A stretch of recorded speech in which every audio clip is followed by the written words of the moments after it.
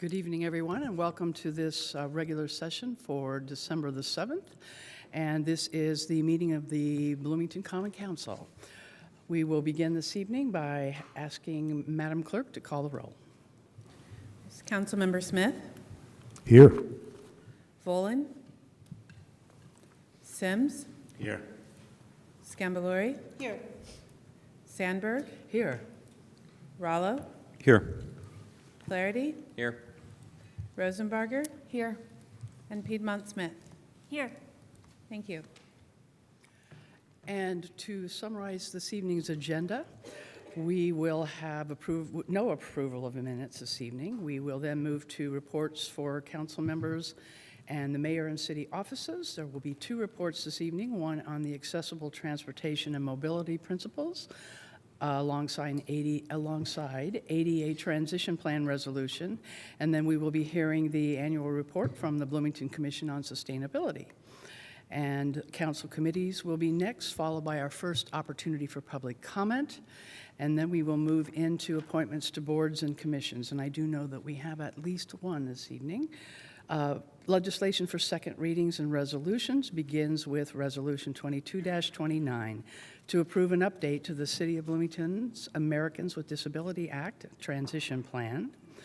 Then we're moving into Appropriation Ordinance 22-05 to specifically appropriate from the General Fund, Public Safety Lit Fund, ARPA, Local Fiscal Recovery Fund, Parks and Recreation General Fund, CC Jack Hopkins Fund, the Rental Inspection Program Fund, Local Road and Street Fund, Parking Facilities Fund, Solid Waste Fund, Fleet Maintenance Fund, and Housing Development Fund expenditures not otherwise appropriated, appropriating various transfers of funds within the General Fund, Public Safety Lit Fund, ARPA, Local Fiscal Recovery Fund, Parks and Recreation General Fund, Local Road and Street Fund, Parking Facilities Fund, Solid Waste Fund, Fleet Maintenance Fund, appropriating additional funds from the CC Jack Hopkins Fund, Rental Inspection Program Fund, and the Housing Development Fund. That will be followed by Ordinance 22-30, an ordinance authorizing the issuance of the City of Bloomington, Indiana General Revenue Annual Appropriation Bonds, Series 2022, to provide funds to finance the costs of certain capital improvements for public safety facilities, including costs incurred in connection with and on account of the issuance of the bonds, and appropriating the proceeds derived from the sale of such bonds, and addressing other matters connected therewith. The next issue will be Ordinance 22-35, which I understand is going to be removed from the agenda. Is that correct? Is this? I will make that motion, Sim. Yes. Okay, so you'll make that later. All right, legislation for first readings will include Ordinance 22-36 to amend Title 20, the Unified Development Ordinance of the Bloomington Municipal Code, regarding proposal to amend Chapter 2002, zoning districts and related sections to establish an overlay district and related development standards for the Hopewell neighborhood. Next, Ordinance 22-37 to amend the City of Bloomington zoning maps by adding the Transform Redevelopment Overlay, TRO, to certain below described property. And then the last ordinance, 22-39, will not be introduced at the request of the staff, and that would have been to amend Title II of the Bloomington Municipal Code entitled Administration and Personnel regarding creation of Joint City-County Human Rights Commission and transfer from Chapter 2.21, Department of Law, to Chapter 2.23, Community and Family Resources. First readings followed by our second opportunity for public comment, and then we will discuss our council schedule, the 2023 annual council legislative schedule, before we adjourn for the evening. And so with that, let us start with reports from council members. Oh, I would like to make a motion, Madam President. I move to amend tonight's agenda by removing Ordinance 2235 as an item for consideration under legislation for second readings and resolutions. This is to allow further time for council to consider this topic, but I do intend to reintroduce the ordinance in early 2023. Second? moved and seconded. Is there any discussion on this? Yes. Councilmember Flea. Yeah, I'll just note that I appreciate Councilmember Alla making the motion, and I had reached out to colleagues earlier this week with some concern about our ability to get to that legislation tonight, it falling last among items slated for second reading, and given that we went till 11:45 p.m. last week, have additional things on the schedule this week. Also noting that one example of a project that ordinance would cover through the Greenways program, the Hawthorne and Weatherstone project, is sort of still in process. There's a meeting, I believe, tomorrow night for to review proposed Greenway designs and address updates and that sort of thing. So I thought we might be better served by considering this sometime early in the next year, which I think is the intent by removing it from the agenda tonight. Thank you. All right, very good. Anyone else? Do we need to go to the public on this? All right. Then back to council for a stalling for time because I'm looking at our clerk who is. We are ready to call the question on the motion to remove ordinance 22-35. Okay. Councilmember Smith? Yes. Volin? Yes. Sims? Yes. Scambalori? Yes. Sandberg? Yes. Rallo? Yes. Flaherty? Yes. Rosenbarger? Yes. Piedmont Smith? Yes. Okay, very good. And that passes 900. Now we will move to reports from council members. I will start to my right this evening with Councilmember Smith. Report. Thank you. All right. And Councilmember Boland has left. Councilmember Sims. No report, thank you. Councilmember Scambalori. No report, thank you.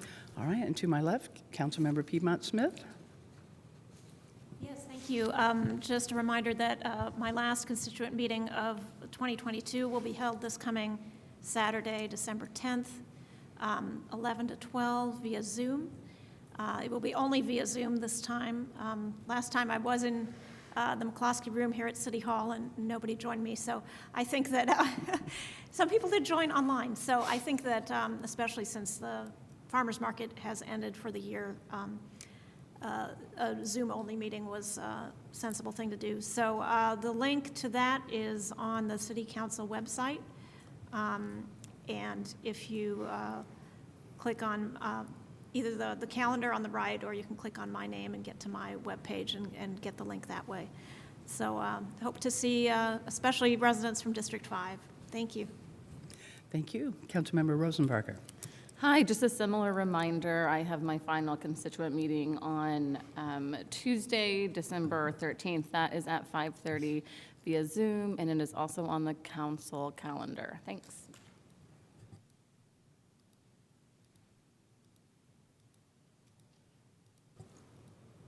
Councilmember Flaherty, you have a report? Similarly, my final constituent meeting of the year is going to be on Monday, December 19th, third Mondays like usual, 5:30 p.m. via Zoom. You can get the link to that address on the City Council calendar, bloomington.in.gov/council, and click on the calendar or look at the sidebar where I think upcoming events are also displayed. And one other thing I wanted to bring up tonight is a proposal for my colleagues, an idea I've been thinking about for a little while now, which is that I think we should form a special committee to consider rules and administration issues. We, at one point, had a rules committee before my time on the council, and then for a brief time had a standing committee that was the administration committee as well. Whether or not it's a standing form or special, I don't think is really material. But I do think it would behoove us to form a committee to proactively address a variety of administrative issues. So there are at least 5 areas that I wanted to bring up that I think warrant this sort of proactive committee work, and I'll briefly cover those, but I'd be open to ideas from my colleagues as well as council staff, city staff, clerk's office, about what types of things we should cover if a committee is formed. First is just our legislative process generally. So, no secret to any of us, obviously, that the last few years we've had a lot of discussions and differences of opinion among council members about the optimal way and to handle our business in service of the public. And I think a committee is probably the best way to try to make progress on some of the differences on substantive issues. Briefly, the annual schedule that we'll discuss later tonight, I worked with Councilmember Piedmont Smith and Council Attorney Lucas to develop an alternative that would consider using regular sessions instead of committee of the whole, with the goal of addressing some of what I see as challenges with efficiency, public records, and some staff and public confusion with use of committee of the whole. But regardless of where we land on an annual schedule, I think, again, taking the time to work through those issues, inviting the public to provide input, that sort of thing would be really helpful for all of us. Similarly, we've had some, I think, good discussions during council schedule discussions on the city council meetings about like work sessions and some of the pros and cons, what we're trying to accomplish with them, some of the potential pitfalls with them. I think similarly working through that would be helpful. So all these legislative process type of questions could be tackled by a committee. Second is building on training and work from the Center for Equity and Inclusion and the training they did with city staff and with council members, working on some way to embed a racial and social equity analysis into our legislative process. So there's no shortage of cities and organizations out there working on this type of thing. For instance, the Governmental Alliance on Race and Equity has a racial equity toolkit aimed at operationalizing equity in the legislative process. There's others that were shared by CEI, organizations like Race Forward. And the best way to move forward on something like that seems to be in a public way, inviting stakeholders and members of the public, city staff, et cetera. Third is board and commission reform. So we had a report earlier this year from the Novak Consulting Group after their pretty extensive review of the city's board and commission process. How many we have, how folks are appointed and serve, how it's administered. That in particular would definitely need to involve the clerk's office in discussing. So they could be a committee member or they could just be invited on topics of interest, obviously working with city staff as well to try to address some of the challenges with our current board and commission process and take up some of those recommendations from the Novak report in a collaborative way with the administration. Fourth is a comprehensive Title II update of some kind. I think there's no shortage of cleanups that are needed in that title, and doing that in a systematic and comprehensive way would probably be helpful. A lot of the other topics I've talked about that a committee could tackle would probably lead to Title II updates. And finally, another area I think we could work on is public engagement. So I've been involved in a group at the Advisory Council for Community Voices in Health, Monroe County, over the last few years, and they've done a lot of work about how to improve processes to better reach currently and historically underserved groups in the community, how to have more productive and deliberative conversations with the community instead of more polarizing debate. Similarly, I wonder about council processes generally and how we work with staff, how we reach out to folks in the community, if there's ways we can improve that, and would be open to ideas from colleagues from the public around that. So those are some of my ideas that a standing committee could tackle. That's already a large list of things. It might take a year or two, honestly, to work through all that, but we could prioritize work and I think make some meaningful progress in a way that would have buy-in among council members. I think in particular, given the legislative process, diversity of opinions on the council, it would be useful if that committee had probably 4 people on it and 2 folks two each with opposing sort of views around the committee question in particular. As I mentioned earlier, I think involving the clerk and council and city staff regularly in those would be helpful as well. So that's it. Just an idea for a special committee to try to tackle some of these issues and make progress. Probably sometime in the new year. Welcome input and feedback from my colleagues. Thank you. Thank you. Councilmember Rollo. Thank you. Just to announce that Council President Sandberg and I have our monthly constituent meeting on December 17th at 10 a.m. to 11:30, and you may find it, as has been referred to, at bloomington.in.gov/council, and you can go to the sidebar to find the Zoom link for that. Thank you. Councilmember Volin, do you have a report? Yes, I wanted to take this opportunity to mark the occasion of the passing of Janice Jaffe, who died after complications due to heart surgery a couple of weeks ago, way before her time. She was a child of the community, and she was a singer extraordinaire. She was the children of singers and cut her own path as a jazz singer of the first order. I've had the pleasure of introducing her on several occasions to a stage, to interviewing her on WFHB, and getting to play her music for a grateful audience. And I, for one, am grateful to have known her, and sorry at her passing. I think that one of her mentors, the late David Baker, described her as a musician best when he said, quote, "She is sensitive, thoughtful when appropriate, swinging like mad when required, and masterful and sympathetic in her approach to lyrics," unquote. There will be a celebration of life for her this weekend, and I want to send my condolences to her family and to everyone in Bloomington to whom she contributed a great deal to the artistic fabric of this community. Thank you. Thank you. I too did want to mark that occasion, and those who have certainly appreciated Janice Jaffe in our music scene. This is a true loss to the community. We were all very stunned to hear it, and again, that celebration of life will be one celebration. That will be 4 o'clock at the Woolery Mill, and so many of us are certainly looking forward to gather and commemorate that very joyful life that was Janice Jaffe. Also marking the passing of Larry Jacobs in our community, who many of us were very familiar with when he was the liaison here in Chambers for the Chamber of Commerce, and it is very sad to mark his passing as well. So, thank you. And now we will move on to our reports from the mayor and city offices, beginning with the report on accessible transportation. And with us this evening is Mr. Michael Shermis. Welcome.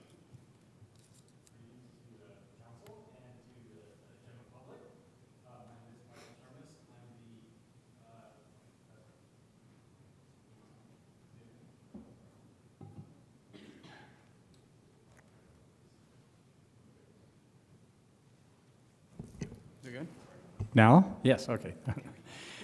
Greetings, my name is Michael Shermis.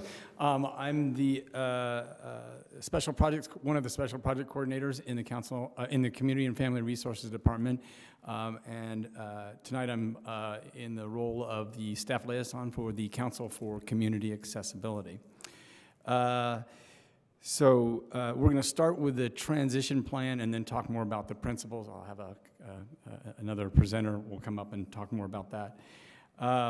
So a transition plan, an ADA transition plan, is for governmental entities of over 50 people. They need to have a plan on how they will try to move towards making the community more accessible, and specifically things in the city itself, since that's what they're responsible for.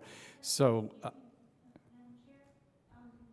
I'm very interested in this, but I'm just wondering if the information about the transition plan is more appropriate under Resolution 2219, since that's when we're adopting the update to the transition plan.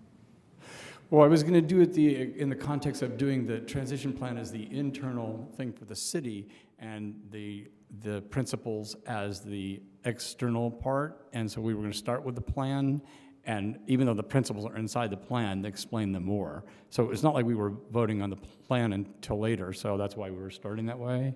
Is that okay, or? And this is on It's the up to the agenda. chair. This is on the agenda, so yes, you are free to proceed. Thank you. Okay, all right. Thank you. Yeah, Sorry. no problem. As I was saying, a plan is required to try to move a city towards full ADA compliance. It's probably never achievable, but we should always be talking about it. It is a joint effort amongst many departments, and especially, I'll just name planning and transportation, engineering, public works, parks and rec. In the compilation of this plan, which I might have done the heavy lifting, but the wisdom was Barbara McKinney from Legal, so I would like to share that effort with her that we put forth to get this all done. The plan itself the idea is to present the data. We haven't done one since 2014, so it is little more filled with data than it usually is. So you can see most of that data in the back part of the plan where it says how many curb ramps we're doing, how many traffic lights we're installing, how much parks and rec facilities that are becoming, like more parks becoming accessible and trails and things like that. We chose to move it there because we have used a lot of the plan to focus on people. And so this is a change in a way our plan has done, and actually most plans out there as well. So it is focusing on the efforts of trying to change attitudes and behaviors, which is a big part of getting everything else done. I will say that in the process of developing this plan, I was doing lots of webinars with other organizations that have done transition plans, trying to learn how they're done in different ways and what would apply to our community. And along the way, a group that was doing one of those, when I asked several questions, they were willing to talk to me further individually. And when I showed them our plan, in the process of it, they had some suggestions. And when we did all those suggestions, tried to respond to their suggestions, they then asked me to come and present as a model transition plan. And so I, along with Framingham, Massachusetts, and Oak Brook, Illinois, presented on our transition plans, and got a lot of kudos for the style and structure of it. So that was kind of a good feeling. I'd prefer just to answer any questions that the council has about the plan itself, rather than trying to go over it. Anything we can pull up the plan itself online if people want to see it and want to have more questions. It is available to the general public under the website, the bloomingtonindia.gov website at /accessible. You can see this plan and the previous plan too, so anybody can download it and look at it. So I'll move to the next part of the presentation unless there are questions about the plan itself. All right, are there any questions for Mr. Sherman from council? Not at this time, apparently. Okay, that was really simple. Thanks. And I'll jump up potentially to help Deborah Meyerson. She has been the chair for the committee that has worked on the accessible transportation and mobility principles. They're inside this plan as an attempt to try to explain what we feel policy ought to be about making our city more accessible and attitudes and change and things like that. And Deborah was the person to help run a committee for the last year, and I'll let her explain the rest of the plan at this point. So, Deborah.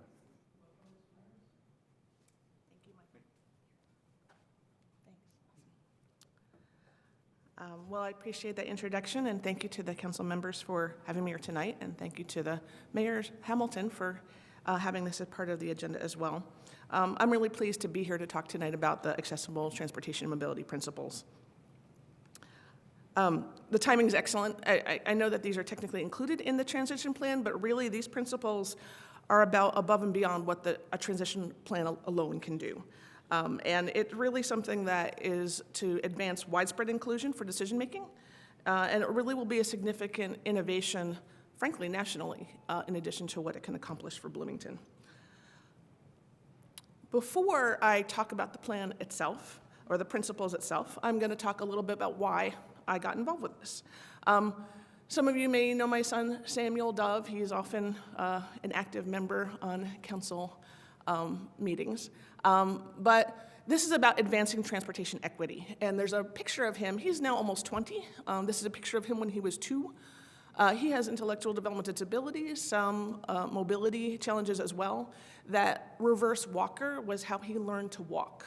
And when he first got it, when he was 2, he got more comfortable with it, and we live near First Street, near First and Eagleson, and one day he just decided to go for a walk. And fortunately, we live along First Street that has continuous sidewalks. And I didn't know where he wanted to go. He just started going. And I was like, awesome, I'm so excited to see you walking. And he kept going and going and going. And you might have a hint of where he wound up because of the header on there, a walk to Bryant Park. He decided he wanted to go to Bryant Park, and he had the independence offered by that little walker and by those sidewalks to get to Bryant Park. And again, it was safe and it was awesome, and I had to carry him home because the energy he had was for one way. But it was really exciting. He certainly walks more places and more challenges these days. And so one day, actually about a year ago, we were walking from our house downtown, and we happened to be walking on South Dunn Street. And we came across what is an historic flagstone sidewalk, but it was impossible. He could not travel on this sidewalk. So we were kind of stuck in the middle of the street, either having to go back to the corner to cross in the middle of the street. And I was really astounded as to why this was not accessible. So that kind of got me thinking more about accessibility in the community. So the purpose of the Accessible Transportation and Mobility Principles: 1, to guide how the City of Bloomington plans and implements accessible transportation and mobility considerations for persons with disabilities, and in particular to inform citywide improvements and development of public spaces so that legislation and infrastructure truly reflect the needs of our diverse community, so that boards, commissions, council members can help make decisions with this in mind, not just thinking about people with disabilities, but so that people with disabilities are at the table as part of that decision-making. So we did this under the rubric of the Council for Community Accessibility, as Michael Shermish presented for. And this is a volunteer group that advocates for the interests of people with disabilities. In particular, I got involved with a transportation and mobility workshop that some council members I know attended in June 2021 that was about increasing pedestrian accessibility for all, and had some pedestrian walk audits as part of it. And that was also very illuminating. To do the actual principles, we were able to get an award from a Complete Streets Technical Assistance Award, even though this is not technically Complete Streets, but it's hopefully will help support any Complete Streets efforts that the city does. But it's from Health by Design, which is a statewide organization focused on active transportation. And we had support from 2 of their staff members, which was really helpful for our year of meetings and trying to iron out what should this look like and how can it exist. And then we have our steering committee. Michael said I was chair of that. Michael, it was great to have him as staff. And then we have our other members, Michelle Hahn, Kristen King, James McClary, Michelle Moss, and Barbara Salisbury, who also participated in this. And then this was a collaborative effort. Again, we had council members we consulted with, the mayor's office, department heads, really to get feedback on, because these are the bodies that are going to be part of the decision-making for this. And we wanted feedback to make sure that the principles, as they were finalized, reflected the different interests and concerns. So I'm going to quick present the principles. 1, adopt inclusive processes. We need an equitable process that includes people with disabilities at the table and seeks meaningful input in a fully inclusive process.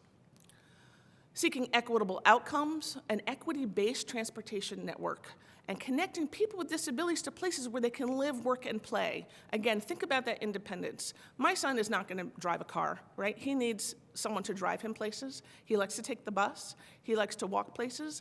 And we need to have access to those different opportunities. Number 3, pursuing planning. This is, again, tying into the IDEA transition plan, which, as Michael noted, details how the city is going to ensure that its facilities, services, et cetera, are accessible to individuals. But this is not sufficient by itself, and that is why we've developed these principles, because that has certain limitations that we really need to look more broadly than that. Prioritizing safe access. Often, different decisions are made about how to weigh speed, access, safety, and we want to make sure that design and repair are really reducing risk for the most vulnerable users. And finally, number 5, anticipating and reporting impacts. How do we know if it's working, right? This is really the beginning of a conversation. It's not done, adopt it, and hey, we're done. It's how do we do this? How do we figure this out? And so evaluating, are the decisions we're making actually helping? How we review and refine these principles as they're being implemented and periodically review that. There are more in the principles. I certainly hope that you will look at the full principles and document. Includes recommendations, examples of accessibility and complete streets policies, of which there's not that much. There's just a couple, but the ones that are out there are quite good. Glossary resources, really a whole bunch of additional information that will be helpful to help implement these principles. And finally, I'll leave you with next steps. I really encourage and would support the councils to adopt and implement these principles. Again, the ADA Transition Plan is a federally required document. This is an add-on that is really important to really establish the transportation equity I started out with. So I appreciate your time tonight and would be happy to answer any questions either tonight or offline. Thank you. Right. Thank you, Ms. Myerson. Any questions? Yes, Councilmember Volin. Yes, thanks for the report. It's very interesting. I'm looking forward to digging into it in some more detail. But I wonder if you could go back to the slide, number 4. You talked about ensuring safe access. And you showed an example of a sidewalk that wasn't particularly contemplated.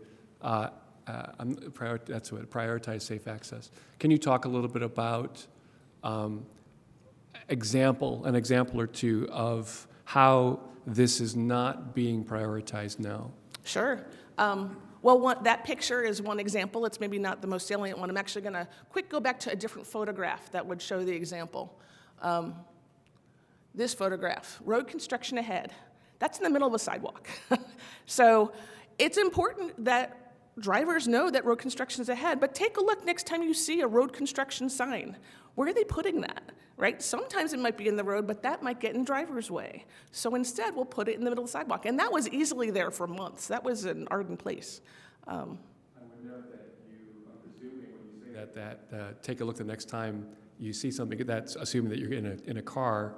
I mean, people who are on the sidewalk would notice this right away, wouldn't they? Yeah. Yeah. Okay. So that's an example of choices to make. Yeah. And figuring out whose access are we prioritizing and whose safety are we prioritizing. Well, what was that photo on for, and what was it that illustrating? For this one here. I'm not sure why those sandbags were there. That is on 2nd Street, I believe, and it was just. You can see the sidewalk's a mess anyway. It's like an old driveway, and I don't know if that was to channel, flooding or something. I'm not sure who put them there, why they're there. I just know that they're there, and it makes what's already not the most, accessible sidewalk even a little more challenging. So I don't know the origin of why those sandbags are there, though. Very good. Well, thank you very much. Thank you. Any other questions? Councilmember Piedmont Smith. Yes, thank you, Ms. Myerson and Mr. Shermis. I want to ask, with the accessible transportation principles that you just reviewed, where do scooters fit in? Because, of course, we've seen many photos and many, encountered in real life many times where a scooter blocks the sidewalk. Was that discussed? Was the city's scooter policies It certainly, and enforcement discussed? Yeah, it certainly is, one of the many things that can block sidewalks, right? I mean, because I think there's another photo in here that's of just trash bins, right? Trash bins, mailboxes. So scooters are certainly an important consideration because that's newer, right? We've had trash bins out for a while and mailboxes have been in that way for a while. And there are definitely ways to manage scooters. And that, again, comes down to safety, absolutely, right? Of whose safety are we prioritizing, depending, and I certainly know the council members are carefully thinking about scooters right now and how to manage that. I think there's probably great examples from different parts of the country, because everybody's dealing with this stuff for scooters. And generally speaking, I think it's about how do we keep sidewalks clear of impediments, and scooters are one of them. But they're not the only one. So I think I would recommend thinking about it more broadly of how do we keep a clear path, of which scooters are one of those elements that can block that. I know your committee was working on guidelines more than actual policy recommendations, but did you discuss any, if we do switch over to the trash bins, which, we've known that that's that's been around and has been problematic for decades. Do you know of any cities? Did you have a chance to investigate what other cities do as far as placement of trash bins? That's not something that we looked into in the Right. sense of, Okay. you know, I would love to like get into the next level of things, but Yeah. we really were looking at the bigger thing of when that question comes up, who's answering it? How do we hear about different experiences of people who've done that? Because there are some sidewalks, as we all know, that are perfectly clear 6 days a week, right? And then that seventh day comes and you're like, wow, that's a little bit of an obstacle course. And so thinking about that question, it's about the decision-making process. How do we get people at the table so that we're accurately reflecting a variety of needs, people who need their trash cleared, the sanitation folks who are picking up the trash, as well as people who are using the sidewalks that the trash bins may be on. So again, I'd love to get into that, but we're not there yet, so. Well, thank you. I think that's something that we should participate I in solving. absolutely agree with you. Yeah, So. thank you. Thank you. Councilmember Rallo. Thank you. I was going to ask a similar question, but also about a policy that we changed some years ago about allowing bicycles on sidewalks. So I've met a couple people who have had collisions with bicycles. The bicycle collided with them. One was very, very seriously hurt. Has this come up in discussion with your group and in consideration with, the needs of people Sure. with disabilities? Again, I think that's a really important consideration. I would kind of defer it to the next level of policy making of these are questions that are important, and I really appreciate that they're being raised right now. I would encourage adopting the principles as a way to help guide the answers to those questions in a way that's different. So like back to the historic sidewalk, for example, when we had that experience, I went and filled out a U report, right? And I saw that in 2017, a similar U report had been filled out exactly on the inaccessibility of that sidewalk.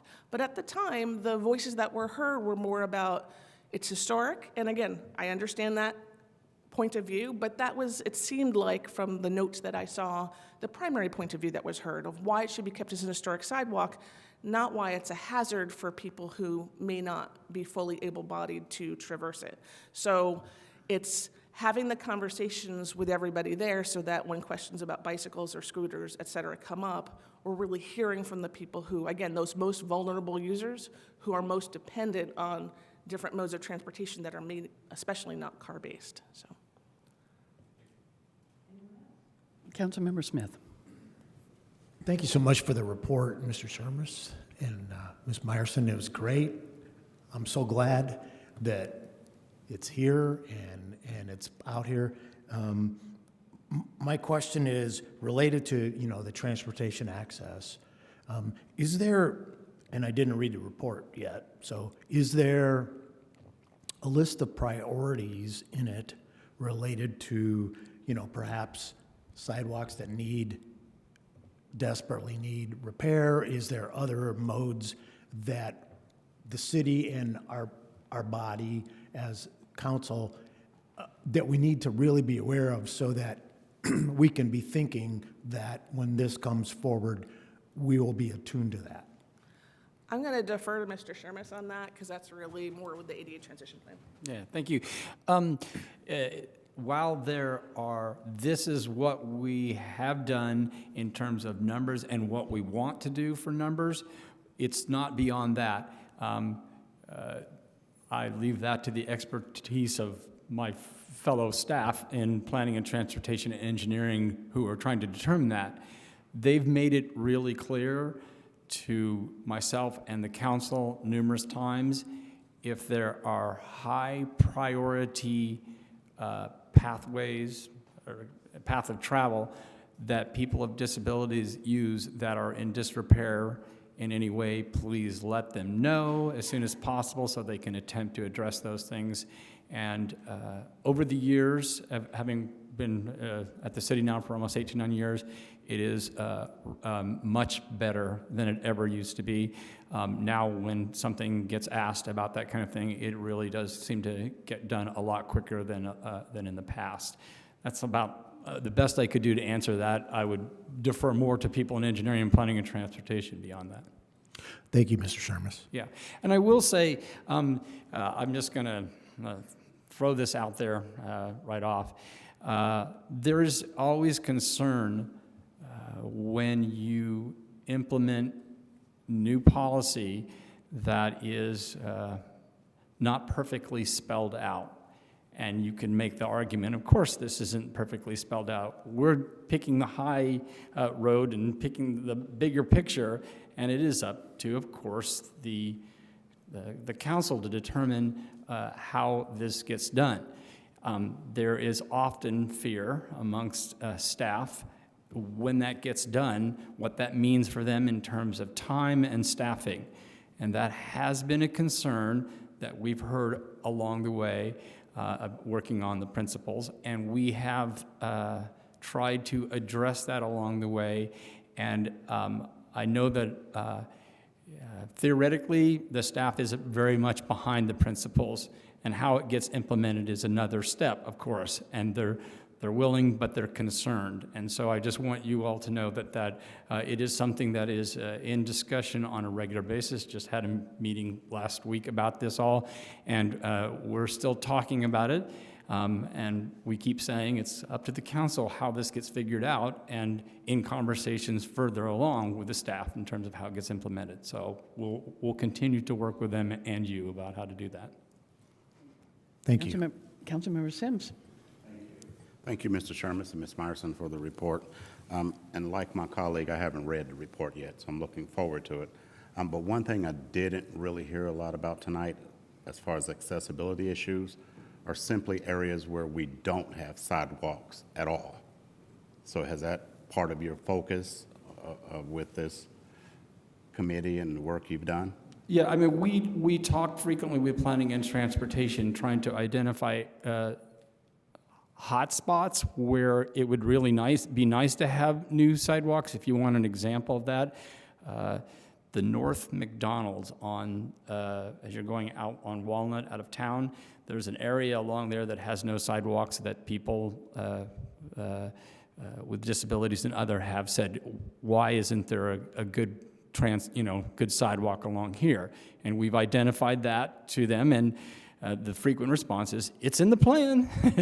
We plan to get to that as soon as we can. So we do identify, when we hear about those kind of things, we do let them know, and they put it in the queue in a lot of cases. So Sidewalks are non-existent, which is an accessibility issue. Does that make sense? And again, I'm not being critical, but it seems there's broader viewpoints with what you're talking about with accessibility. Yeah, and we've talked for years, and areas that just flat out don't have sidewalks, I think should be a higher priority than what I'm hearing. Agreed, and in conversations with them, I mean, they at least take that into account as they're trying to consider how to prioritize those things, and that's good to know that we're being taken into account. So, yeah. Okay. This is just a thought.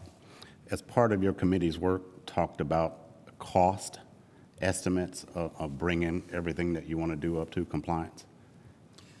I won't ask about revenue streams because I know you don't know that, but there should be a discussion on possible costs, or is that not part of your purview? There is the fiscal, people always say, well, how much will this cost? And it's like in terms of the transition plan, it would be minimal. In terms of trying to get the next step for a lot of those things, yeah, it's, we got to have budget determination for where those funds go.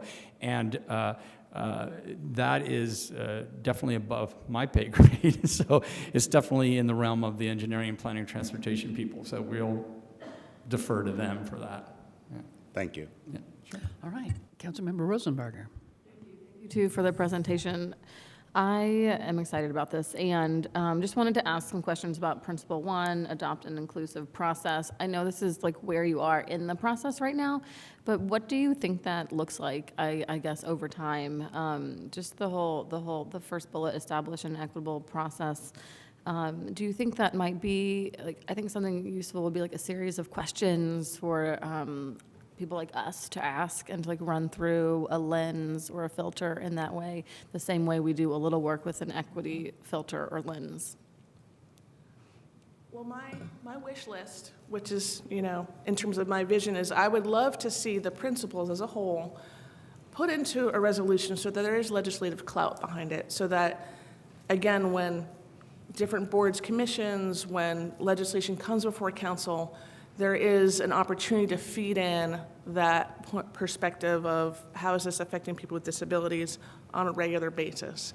There are certainly other ways that the principles could be adopted or implemented. But again, my vision is a legislative channel that would create the clout that's really, I think, necessary to maintain a continuous and ongoing effort to implement the outcomes that are desired. Thanks, and I think that is good, and I think what Mr. Sherma spoke to a little bit too was like when you talk about it in theory, a lot of people can be on board with it, and it is harder than to implement in practice if you don't have potentially some of those pieces like questions to ask or like data to use, I guess, to get to that point. That's not a question. Thank you. All right. Seeing no other, Councilmember Piedmont Smith has a hand up. Madam Chair, is a comment welcome as well at this point, Certainly. or just question? I just wanted to say I really appreciate the document on the accessibility principles for transportation. I've been looking through it. And the indicators on accessibility does have some suggested examples of how we could measure how well we are doing, and those are really interesting to me. And some of those do refer back to the comprehensive plan, and that some of what our goals are in accessibility and transportation can be tied directly to goals in the comprehensive plan. So I always like to see that because that document was so well vetted and it really should be our guiding document for many, many things, including this. So thank you very much for your work on this. Yes, thank you. We appreciate this very much, and we'll look forward to the update of our ADA plan. Thank you. All right, and next we have a report from the Bloomington Commission on Sustainability. I believe it's for 2020 and 2021 and 2022, correct?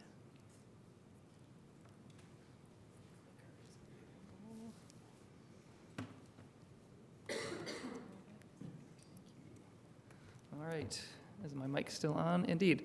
Evening council members and staff, members of the public. My name is Joseph Winia, and I am co-chair of the Bloomington Commission on Sustainability, and I am very pleased and grateful for the opportunity to present our report to you this evening. This would normally be an annual report, but given the hiatus on reporting that took place over the more virtual years, this has instead become the aptly named 2021 and 2022 report. So I realize that packets are long and life is short, so while the full report is provided on page 5 of the packet, I have transformed it into this visual and verbal equivalent to present to you now.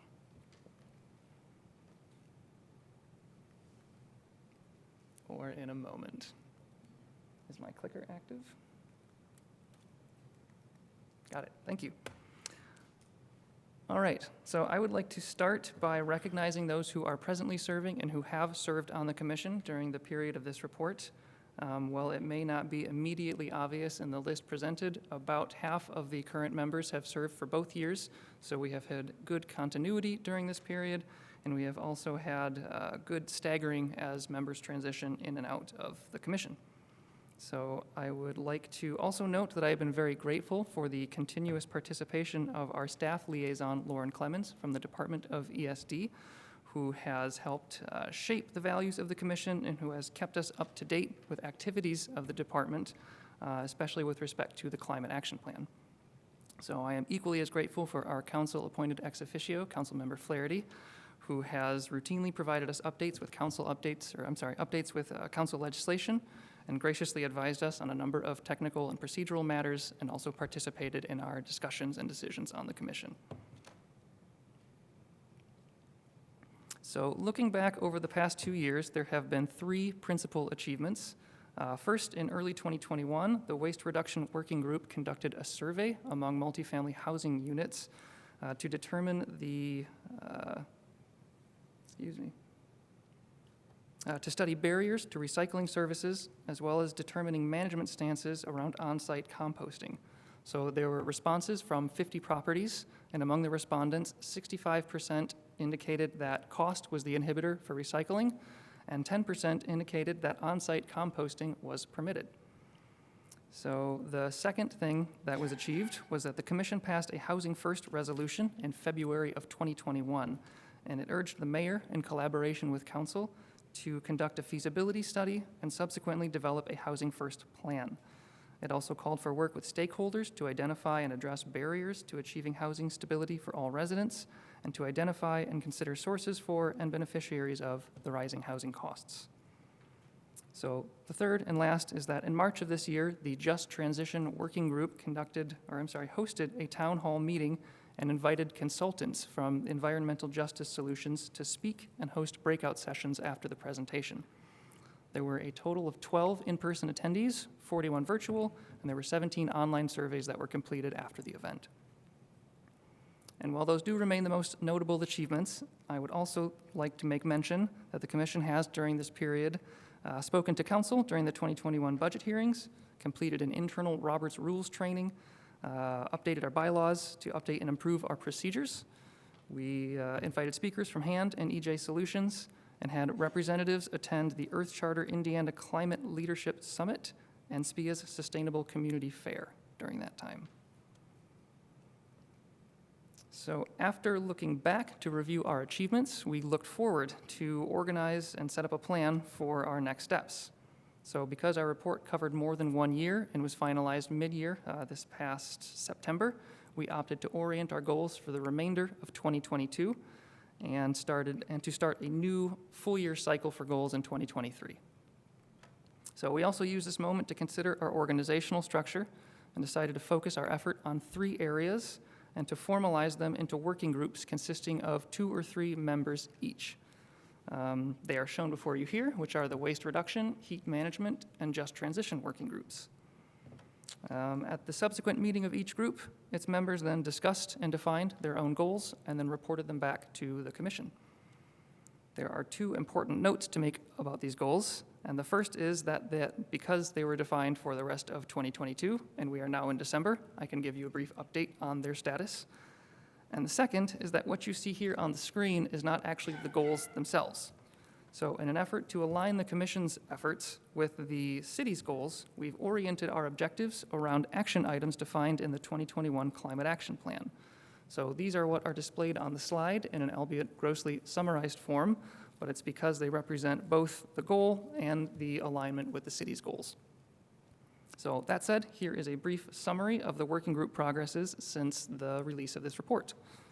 For the Waste Reduction Working Group, which I'm a member of, we first drafted a set of signing for the Monroe County Solid Waste Management District's recycling centers and connected with the district's executive director, Mr. McGlasson, who was receptive to the initiative and the input.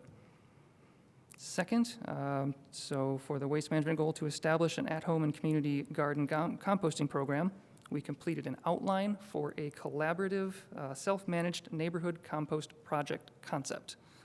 So we will finish fleshing out the details in our December meeting, and we will continue with goals around that initiative in 2023. And then third, we pursued the potential addition of multi-layered carton recycling to the city's curbside collection service, but found that the city's current recycling processor does not provide carton recycling anywhere nationally. So we are going to resume investigation in 2023 to see if there are other alternatives. Then for the heat management goal of to develop a comprehensive heat response plan, I am very pleased to say that a heat management task force has been assembled, and its management consists of 2 members of the Monroe County Health Department, 2 members of the Monroe County Emergency Management Department, 1 member from the Bloomington Planning Department, and 1 member from the Red Cross. So they held their initial meeting the first week of October. They will hold monthly recurring meetings, and they will be evaluating the capacity to create either a complete heat management plan or at least focus on one aspect of it. And I would like to especially recognize the Heat Management Working Group lead, Sean Mia, for her efforts on convening this team, this multi-organizational team. And then the last working group is the Just Transition.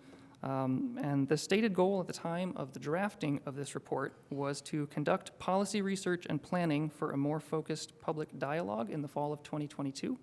But at our last meeting this past month, it was updated to instead what is shown on the screen, and that is to assess existing services in the community and seek opportunities to add value to avoid duplicating efforts. So finally, you see a fourth smaller box all the way off to the side that is labeled the Sustainable Development Goals, and that is because it is not the effort of a single working group, but of the full commission to adopt a policy to use the UN SDGs as the primary model for project identification and categorization. So we had our first reading of that resolution at our last regular meeting, and we will likely adopt it at the second reading at this coming December meeting on Tuesday, the 13th. So that concludes the report from the commission. I would like to say thank you again for your time, and I am happy to field any questions that you may have now. And if not, I would also be glad to send an email to council following the meeting so that you can follow up with me at your leisure. So, Very good. Thank you, Mr. Renilla. Any questions regarding the BCOS report? Councilmember Piedmont Smith. Yes, thank you very much for your report, Mr. Winia, and for all your work with BCOS and all the members of BCOS as well. Could you give a little more detail on the UN Sustainable Development Goals? Yes. I'm not familiar with them. Okay, so the United Nations has a set of what I believe is 16 Sustainable Development Goals, and they're essentially just categories under which project definitions could fall. So it's things like land use. Unfortunately, this was driven by another member of the commission, so I am less familiar with exactly what all of the goals are, so I'm not going to be able to give you precise examples, but they are of that kind of nature, where it's like land use, water quality, ending hunger, fighting poverty, and it's the specific set. So they're transportation, and they're generally already pretty aligned with the way that the Climate Action Plan is broken down into those types of categories. So it would just be a way with the end goal of having external organizations be able to quickly identify, with respect to this international standard of categorization, exactly what a project is focused on. And also because they divide all of the vast aspects of sustainability into specific categories, it would also help bring focus and reduce creep to existing commission projects. Does that help add some clarity? Okay, so this would be kind of another guiding document for city projects and in particular for BCOS's work? Exactly. I think it'd be more of an overlay of categorization that just adds a different level of association than the Climate Action Plan's categorization.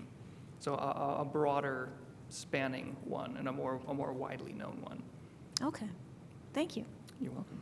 Thank you. Any other questions? All right, seeing none, again, we appreciate the work of BCOS. Thank you for these reports. Absolutely. Thank you All very right, much. Take care. Next, we have council committee reports. Are there any this evening?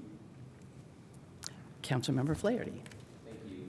Just a brief note that the Climate Action and Resilience Committee is continuing its work on advancing a suite of policies and programs to try to address strategy TL1-I from the Climate Action Plan, specifically to reduce citywide off-road and lawn equipment annual emissions to below 35,000 metric tons. So that would look at both city operations as well as community scale use of equipment and various tools that can be used to accelerate a transition to low carbon and fuels and electric energy sources. So that was our second sort of planning meeting that we had at the end of November, November 29th. And we are planning on a series of meetings sometime early in 2023 to bring in stakeholders and members of the public and other invited folks from staff and IU, MCCSC, and others to talk about beneficial electrification and how to transition. So just wanted to update council members and the public on that progress. In fact, just tonight, before the meeting, I spoke with the sustainability director from the city of Evanston, Illinois, which has been held up as an example of a city that's been trying to implement a phase out and ultimately a ban on gas-powered equipment within some categories. And they've had some real troubles with enforcement and rolling that out because they didn't think through everything adequately initially when their council passed some ordinances. And talking through those issues and how we've been approaching it so far, Kara said that it sounds like we're thinking about all the right things, so that was nice to hear. And we'll be moving forward on that early in the new year. Thank you. Thank you. And seeing no other reports, let us move on to our first opportunity for public comment. This will be on matters not on this evening's agenda. If I could just get a show of hands, who is in chambers? 1, 2, 3, 4. I see 4 hands here. Mr. Lucas, if you could make the announcement for those that may be watching on Zoom. Yes, I see one hand raised at the moment on Zoom. If there are other members of the public on Zoom that would wish to comment, please use the raise hand feature to let us know. You can find that in your control bar by clicking the Reactions tab or the More tab. You can also send a chat to the meeting host to let us know you'd like to comment. And I see just one hand at the moment. And given the number, let's go with 3 minutes each per speaker. And if you wouldn't mind, start to queue up at the podium. Make sure you're signing in and stating your name. And then we will alternate between those of you here in chambers and those that may be at home. Welcome. Great. Thanks. My name is Greg Alexander. Jersey City has been in the news lately because their Vision Zero plan is working. They adopted the plan in 2019, about the same time we adopted our own transportation plan. They're already seeing huge success. They're a city with a population of about 300,000. They typically saw about 10 deaths a year on city streets, but so far this year, no deaths on city streets. That's amazing. This is the United States of America. I was looking at their Vision Zero plan. It's good. It's not great. It's only a little better than our own transportation plan. These plans live or die on the implementation, though. While we have made one plan after another that gets watered down or abandoned, they completed the modest goals of their plan, and they kept going. A lot of it comes down to political support, especially from their mayor. One of the cornerstones of Vision Zero is that each death gets some sort of response. So just to get that ball rolling, the Traffic Commission passed a resolution last year asking the city traffic engineer to report on traffic fatalities on city streets. We've heard 3 reports this year. Death, death, death. 3 reports. At the November meeting, we heard a report on the recent scooter fatality. A guy was riding a scooter in the bike lane on Walnut near 12th Street when he was killed by a drunk driver. It's a buffered bike lane. That means there's like a 2-foot strip of paint between the bike lane and the car lane. And Director Seaborn noted that there's plenty of room to install temporary barriers in that buffer to physically protect the bike lane.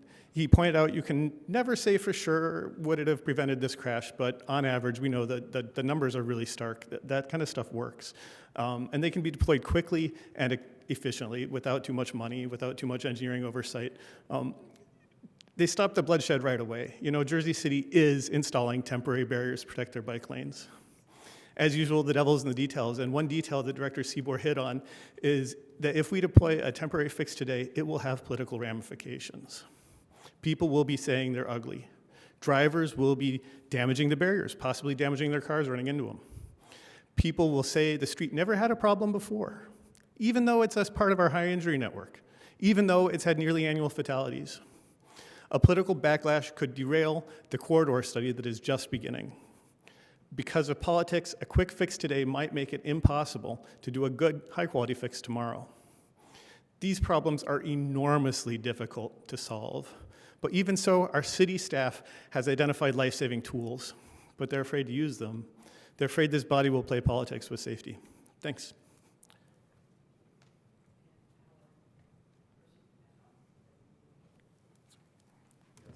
Zoom is Jim Shelton. Good evening, Council. Jim Shelton with the Chamber, but speaking tonight on behalf of Court-Appointed Special Advocates, or CASAs. Wanted to alert you and the public that CASA has scheduled its winter training session just about a month from now. It's going to start January 18th and run through February 8th. As is usual the case, it'll be Monday, Wednesday, and Thursdays. But the CASA staff has decided to change the hours in hopes that it'll open up the training opportunities to a new set of people.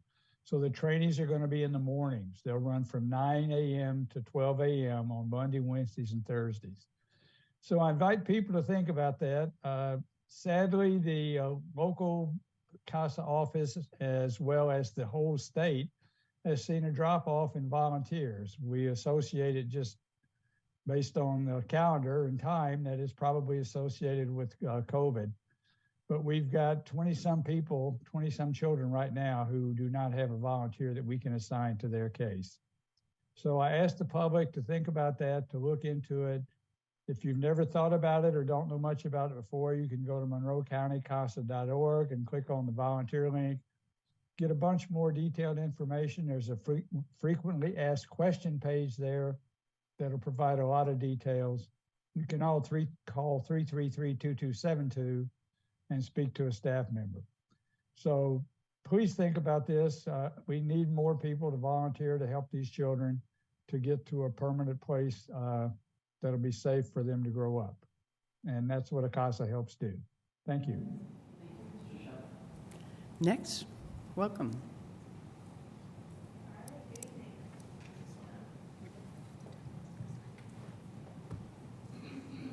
Should be a button at the bottom. There you go. Ta-da! All right, good evening. My name is Jen Pearl, and I'm the president of the Bloomington Economic Development Corporation. We're a nonprofit that serves all of Monroe County in convening partners around economic development challenges and strategies, as well as supporting quality employment growth. This evening, I have two updates related to those efforts. One is we wanted to share our efforts following Catalent's recent announcement on workforce changes. The BEDC has been working with the city, Catalent, and other partners to respond as a community. Last week, the BEDC convened partners to discuss ways that we can support affected workers. That includes wraparound services, sharing information resources, and connecting individuals with information on employers that are hiring. And we have many employers that are have open positions right now that are available. The BEDC is working on a public resource webpage, which we'll share when it's ready to go live. If anyone listening this evening is aware of resources that we should include, or if you're an employer that's seeking talent, please reach out to us at the BEDC. Our contact is at bloomingtonedc.com. Again, that's bloomingtonedc.com and our contact page. The other update that I have this evening is on the Economic Vitality Project. And thank you to the many members of council and actually others in the room today who have been participating in that initiative.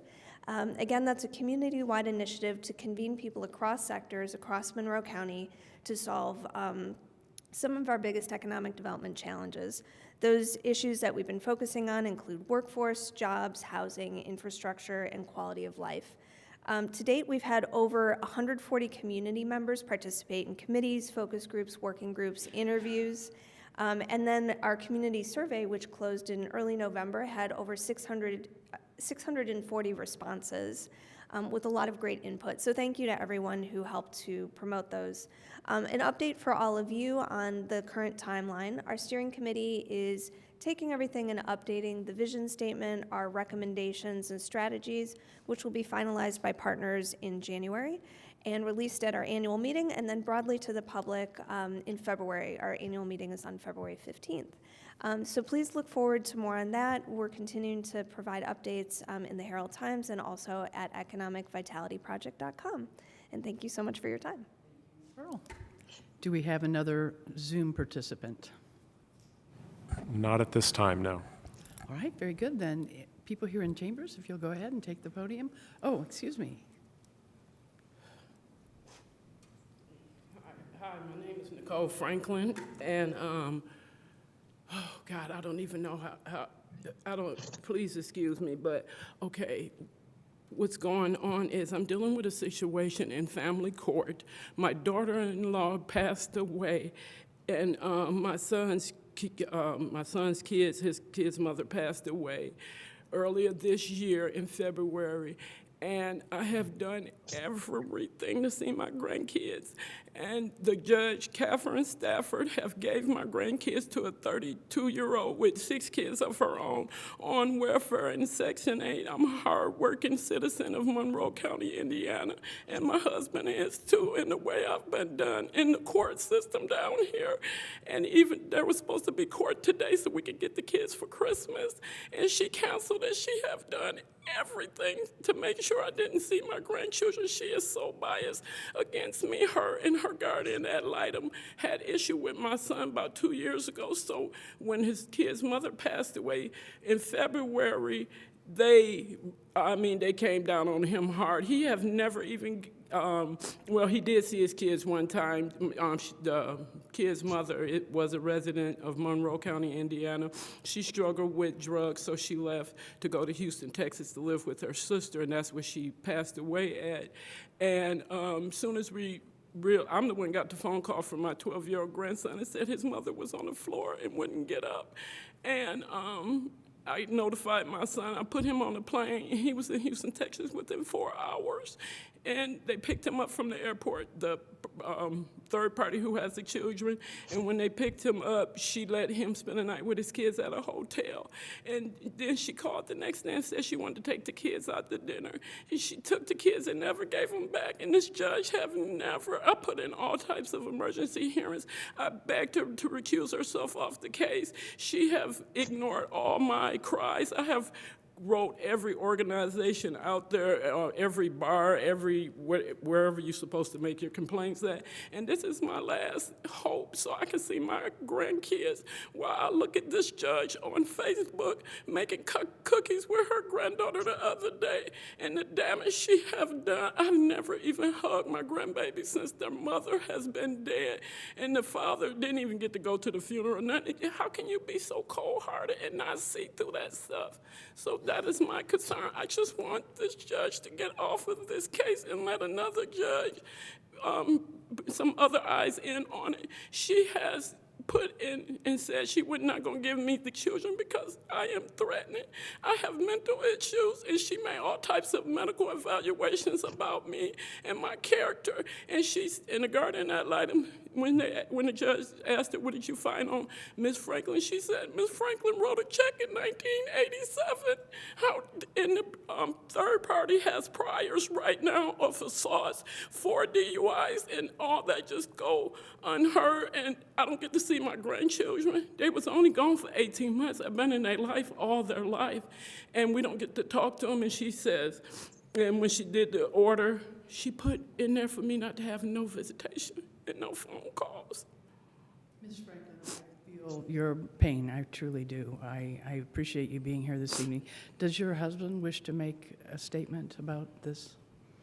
We so nervous. We're not used to this, coming up here speaking and embarrassing ourselves like this. Well, but we don't do anything wrong down here, and we don't have organizations we can go to as an African-American woman. I don't have nobody we can turn to. She has exhausted our bank accounts. We have hired attorneys, and these attorneys are not coming out with good results, or like they just take our money too. Yeah, and you are at your time for this forum. Okay, I'm sorry. Okay.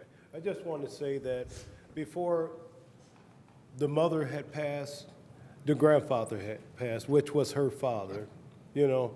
So she was going through a lot. And then, you know, on top of that, they lost their grandfather. So I'm married into their family as a grandfather. And so these sons don't even see their father, grandfather, or no male figure in their lives.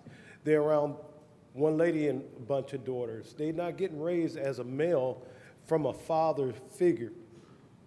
And that's what a male needs, a father figure in their lives to promote them to a better man. That's what I want to say. Thank you for your comments. Sir, could you just identify yourself? My name is Melvin Franklin. Okay, thank you very Mr. much. Franklin. You're welcome. Thank you. All right. Our next speaker, are you ready to make a comment? Yes, thank you.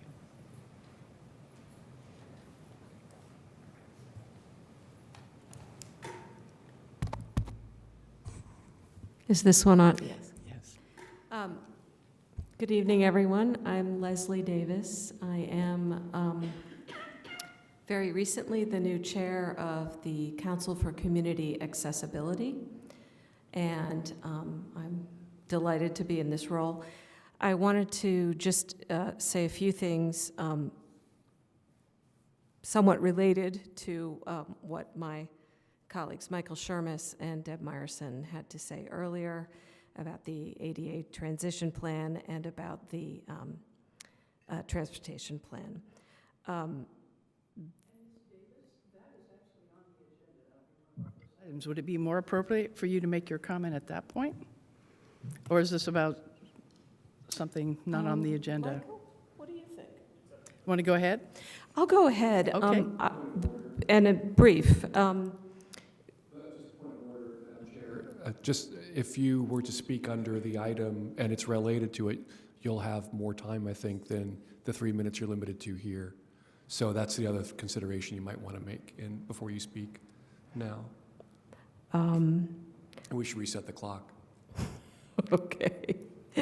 If you need more than 3 minutes, what he's saying, you would have ample time Right. to make a comment. If you can just wait, because we have one more order of business. Sure. And then this is the next item Okay. up Yeah. for Great. discussion. Thank All you. right. Thank you. Thank you. We appreciate you being here. All right. Anyone else at home on Zoom before we close out public comment? Currently, there are no hands on Zoom. All right, let us move on then. Appointments to boards and commissions this evening. That is our next item. Yes. I move that the council appoint, on behalf of Interview Committee C, I would like to move the appointment of John Eldon to the Bloomington Commission on Sustainability, seat C5. All right, that has been moved and seconded. All in favor, say aye. Aye. All right, and that appointment has been approved, so congratulations, John Eldon, who will become the newest member of BCOS. Thank you. All right, moving on to legislation for second readings and resolution. I move that Resolution 2219 be introduced and read by the clerk by title and synopsis only. Moved and second, all in favor, say aye. Aye. And will the clerk please read?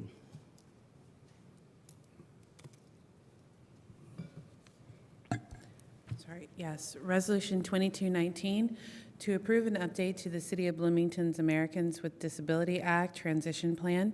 The synopsis is as follows. This resolution approves an Americans with Disabilities Act Transition Plan that shall act as an advisory document outlining a plan for the City of Bloomington to be accessible to people of all abilities. There is no recommendation.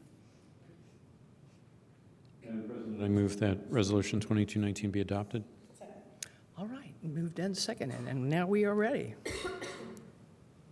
And who's making the presentation on Resolution 2219? So in the scheme of things, how, any more of a presentation than I gave before, or? Well, if you could just give us a brief summary about what exactly it is that we are going to be approving here on your resolution. Okay, so. Is it significantly different from the report we heard before? No, it's not significantly different. There is nothing that I really say to make it other than what I said before for the transition plan. So, Okay. yeah. So at this point, we would ask if there are council questions. Ask that Ms. Davis be allowed to present on behalf of, that way she can present for as long as she'd like to. There we So, go. Let her speak. Now is your time. Should have written down more to say. I think that in the spirit of nothing about us without us, it is extremely important for any city to follow the recommendations set forth in an ADA transition plan. There is no such thing as the ADA police. Nobody comes around and checks these things wholesale. And so it is up to citizens and their communities to comply with the things that we are meant to comply with under federal law. And because it is so hard to, because there are no ADA cops, essentially, it's organizations like ours, like the Council for Community Accessibility and ADA transition plans that really allow a city to put itself kind of out in front of that law that we're all meant to uphold in the U.S. And the CCA, Council for Community Accessibility, is here to help you and anyone in the community who has questions about how do I make this inclusive for people with disabilities. I didn't used to have a disability. I wouldn't have known the first thing about how to make something inclusive for people with disabilities. And I have a particular type of disability, which means that that sidewalk that's difficult for Deb's son is also difficult for me. But it's only because I have a blind friend that I know it's also difficult for her. So disabilities are vastly different, and making something accessible doesn't just mean to make it wheelchair accessible. There's so much more to it, and nobody expects any one person, any council member, to know what that looks like. But if we say we're going to do it, I want you all to know that you have help doing that from people with a wide range of disabilities. And I wanted to echo something else that our colleague from the Sustainability Committee, who I don't think is here anymore, said. The UN Sustainable Development Goals, probably some of you know about them, but maybe not all of you, but the UN SDGs, there are 17 goals, and there are a lot of countries in the world that really are using them as an overlay for their planning processes. And one of the things I like about the UN SDGs is that there is a very nice overlay with issues regarding people with disabilities. So, for example, UN SDG number 10, the goal is to reduce inequalities. So all manner of inequalities, including for people with disabilities. And SDG number 11 is about sustainable cities and communities. And so when we think about things like, let's make our buildings more energy efficient. Well, at the same time as you make your building more energy efficient, you could think about, and how can we also make it more accessible at the same time? Because sustainability, especially in a world and a country where populations are aging, also includes being able to access those facilities and activities. So I encourage you to have a look at that as well. I think that's all I wanted to say, and I don't know if now is a time, but if anybody had any questions, I'm happy to reply. We wanted to hear you out. So at this time, we will go to council to see if we have any additional questions for either Mr. Shermis or any Councilmember Piedmont Smith. Yes, thank you, Ms. Davis. I'm glad you could attend and give that overview tonight. I had a question about the Bloomington Transit bus stops, which are mentioned in the ADA transition plan.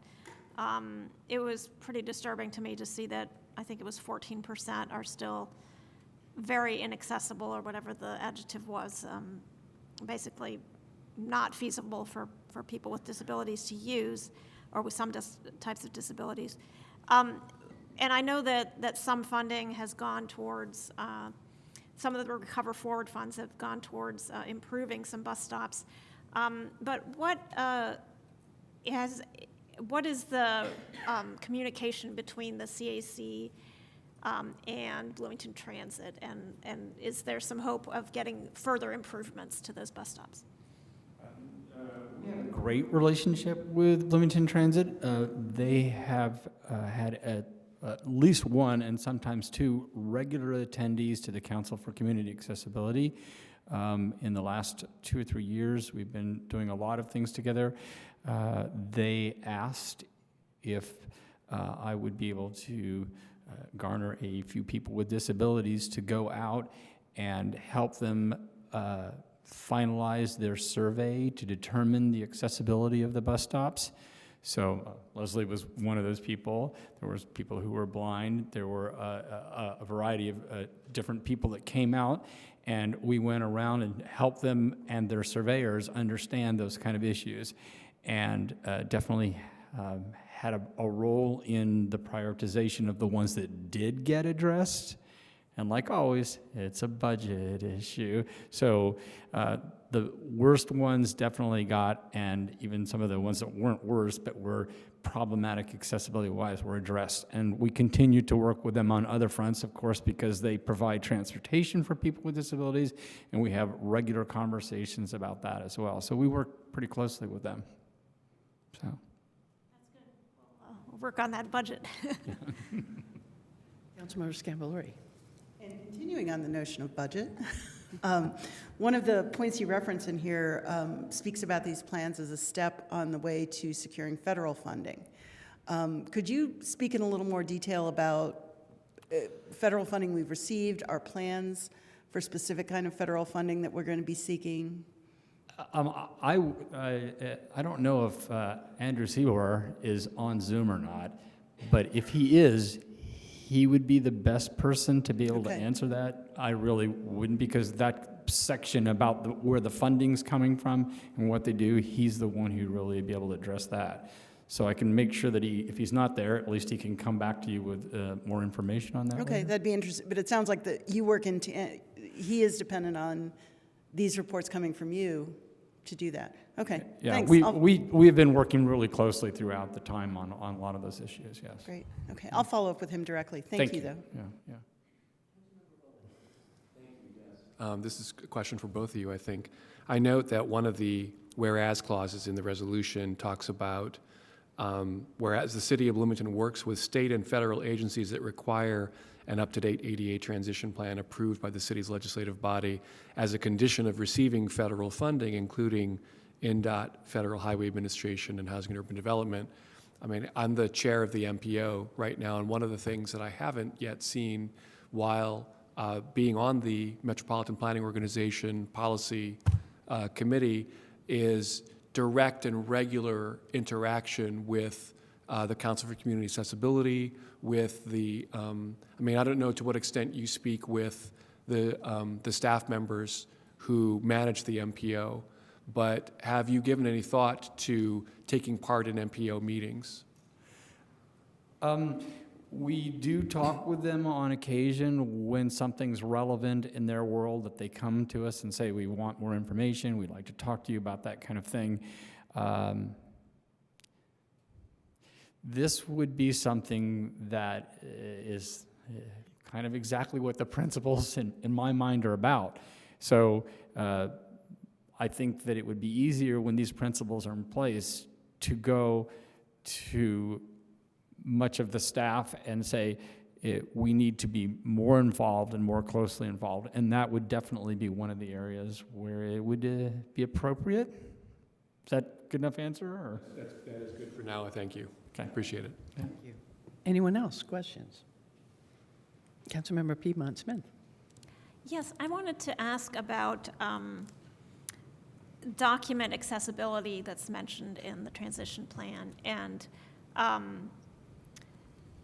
it's been brought to my attention that perhaps the plan itself is not entirely accessible because some items come with a screen reader, just say image, when the image actually is imparting information to the reader for somebody who is sighted. Can you speak a little bit about efforts to improve the accessibility of electronic documents? Yeah, when it was pointed out that that was a problem, I believe it was all fixed within, I don't want to say minutes, but really close. When it was pointed out a problem, it was a technical issue. We immediately resolved that right away. We continue to try to help educate those people within the city. A lot of this is IT incumbent rather than my role, but we continue to try to help be a part of the education that needs to take place to ensure that all documents are accessible. From my understanding, a lot of times it is from external organizations that are providing information, and then that gets folded in, and that hasn't been fully made accessible. And so, but we need to be more vigilant about looking that over when it comes in, is my thought. I mean, this isn't usually a problem for my area, but I know that it is for other departments on occasion, that it doesn't get quite the review. And again, this is something I'd hope that we would bolster further in the future. Thank you very much. Thank you. Any other questions from council? And seeing none, we'll go to the public now to see if there are any comments on Resolution 2219. Please state your name, sign in if you are here in chambers, and then if you'll make the announcement for the Zoom crowd. Remind folks on Zoom, if you'd like to comment on this resolution, please use the raise hand feature to let us know you'd like to speak, which you can find in your control bar under the Reactions tab or the More tab. You can also send a chat to let us know you'd like to comment. All right, let's start in chambers. Hi, Welcome. my name is Peter Dorfman. Just a quick question in the form of a comment, because I know I'm not supposed to ask questions to this point, but what we heard before was that federal regulation requires that planning documents be in place in relation to ADA compliance and a body to discuss those things. What I didn't hear is whether there are consequences if the city down the road doesn't do what it said it would do. That would be what I'm wondering. Are there consequences? Is there a point where if the city doesn't deliver on the priorities that it laid out, there would be federal funds withheld? So if someone during the council comment period might take that up as a question, I'd appreciate it. Thanks. Thank you. Anyone else from our Zoom? All right. Seeing no further comments, let's come back to council for any further questions or comments. Councilmember Rollo. I'll pose the question to whomever can answer that. What are the consequences of Mr. Dorfman's, what Mr. Dorfman was alluding to? I'm not sure I'm the best qualified to answer that. The ADA does not have a lot of teeth to it as a law goes. Frequently, for things to happen, it takes people who want to complain and pursue it through legal means. Like Leslie said earlier, there are no ADA police to be able to ensure that that's the case. You want to speak, Leslie?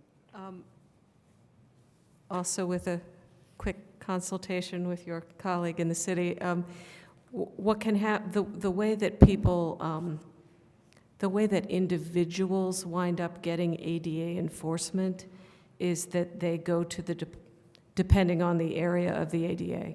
But if we're talking about much of accessibility, they would go to the Department of Justice, and they could say, my rights were violated under the ADA.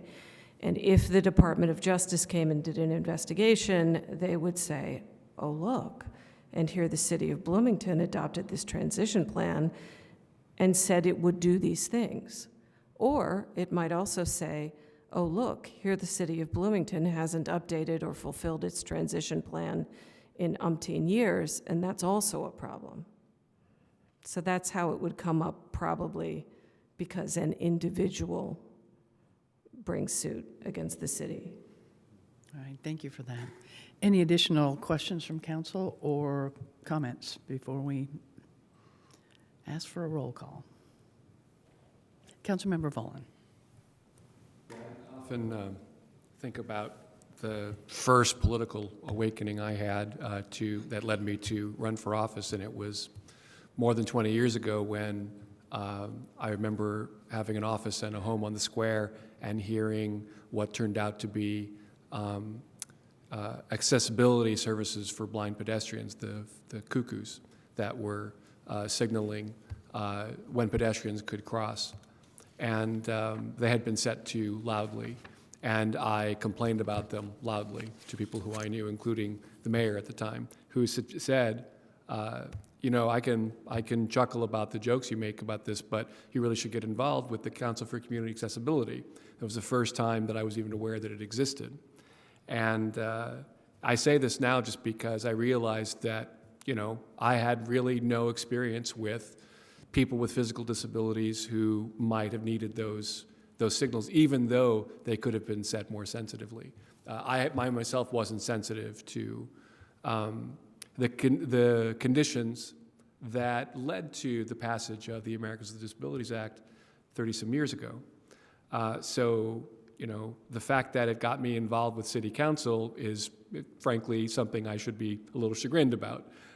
But since then, I've learned a lot. And I'm very grateful to see both Mr. Shermis and Ms. Davis and the CCA asserting its presence because it's needed more than ever.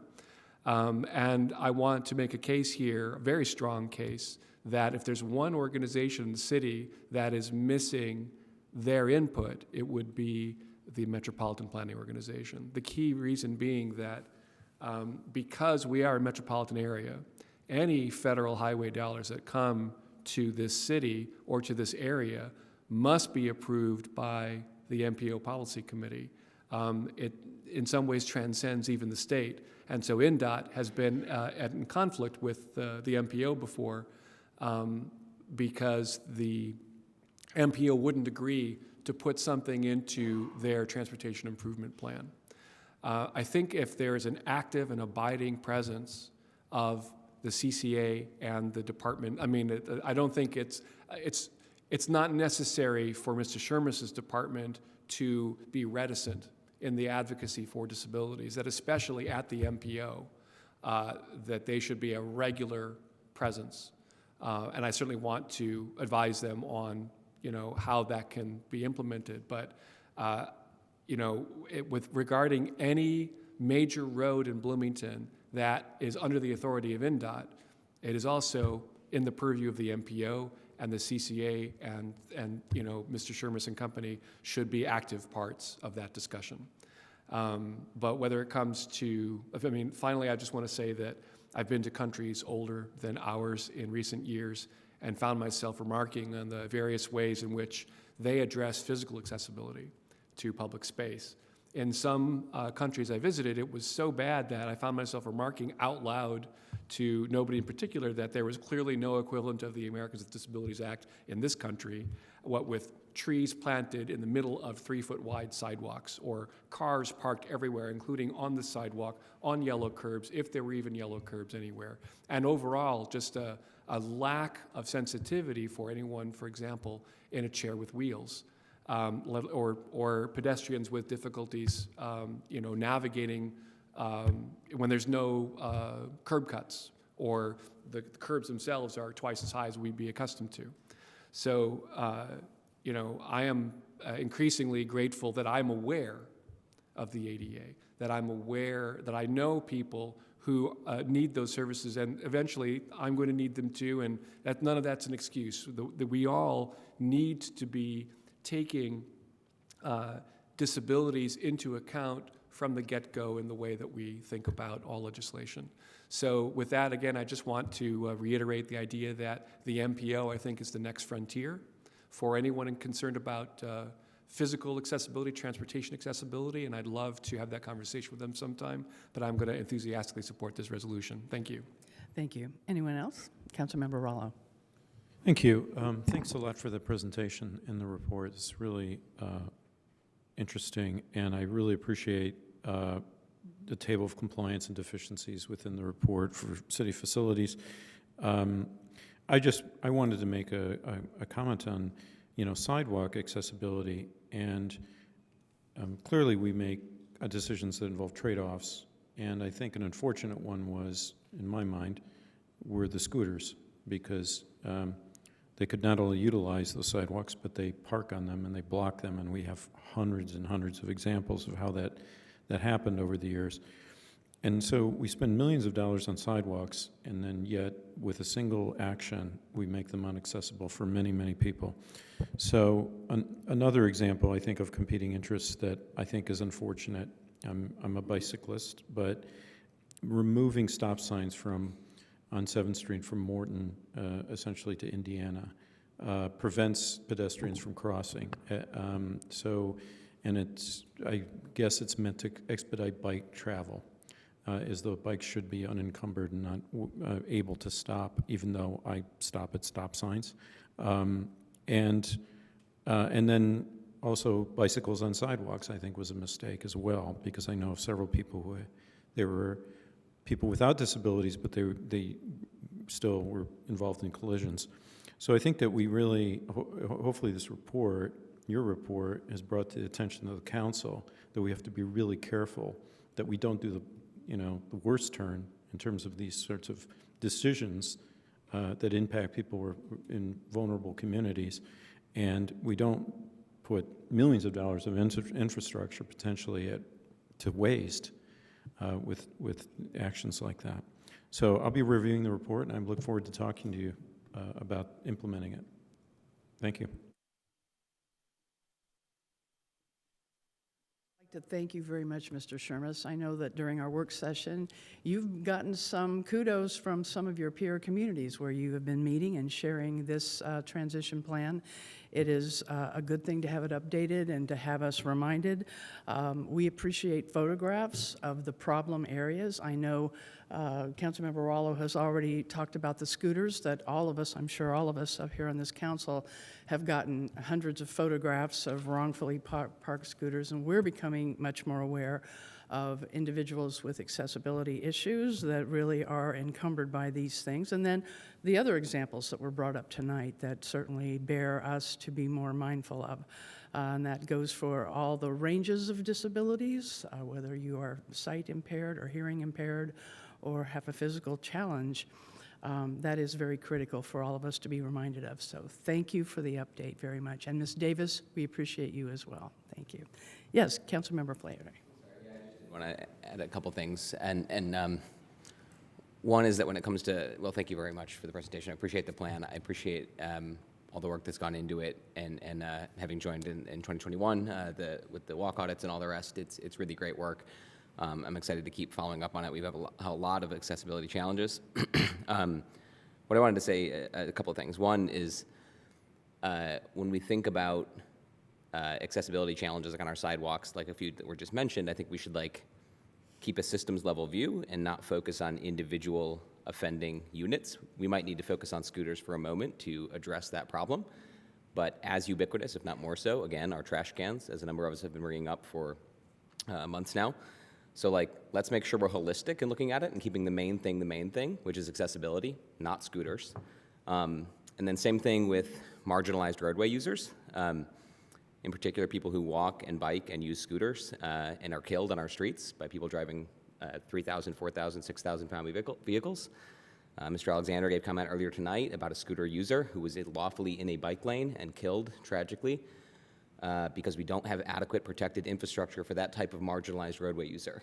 When someone rides a scooter or a bike on a sidewalk, it is because they are fearful for themselves for being killed in the streets. The answer isn't to outlaw them from making the best with really subpar infrastructure. We need to, again, take a systems level view and realize that the pedestrian, the bicyclist, and the scooter rider are all marginalized in this system that does not accommodate a Vision Zero priority for complete streets that equally prioritizes all users. So it's a systems level problem in both cases, and I worry sometimes that we lose sight of that whole picture and focus on a particular thing, and in the case of the bicycles, again, another marginalized roadway user. So I just wanted to mention those things. Thank you. Anyone else? Councilmember Piedmont Smith. Yes, I also wanted to thank Mr. Shermis and the CAC for the good work on this plan. I did appreciate the kind of people-forward focus to really show that what is in addition to making the physical changes and adjustments, which are vital, of course, the education and outreach components are so important, just so that everybody in the community, whether they're a business owner or somebody who works with the public schools or with IU or wherever, internalizes that this is what it's like to live with a disability. And this should be, people with different types of disabilities should be able to get around just as easily as anybody else. So Those education efforts are really valuable, and I'm glad that those were kind of upfront in the plan. And I look forward to participating in some more of them myself. Thank you. Thank you. All right. Councilmember Bolin. No one else is going to take a first round. Anyone else on the first round?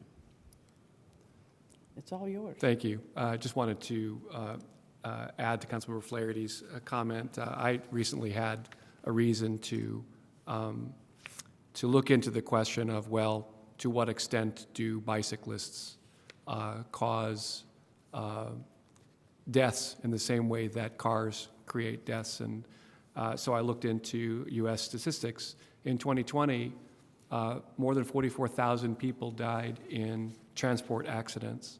And of them, more than 40,500 died in accidents having to do with cars. It's so unclear how many people were actually killed by bicyclists that you can't even identify it from the statistical information. But there is a category called other pedal cyclists. 373 people died in such accidents in 2020, and it's not even clear whether or not the bicyclist was the cause of the death. But the literal figures are 100 to 1 in favor of deaths caused by cars. And so, I mean, before I would be concerned about bicycles on sidewalks, I would be concerned, or even scooters parked on sidewalks, I would be concerned about trash cans parked on sidewalks, because they represent a much more common problem that's been longer lasting to people with disabilities who are trying to navigate sidewalks. And I'm looking forward to the result of the work of our innovation director, who is actively investigating a new policy for where to place trash cans, preferably on residents' property themselves, but off the sidewalk, or, as I've been doing, directly on the street. If it causes a car to slow down on trash day, that's fine with me, if it means that the sidewalk stays clear. So, and then one thing we have to think about too, with respect to disabilities, is the ultimate concern about winter and sidewalks. And are we going to spend as much money cleaning sidewalks off of snow like we do our city streets, especially when, as we're clearing the city streets, we're putting the snow onto the sidewalk, where it then often doesn't get cleared. So a lot of things to think about, but let's make sure our priorities are correct. And I'm very excited to know that we're getting our priorities correct through these plans. Thank you. Thank you. All right, I believe we are ready for the clerk to please call the roll on Resolution 2219. Councilmember Volin? Yes. Sims? Yes. Scambalori? Yes. Sandberg? Yes. Rallo? Yes. Flaherty? Yes. Rosenbarger? Yes. Piedmont Smith? Yes. And Smith? Yes. Thank you. That passes 900 once again. Thank you very much. Now we are ready for the next. Madam President, I move that appropriation ordinance 2205 be introduced and read by the clerk by title and synopsis only. Moved in second. All in favor say aye. Aye. And will the clerk please read? Yes. Appropriation Ordinance 2205 to specifically appropriate from the General Fund, Public Safety Lit Fund, ARPA Local Fiscal Recovery Fund, Parks and Recreation General Fund, CC Jack Hopkins Fund, the Rental Inspection Program Fund, Local Road and Street Fund, Parking Facilities Fund, Solid Waste Fund, Fleet Maintenance Fund, and Housing Development Fund expenditures not otherwise appropriated, appropriating various transfers of fund within the General Fund, Public Safety Lit Fund, ARPA Local Fiscal Recovery Fund, Parks and Recreation General Fund, Local Road and Street Fund, Parking Facilities Fund, Solid Waste Fund, Fleet Maintenance Fund, and appropriating additional funds from the CC Jack Hopkins Fund, Rental Inspection Program Fund, and the Housing Development Fund. The synopsis is as follows. This ordinance appropriates various transfers of funds within the General Fund, Public Safety Lit Fund, ARPA Local Fiscal Recovery Fund, Parks and Recreation General Fund, Local Road and Street Fund, Parking Facilities Fund, Solid Waste Fund, and the Fleet Maintenance Fund. Your committee do pass recommendation was 603. Thank you. Madam President, I move that appropriation ordinance 2205 be adopted. And Madam Chair, I would like to rise and report on the proceedings from the Council of the Whole from last Wednesday. thank you. As Chair of the Committee of the Whole, which met on November 30th, I'd like to give a brief update from the meeting and share the committee's recommendation. This is on Ordinance 22-05. The Committee of the Whole considered Appropriation Ordinance 22-05. Cheryl Gilliand and Jeff McMillan from the Controller's Office presented the legislation. Members asked questions, and the public was given the opportunity to comment. Through the course of the discussion, staff noted certain corrections needed within the staff memo that had accompanied the legislation. A corrected staff memo was included in tonight's meeting packet. Councilmember Scambaluri also noted a typo in the appropriation ordinance itself, which is addressed to draft amendment 01, which also is included in tonight's meeting packet. The committee voted to recommend that the council adopt the ordinance by a vote of 6 in favor, none opposed, and 3 abstaining. Thank you. Thank you very much. And now we are ready to hear the presentation from our Controller's Office. Yes? Cheryl Gilliland on Zoom, if she would like to go ahead.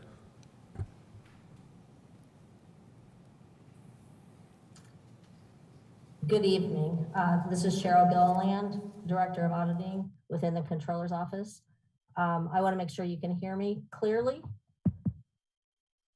Yes, okay, great, thank you. Good evening again. My colleague Jeff McMillan and I will present a short version of our updated December 1st appropriation ordinance memo. Appropriation ordinance number 22-05 is our comprehensive 2022 year-end appropriation. The overall appropriation ordinance request is for $828,000. This ordinance covers 11 funds. 3 of the funds are requesting additional appropriations, while the remaining 8 funds are requesting transfers. Within the general fund, all requests will be covered as transfers between departments and categories. This will allow coverage of changes between the initial budget prepared and actual operation expenses. For 2022, the net effect on the actual appropriation from the general fund is 0. Hence, there will be no impact on the fund balance. Within the memo, you'll see that additional funds or transfers requests carry a common theme of requesting funds to cover the unexpected fuel and utility costs within 2022. Within the general fund, I'm briefly going to identify those departments requesting additional funds and or transfer requests between categories. First up is Public Works Administration. This department is requesting a $15,500 additional appropriation for category 4, which will cover a portion of unexpected capital purchases. In addition, the department requests a transfer from category 3 to categories 2 and 4. This will cover higher than expected fuel costs and provide the remaining amount of funding needed within category 4. Economic and Sustainable Development is requesting an additional appropriation of $155,450 in category 3, plus a $60,685 transfer from category 1 to fully cover the Waldron maintenance, plus higher than expected fuel costs within category 2. Engineering is requesting a $283,027 additional appropriations needed to cover staffing costs associated with the Meridian project. An additional $208,123 is needed in category 4. Category 4 funds will will also cover a portion of a land purchase. The legal department is requesting an additional appropriation amount of $123,491 within category 3, plus a transfer of $35,109 from category 1. These funds will cover the excess outside counsel fees, which is due primarily from annexation litigation and the Meridian Fiber deal. The Office of the Mayor's department is requesting $15,000 in additional appropriations within category 3 to cover higher than anticipated technology, software, and equipment costs. The hand department is requesting an additional appropriation in the amount of $215,850 in category 1 to cover personnel expenses, which are normally covered by a supplement from grant funds. Public Works Facilities Division is requesting $19,900 in additional appropriations to cover both categories 2 and 3. In addition, a $20,280 transfer from category 1 and $60,000 from category 4 is being requested to fully cover categories 2 and 3. These funds will assist with covering the purchase of battery-operated equipment for use at City Hall and other facilities, plus assist in covering the higher than anticipated City Hall energy costs. Public Works, Animal Care Division, and Fire are the only two departments requesting transfer of funds only. Public Works Animal Care Division is requesting transfers of $5,000 from category 2 and $7,000 from category 3. Both of these transfers will go to category 1 to assist in covering increased temporary salaries. Fire is requesting a transfer of $30,000 from to move to category 1 to cover costs associated with hiring new firefighters before the end of 2022. Again, the general fund has an adequate overall fund balance with various departments to cover the additional appropriation requests. There's no financial impact due at this time. Now my colleague Jeff McMillan will share with you a summary of the other funds. That are needing money this time. One is the Jack Hopkins Fund. That is from $22,000 for Category 3 services, and that is from unused funds from years before. The Rental Inspection Fund is the annual transfer we do from the rental rehab, from the Rental Inspection Fund to the general fund, and it is $306,000. We also have the Housing Development Fund for affordable housing development at $500,000. The Net Zero funds are public safety, local income tax, is from personnel services to capital and to services for $34,300. The ARPA funds for salaries to services for police is $165,000. That is from unused incentives. Parks General is from salaries to supplies for fuel, which is unused, unfilled positions in the 100 categories. Sanitation Fund is also for unused positions or unfilled positions, also to cover fuel expense going from personnel to supplies. Local Road and Street is would like to move money from capital to supplies. That is for alley quotes that came in higher than expected for their estimates, and would like to move the $75,000 for traffic signal detection. Parking facilities, we'd like to move from Category 2 to Category 3, which is supplies to services for overnight security.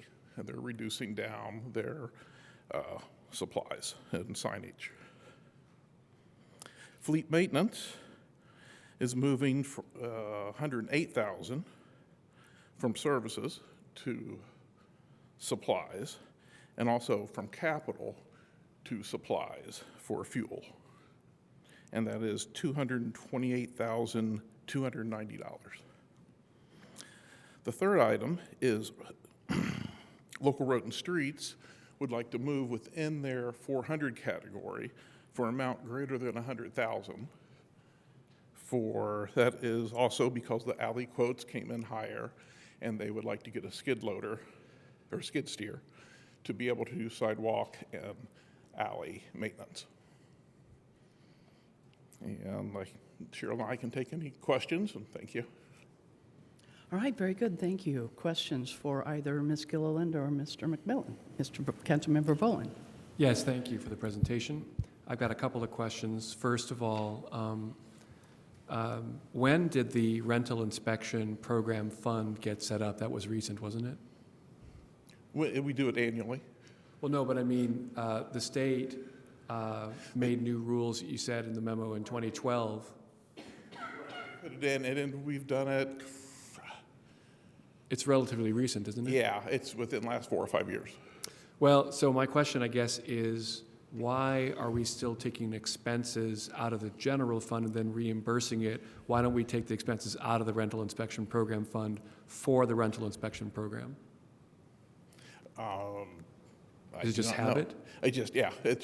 We budget all in general fund because that's where the money was going, that's where the expenses were, that's where the historic data was, and the state made us put it in a separate fund and move it at the end of the year. Right, so that's what I'm trying to understand is that right now, well, I mean, so you're saying that the state is making you put the income from the rental inspection program into this fund right. And then move it. They won't allow you to take the expenses out of the same fund?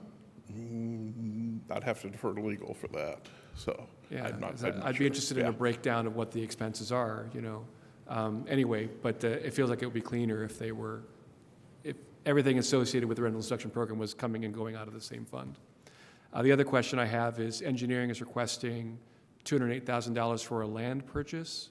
What is the land being purchased and what's it for? I believe that is right-of-ways from 17th Street. So it's related to the Meridian fiber? Yeah, it's different from that, I believe. It is RDC transferred money to the general fund last year for the right-of-way purchase.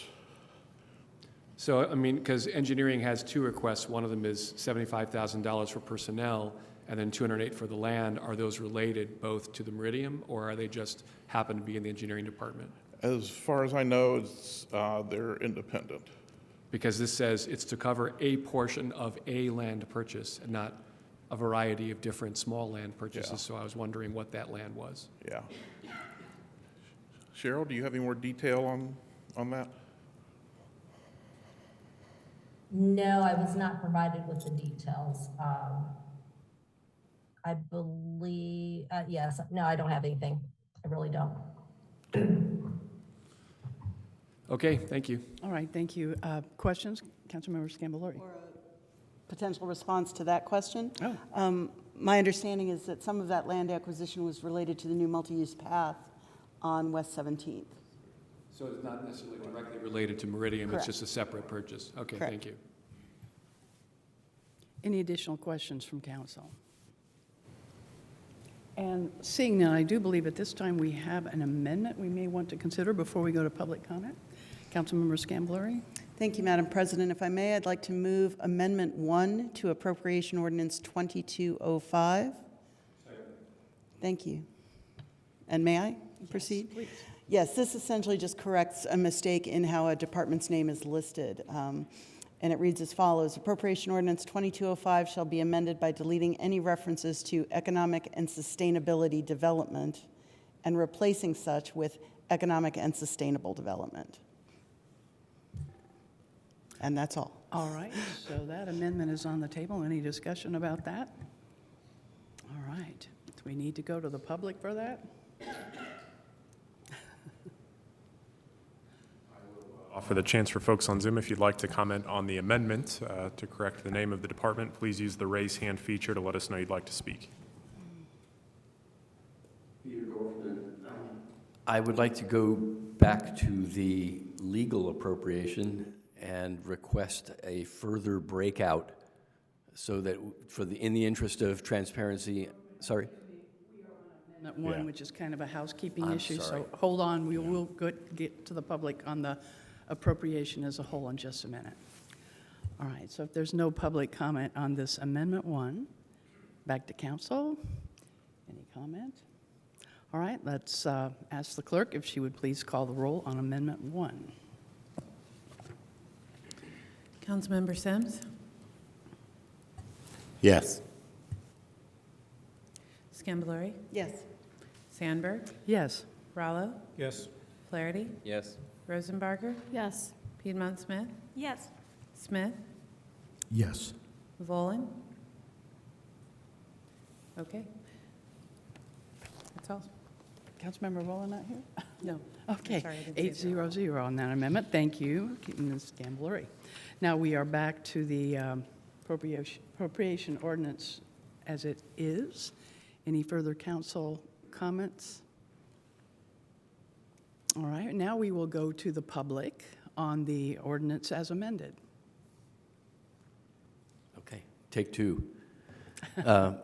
Peter Dorfman, what I'm requesting is a further breakout of the appropriation for legal so that we can understand what proportion of that or what dollar figure is attached to the litigation related to outside counsel fees related to annexation versus those related to the Meridian deal.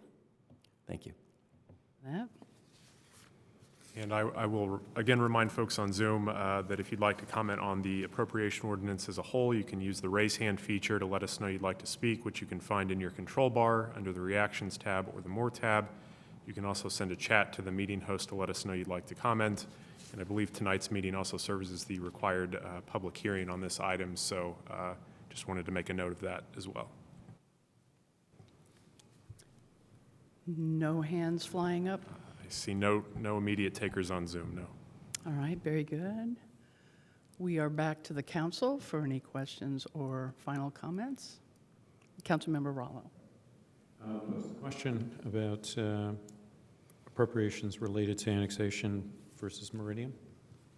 Can you say that again, please?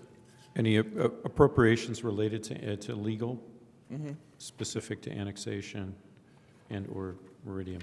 Any details? I do not have that breakout for that. Okay. Do we have a comment from Ms. our Kate, do you have any corporate information? counsel? Good evening, council members. You can hear me right. This is on Beth Kate, Corporation Counsel. I'm happy to provide some more detail even after this, but effectively in preparing for the additional appropriation ordinance, because of the timing of it, some of the amount for annexation litigation is estimated. I had to estimate based on the fact that we would continue to litigate, obviously, through the end of the year. And we have some active proceedings going on, as you may have been reading about in the paper. So partly it's an estimate for that, plus additional fees due to the litigation that occurred before we reached the point where we were preparing for this. In terms of Meridian, that was a fairly big chunk of change. The outside counsel fees for specialized telecom advice in particular, also in connection with creating the Spider TIF, as you may recall, as part of that project. So those were the two really significant pieces of funding. I'm looking at a bunch of numbers that I've got, and those got further massaged through this process, but I'll be happy to supply those to council, and they will be made public as a result after this. And there are a few other bits and pieces in there of some additional municipal advice and things like that that we got on other projects as well. But no doubt annexation and the Meridian deal were the two big pieces of that, so. Thank you. Any other comments or questions from council? All right, seeing none, looks like we are ready to call the question. If the clerk would please call the roll on appropriation ordinance 22-05 as amended. That's Councilmember Scambalori, Yes. Sandberg, Yes. Rallo, Yes. Flaherty, Yes. Rosenbarger, Yes. Piedmont Smith, Yes. Smith, Yes. Volin, Yes. Sims. Yes. Thank you. Thank you, and that passes 900. Madam President, I move that ordinance 2230 be introduced and read by the clerk by title and synopsis only. Moved in second, all in favor say aye. Aye. And will the clerk please read? Ordinance 2230, an ordinance authorizing the issuance of the City of Bloomington, Indiana General Revenue Annual Appropriation Bonds, Series 2022, to provide funds to finance the cost of certain capital improvements for public safety facilities, including costs incurred in connection with and on account of the issuance of the bonds, and appropriating the proceeds derived from the sale of such bonds and addressing other matters connected therewith. The synopsis is as follows. This ordinance authorizes the City of Bloomington to issue its General Revenue Annual Appropriation Bonds Series 2022 in one or more series in the aggregate principal amount not to exceed $29,500,000. The bonds will be issued to finance costs of constructing, renovating, replacing, repairing, improving, and/or equipping certain facilities for the city's police and fire department, together with the costs of issuance thereof. Your committee do pass recommendation was 225. Thank you. Madam President, I move that ordinance 2230 be adopted. All right, we are ready to hear the presentation. Who is here to present? Oh, do we have a rise and report? I am so sorry. I was just going to give a brief overview of last week's events. So on November 30th, the Council of the Whole considered Ordinance 2230. At that meeting, the administration, the city's outside consultants, presented a proposal and displayed slides that provided additional information on the ordinance. Council members asked questions, heard public comment, provided their own comments on the ordinance. The administration noted that the additional appropriation contained within the ordinance would need to come forward as a separate item of legislation, and an amendment 01 to Ordinance 2230 has been prepared for tonight to separate out the appropriation language from the ordinance. The committee voted to recommend that the council adopt the ordinance by a vote of 2 in favor, 2 opposed, and 5 abstaining. Thank you, Madam Chair. We are ready to hear a presentation from the administration.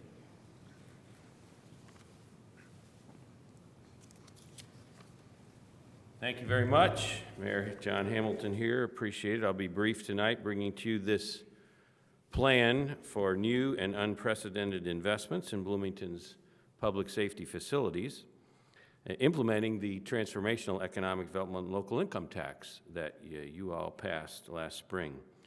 We'll be asking tonight for a vote to approve the bond ordinance, which will let us price the bonds this week. Very important, as you will hear shortly, and in coming couple weeks, vote on appropriation of those proceeds. As last week, I'm providing a brief introduction. Then tonight, we'll ask you to hear from Buzz Crone of Crone Associates on financial bond components, and then Brad Bingham of Barnes & Thornburg, attorney representing us here, and also commenting on the amendment, I believe. After we all present, we're happy to take questions from any of us or others who are here also, and I want to thank for being here Fire Chief Moore, Deputy Police Chief Scott Oldham, Deb Kuntz, Vice President of J.S. Held, and Architect and Project Advisor, Deputy Mayor Griffin, Controller Underwood, Attorney Larry Allen, and I appreciate all of them being available. We shared with Council potential plans to acquire the Showers Building CFC property several months ago, as we then began a due diligence period that lasted about 4 months.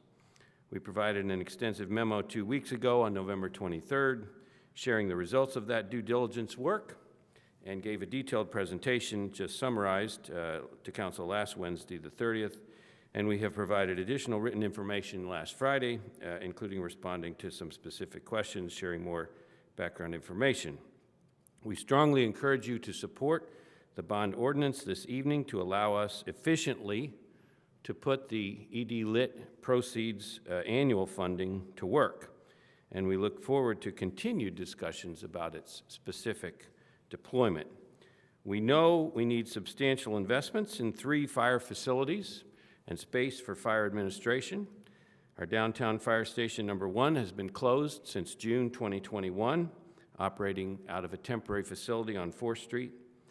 We know our Northside Woodlawn Fire Station number 3 requires major rehabilitation or replacement. We know we are losing leased property hosting the Logistics and Operations Center for the fire department, and we know our fire administration has been operating out of a temporary location as well since June 2021.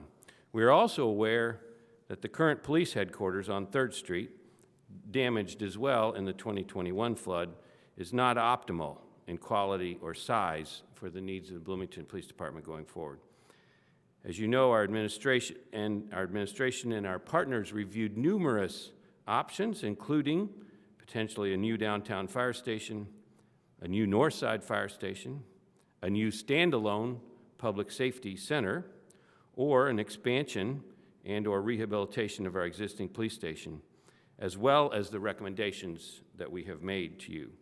And while we're not asking for a vote tonight on the specific appropriations of the bond proceeds, our recommendations that we've given you, as you've heard, will let us address the needs outlined for our fire and police departments. We're happy to answer any questions about those recommendations at any time. For tonight, most directly, we ask for your support to issue the bonds that let us maximize the impact of the annual ED Lit appropriations for public safety facilities. To that end, and in order to move us along, I'll pass the podium over to Buzz Crone, who will then be followed by Brad Bingham, and happy to take your questions. Thank you. Good evening. Good to see everyone. For the record, Buzz Crone with Crone & Associates. And if you could slip to... I'm going to skip through some of the materials we went over last week and focus on some additional graphics that we've put together based on some of the questions that came up. I know one of the questions was, why did the CRED fund obligation increase? That's a result of the change in the market, that we can only bond so much with the $2 million lit obligation, and with the market change, that created a need for finding additional funds.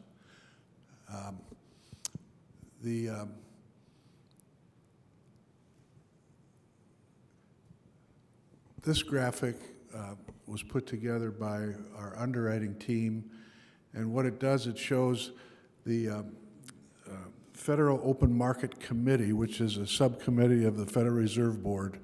They meet prior to those Federal Reserve Board meetings and prepare a statement that makes recommendations to the Federal Reserve Board, which are generally adopted. At the last meeting in November, it was unanimous, and one of the recommendations and excerpts from their meeting statement was to continue interest rate increases until inflation comes down to 2%.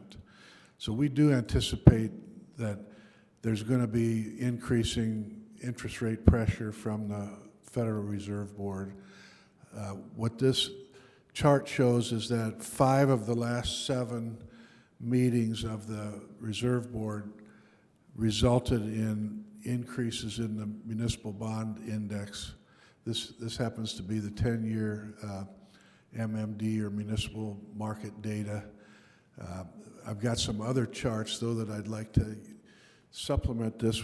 This just goes back about a year ago, a little over a year. And it shows that they had 7 meetings. 5 of those 7 meetings resulted in increases in the municipal bond index. This is a table that shows the last 24 months, and this is the 20-year bond index, which is about where we're looking at issuing these bonds. And it shows, starting back in November of 2000, where the rates were at that time for the 20-year bonds, a little over 2%. They were up and down a little bit, bottomed out at about less than 2% in early January of this year is when things started to go crazy in the bond market. And you can see we've been on a pretty steep upward index trend since the beginning of 2022. The expectation is that there's going to be further increases, and that trend is likely to continue for a while. Now, keep in mind the term the term of these charts. This is a weekly chart going back 2 years. I'm going to show you an even bigger time span here. This is a 50-year index of the 20-year bonds, and it shows, you know, how really for the last 25 years we've been on a pretty steep downward trend. But you can see how, you know, worst case scenario, we hope we never get there again, but there were rates as high, the 20-year index over 14% back, or right at 14% back in 1980, 81. On the low end, about 2.2% back in January of this year. Right now, it's at about 4.5%. Again, you're only seeing a little bit of a upward tick when you're looking back 50 years, but I think it's more likely that index is going to keep going up than going down, is what, you know, I think is the general consensus of people in the bond community are right now. And then again, I think the Showers building seemed to offer the most economic viability. I know there were other questions, but in terms of living within the $2 million lit allocation to service debt, that was seemed to be the most bang for the buck, if you will. Other options will likely increase the project costs, which could put more pressure on finding other funds, or maybe not doing all of the projects that are anticipated.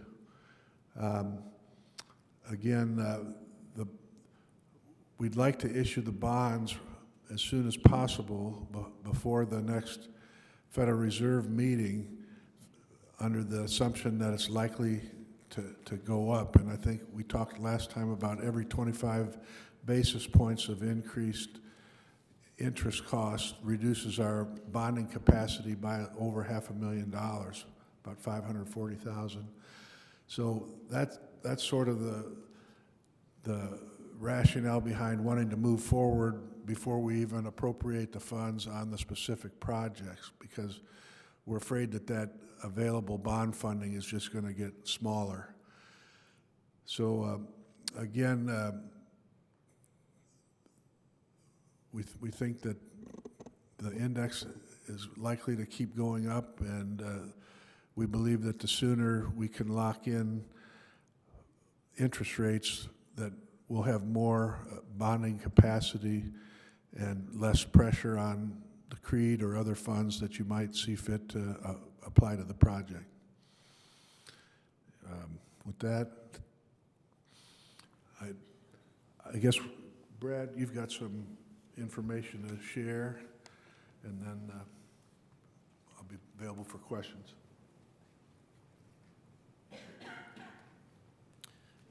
Thank you. Again, Brad Bingham, attorney with Barnes & Thornburg. We're serving as bond counsel to the city on this project. I don't have a fancy slide deck like Buzz, so I'll keep my remarks brief, so I know that we want to get into some questions. Just a quick summary of the bond ordinance itself and the calendar here. Again, the bond ordinance is the authorization to borrow funds to finance certain public facility projects which are listed on Exhibit A. As we talked last week, they're very broadly written, but they encompass the four needs that the administration has brought forth this evening. The bond ordinance would authorize a maximum principal amount not to exceed $29.5 million. Excuse me. Payments would be on January 1 and July 1, beginning no earlier than July 1 of 23. There's a maximum of 6% interest rate which the bonds could bear. Again, Buzz can speak to what the current market is. It's certainly something below that, but we have to set some sort of a maximum rate there. It would allow the bonds to be amortized over a 25-year period. However, we're only looking at a 20-year at this point, again, because the longer you go out, it just adds additional interest to the financing. Bond proceeds would be deposited into a construction fund, and they can only be spent for the projects which are described on Exhibit A. The security for the bonds is it's a general revenue annual appropriation bond. So even though the expectation is that you will use a portion of your ED-lit to pay debt service on the bonds, there's not an actual formal legal pledge of those revenue streams, and the implication is that it's not a true indebtedness of the city. And the other key point here too is the market recognizes that sort of security structure. They understand that it's a moral obligation that the city would make those payments annually, and the bonds have received a rating of a AA-, which is very close to the general obligation bond rating of a AA that the city currently has. As we talked about before last week, we did not timely publish a notice of the additional appropriation hearing on these bond proceeds. That notice is scheduled to be published this Friday on December 9th. And because of that, as mentioned earlier, there is a proposed amendment that would essentially remove the appropriation language from this ordinance and move it over into a separate ordinance, which I believe, in talking to Mr. Lucas, would be considered for introduction next week and a public hearing on December 21st. The other item is that other ordinance would also include specific language that the council would be approving the CRC's, the Bloomington Redevelopment Commission's acquisition of the Sowers building because the purchase price is in excess of $5 million. Again, just lastly, in terms of timetable, if approved this evening, as Buzz mentioned, the plan would be to sell bonds tomorrow and set a closing date, I believe, of December 22nd. The notice of public hearing and additional appropriation will run this Friday the 9th. We begin with the expectation of having a introduction of this appropriation ordinance on December 14th and the hearing and consideration of that ordinance on the 21st. And with that, I think we're open to any comments or questions. Thank you. Council questions. Councilmember Bolin.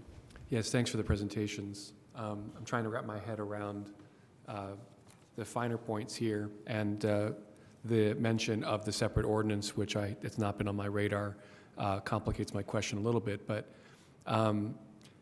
so this might be a little bit naive, but does the bond market care how long the city takes to decide what exactly it's going to build? How long after monies are approved, received, do they have to begin to be spent? Yeah, it's a great question. So back up a little bit. These bonds will be issued on a tax-exempt basis, and so we have to comply with certain federal income tax regulations. The biggest one of which is you have to have the city has to have a reasonable expectation about what the proceeds will be spent on and the time with which they will be spent. And those expectations have to be sort of reasonable and made on the date of issuance, which, again, in this calendar that we're currently looking at would be the 22nd of December. Part of the reason for that is that it's very likely that because of the current reinvestment rates, you're going to earn arbitrage. In other words, there's going to be return on these proceeds before they're spent that exceeds what's called the bond yield. You can keep that excess if they are spent within a certain time frame. So in response to your question, the longer that decision is made, you would essentially be eating into what we call the 2-year construction spin down exception to rebate. And so my advice would be don't wait too long to make that decision. bondholders do want to see that there is an expectation, and they would like that decision to be made sooner rather than later, closer to the issue date of the bonds. Well, so, I mean, maybe you can see the larger question I'm trying to ask here, which is, unless we are approving a specific site, like if we don't consider the site that's being proposed by the administration to necessarily be the right site, maybe we don't know. But if we don't, then we shouldn't vote for this bond. And yet we know we're going to have to build something. It's just a matter of what and where.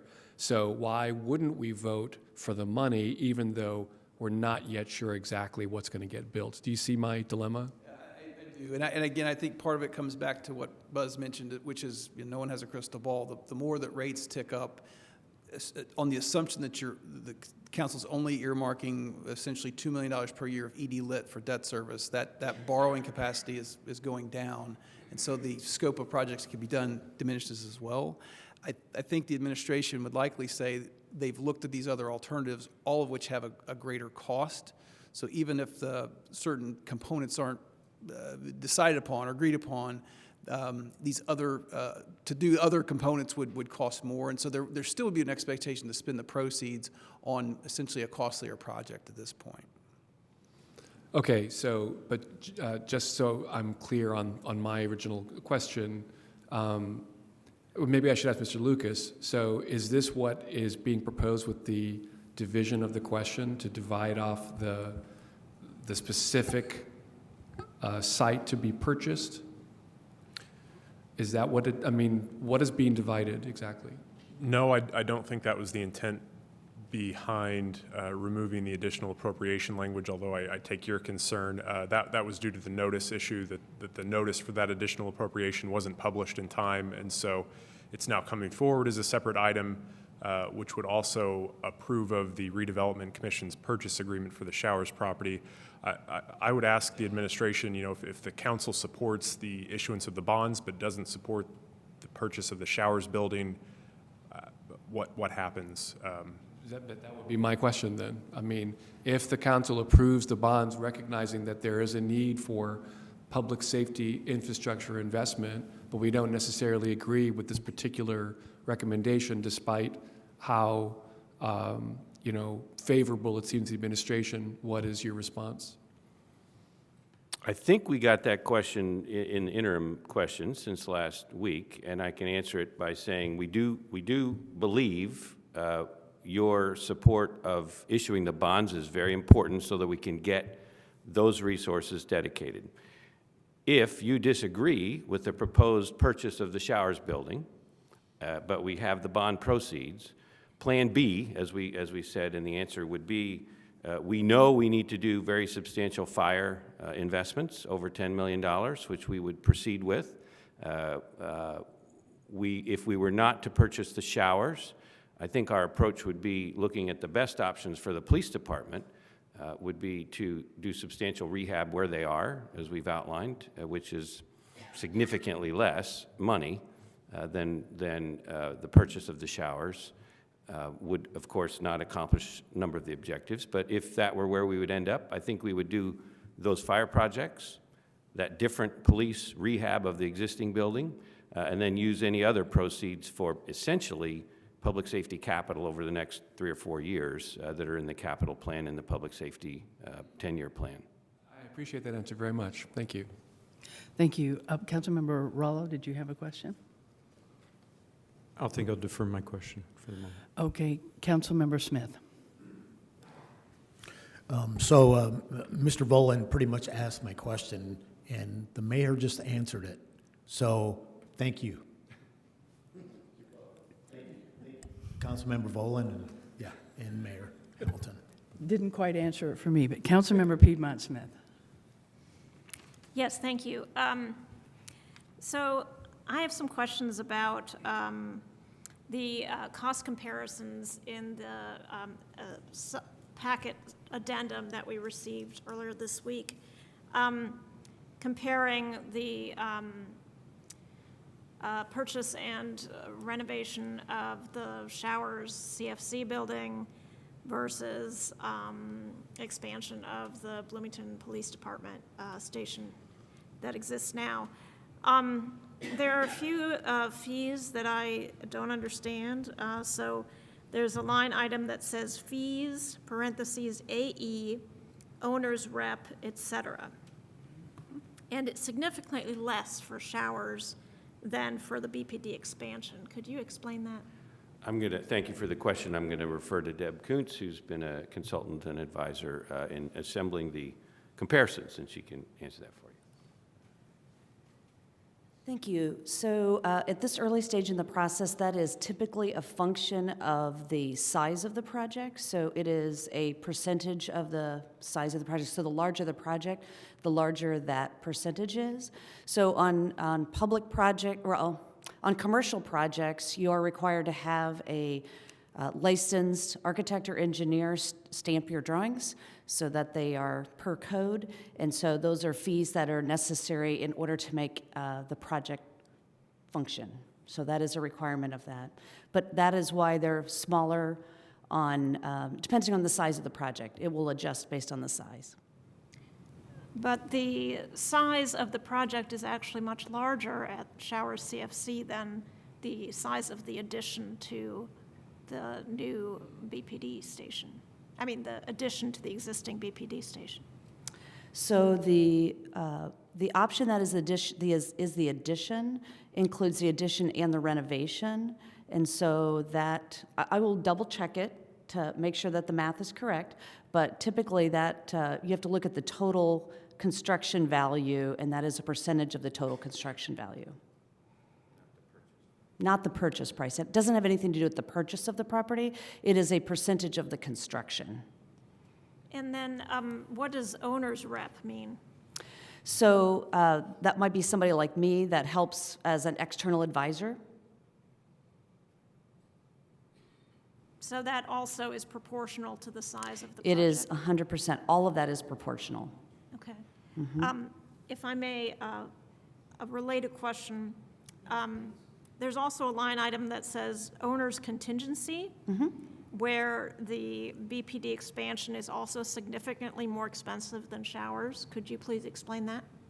So again, typically what we have assumed there is a 10% owner's contingency, and that is an industry standard at this stage of the project. And again, it is a function of the size of the construction value.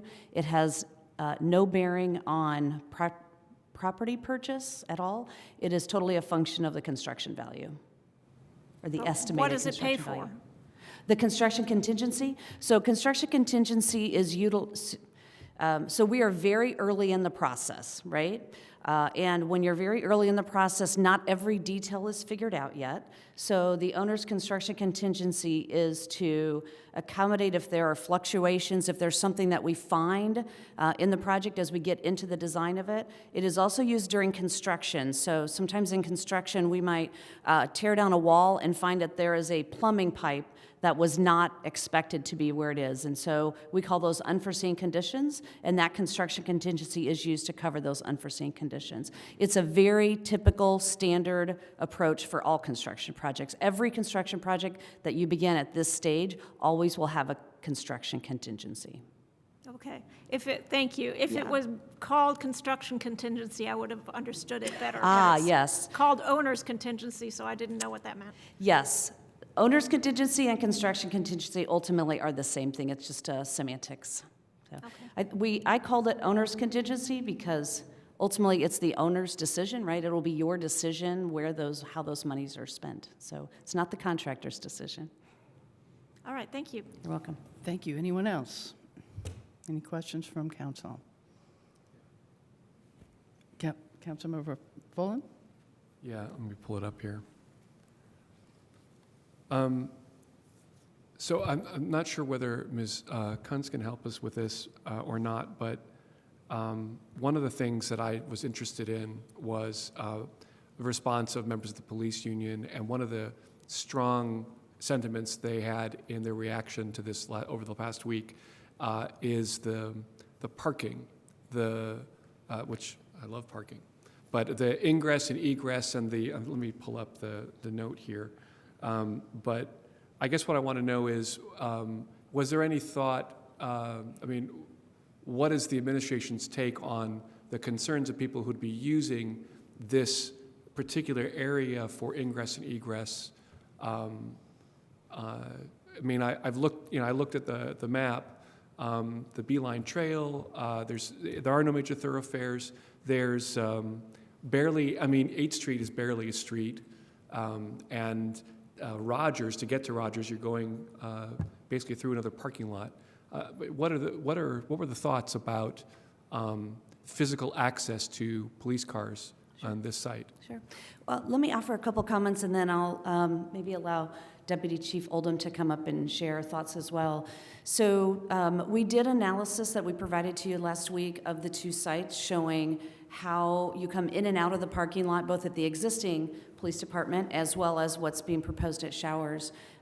Clearly at the Showers building, there is a clear path north that takes you out to 10th and off over to Rogers, and then to the south, 8th Street to Rogers as well.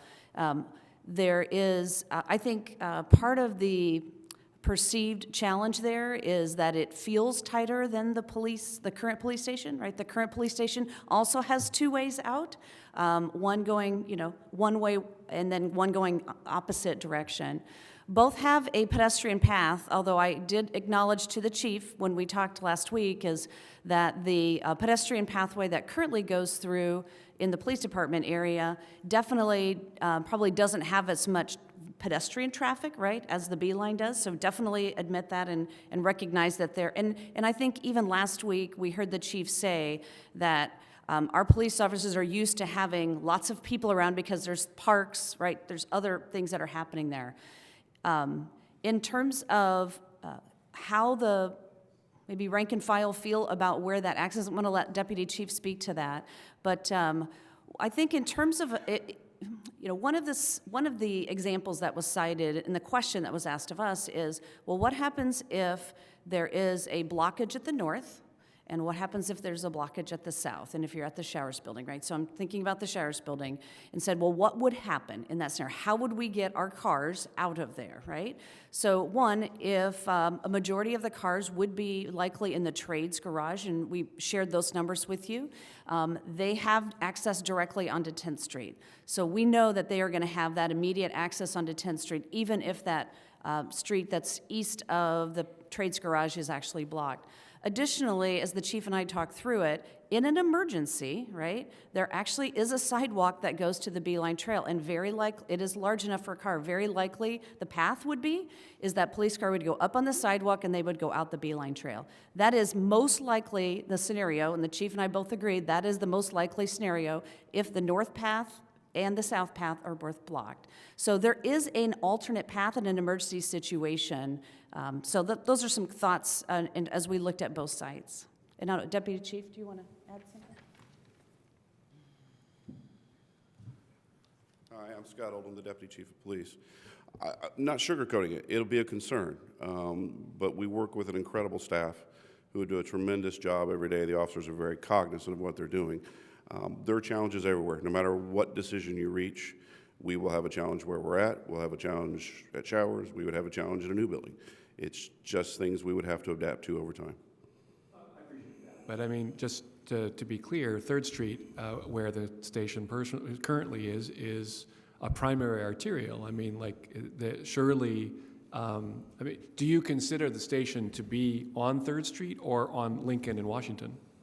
Well, certainly the front entrance is on 3rd Street, but Lincoln and Washington clearly are paths that the cars take coming and going on calls for service. Most of the black and whites, the patrol units, park in the rear parking lot, which you don't have ingress, egress directly to 3rd Street. You have to use Lincoln or Washington if you're going south. Okay, thank you. Thank you.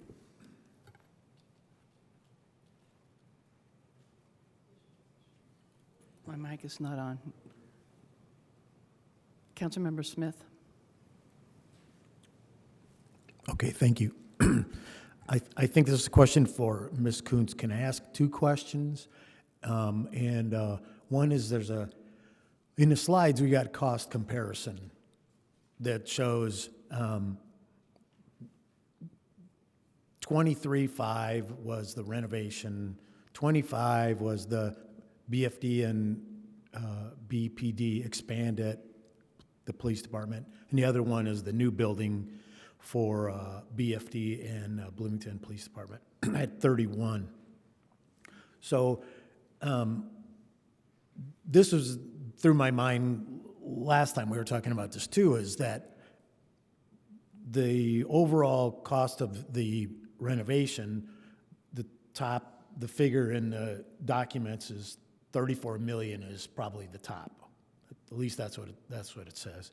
I mean, so these are all, as you said, it's very, very early on. It's really a toss-up for which one's going to be the best price, the best value for the best function. Or am I totally off? Is that kind of, you see where my struggle is? Yeah, absolutely. So we are early in the process, but we can still do good cost estimates that lead us to a good decision. So I want to come back to your comment about the 34 million and what was in the study, right? So the study that was originally done by Spring Point Architects and their consultant out of Boston did identify a $34 million project for how the police might fit into the Showers building. You may recall from the memo that was provided, there were many adjustments that were done after they did that study. So in my mind, the $34 million for the CFC Showers with Police and the original study done by Spring Point is a different scope of work, right, than what we are talking about now. And let me give you some examples. In that $34 million, they included new ballistic glass on every single exterior window of the CFC Showers building, right? So that is a change that we have made because after talking with the chief, that is not something we're doing. And I would tell you we're building a 90,000 square foot new facility in Lafayette, Indiana. There is no exterior ballistic glass, even in a brand new facility. So in that 34 million, they identified that we would have a new independent mechanical and electrical system specifically for the police. And we've come to the agreement that that is not necessary. Now, we do need a generator, so that is in there, right? So those are the kinds of changes that have been made. So I think to compare the 34 million of the Showers building with police originally in the Spring Point study is really not a fair comparison right now to where we are. We have very different scope. And again, intentional though, right? Very intentional decisions about, okay, are we gonna do the Cadillac? Are we gonna do what's right for this building and our place? And that's where that extra time that we spent with the chief and walking through all those assumptions was critical to ensure that we have that scope clear and an appropriate cost that goes with it. Thank you for that.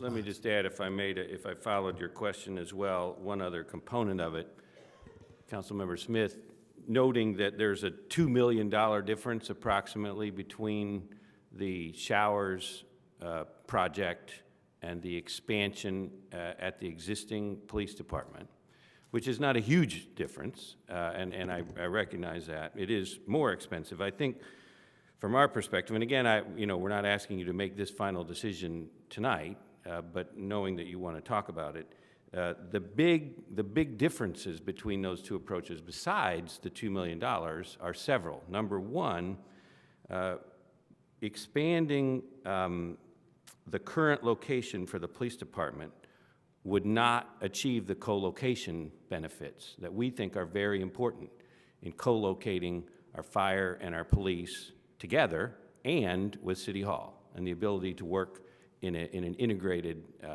city government, number one. Number two, such an expansion at the current site would offer really no other expansion opportunities in any financial feasible way.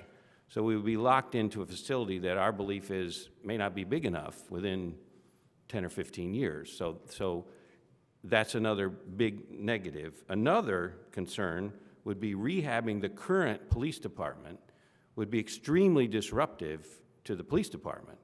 While that's going on, we would probably have to, we didn't look at costs of relocating or what that would mean as compared to the Showers building where they can continue to operate where they are, no change, when this building is ready, they can move in, and it's much, much easier to do that. So those are among the reasons, besides just the pure cost differential, that to us urge that the showers is the better approach. But again, we're not asking you to vote on that tonight, but I appreciate the question. I do have this one more question for Ms. Kuntz. Shall I go ahead? So I'm not an architect, if you're building a new building, you can build it with modern day standards and modern day functionality for whatever purpose. And if you're going to rehab one, you're going to retrofit a lot of things. So that gives me pause as well, and it's something that makes me think that there's going to be a lot of unintended surprises with that building. It's an historic building, and that's going to have to be worked around, and who knows how the infrastructure of that building, the integrity of the building itself. If we're going to think about that for a 20-year, 40-year structure for the police department, it gives me pause to think about that. Would you like to opine on that? I'd love to opine about historic buildings. So it is a historic building, right, which is great and sometimes a challenge, right? I think we all know that. Interestingly enough, it is a solid building. There's no doubt about that in my mind. And as we look at even in the studies that were done by Tabor Bruce on that, I think they reinforce that. You will on the historic side, there's really no limitations on the inside from so let's talk about the historic for a second, right? There's no limitations from the historic side on the inside. Anything on the outside that might change, right? You have a certificate of appropriateness that will have to go through. That is part of your standard process here.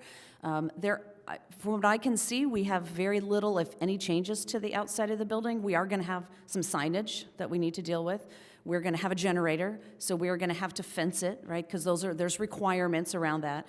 So there are going to be, I would say, very few historic building-related requirements as a result of what you're doing, because most of your changes on the inside, which is not governed by those historic requirements. Now, the question of to opine about, will we find more things in a renovation, right, versus are we going to find more things in a new construction, right? So that always becomes a question. Are there more of unforeseens in an existing, as I mentioned earlier, tearing down a wall and suddenly there is a drain pipe or a plumbing pipe, right? These things happen in renovations all the time. At the same time, if you're building a new construction and you suddenly find that you have soft soils and you have to dig out an extra 3 feet over the entire area of the building, I would contend that just as much, if not more, of a problem when it comes to unforeseen. So I think there are trade-offs in either one. I do believe when you're doing new construction, you can build in some efficiencies in the layout if you have, I would say, a fairly regular site or a rectangular site. So I do think you get that. And you are going to make some choices within an existing building about are we willing to live with 6 less inches in a room because this existing wall is here, so let's make that room 6 inches less. Now, will it still function appropriately? Absolutely. And we would always side with the decision that will the function that is planned for the room function within that existing space or not? If not, then the wall needs to move. But if it can, if we're willing to live with a couple inches less within the room, then those are choices and those are all part of decisions that are definitely made within an existing building renovation. Yeah, very complicated, isn't it? Every project has its complications, and one of the things that's going on right now, you heard it earlier about inflation and costs going up, but construction cost, that's why there was this, even the increase that we talked about from a couple weeks ago, it is a busy construction world. So. Thank you very much. Excellent responses, and I appreciate it. Yeah, absolutely. Thank you. Any other questions? Councilmember Piedmont Smith? I think Councilmember Scambolari didn't get a round one, so. Councilmember Scambolari. I'll take a round one. Thank you for your patience with all these questions. My understanding is that obviously we've talked about the fact that some of the concerns about showers have to do with ingress and egress. The 34 million figure for renovations and so forth, that just focused on changes to the building itself, correct? So, and the question I'm heading toward is, in other words, if at some point we need to make changes externally that allow for better ingress or egress, we need to find the money for that then. Is that, am I understanding this correctly? As you all look at each other? So. I don't think there is a need for additional ingress, egress modifications from going either north to 10th Street or turning onto 8th Street to go to Rogers Street. I don't think that there is a need for additional scope or additional money that is necessary for that. Okay, I'll just leave that there. Okay. And a second question, I'm not sure who to direct this to, but I want to make sure I understand the process correctly. So I'm hearing 3 steps. One is the approval of the bond issue. That's what's before us right now. Second is the appropriation, which we're going to be theoretically separating out if this amendment passes. And then third is the approval of the purchase itself. Is that, leaping to the fray. So. You nailed it. That's exactly right. And it's the last 2 are really going to be in the same ordinance. So that appropriation, so the authority to spend the proceeds, that will follow. And in that same ordinance, and I think Mr. Lucas has a copy, is also that specific authority for the redevelopment commission to purchase the Showers building. Again, we talked about this last week. We think that's inherent in the bond ordinance itself, but just to remove any doubt, make sure that we're following statute, we split that off into a separate piece of legislation for the council to consider. So just so I am crystal clear, the appropriation ordinance that we'll look to would specifically approve the purchase of showers for a public safety campus. Not just the purchase of showers? It would be the purchase of showers for the project, I believe that's how it's defined in the bond, in the ordinance itself. So it's sort of, it's approving the purchase in the agreement, because I think that's referenced as well. In the purchase, and it commits us to do a specific thing with it. Is that accurate? It approves the redevelopment commission's agreement to purchase it because that purchase price is in excess of $5 million. There's already a signed agreement in place to purchase it. They have the right to, but until it's actually decided, you don't actually have to purchase it. I mean, that agreement, I think, is in the packet that you received, so that purchase agreement with the amendments, that's what you'd be asked to approve, is the CRC entering into that agreement to say, we will purchase it, and the amount of it's in excess of $5 million. That's what's required by statute. Okay, I get that, and I'm sorry to be slow about this, but thank you for bearing with me. At what point will council commit itself to purchasing the showers for the express purpose of this public safety campus? When does that get locked in? I think that will be the appropriation piece. So when that is considered, excuse me, on the 21st, that would be, again, introduced on the 14th, final consideration would be targeted for the 21st. That's really where the final approval would be embedded in that ordinance. And while I have may I follow up? Councilmember Volan's question earlier was really interesting to me, and that's like, how long do we have to decide what we do with this? And I still wasn't able to figure out the answer based on what you said. Is it weeks? Is it days? Is it years? Is it? I would put it in days. I wouldn't. My recommendation would be to make that decision as soon as possible. Again, if the IRS were to ever audit your bond issue, I would not want this to linger for weeks and months, et cetera. I mean, it is something you want to have put to bed, so to speak, as soon as possible, so that you can start showing and making sure that the monies are in fact spent down in a timely fashion. Thank you for that. Don't go away. Go ahead, Mr. Mayor. Thank you. A layman maybe also mentioning, if the council on the 21st approves the purchase of the Showers building with an ordinance and the approval of the RDC, we will proceed to buy the Showers building. we have a right to do that, but we have to close by January 31st under the purchase agreement and all that stuff. And we would proceed to do it and proceed with all the hundreds of things that happen in order to accomplish that. If the council decides on the 21st not to purchase the Showers building and does not approve the purchase of the Showers building, then we won't buy the Showers building. And instead, we will develop Plan B, which I described, which is we know we have to do we'll start the work on the fire department is essential to get that work going. We'd proceed with those 3 fire projects, 3 plus the administration building, and we would develop an alternative plan for the police, which likely would be rehab the existing facility, do the best we can with the 20,000 square feet that they have, and then look to other uses of those funds as quickly as we can in the capital plan. But we're not going to ask you we need to make that decision before the holidays, before and the bond closing on the 22nd, to proceed with that. And so, does that help answer the question? It does, thank you. While we are in first round question here, I haven't had a chance to ask a question. I'd like to ask one that has been referred to. We went over this last week, but the follow-up questions that we had asked, this comes from an email that was sent to us trying to answer some of our questions. But this one has to do with, if the council wished to fund some but not all of the projects listed in Exhibit A, how would the administration respond to an amendment to reduce the total bond amount or to revise the list of projects? And the answer that came back to us was, the administration does not support amendments generally to this ordinance. If there are specific amendments or issues being considered, we would encourage a discussion of those ahead of time. So again, this was the issue of, because there are some pretty immediate things we need to do for fire stations, but if some of us remain uncomfortable about this whole idea of a, fire police campus right here in the Showers building, so what am I not quite getting about not being able to do a partial bond for the more immediate projects while we're trying to figure out the best solution for the police?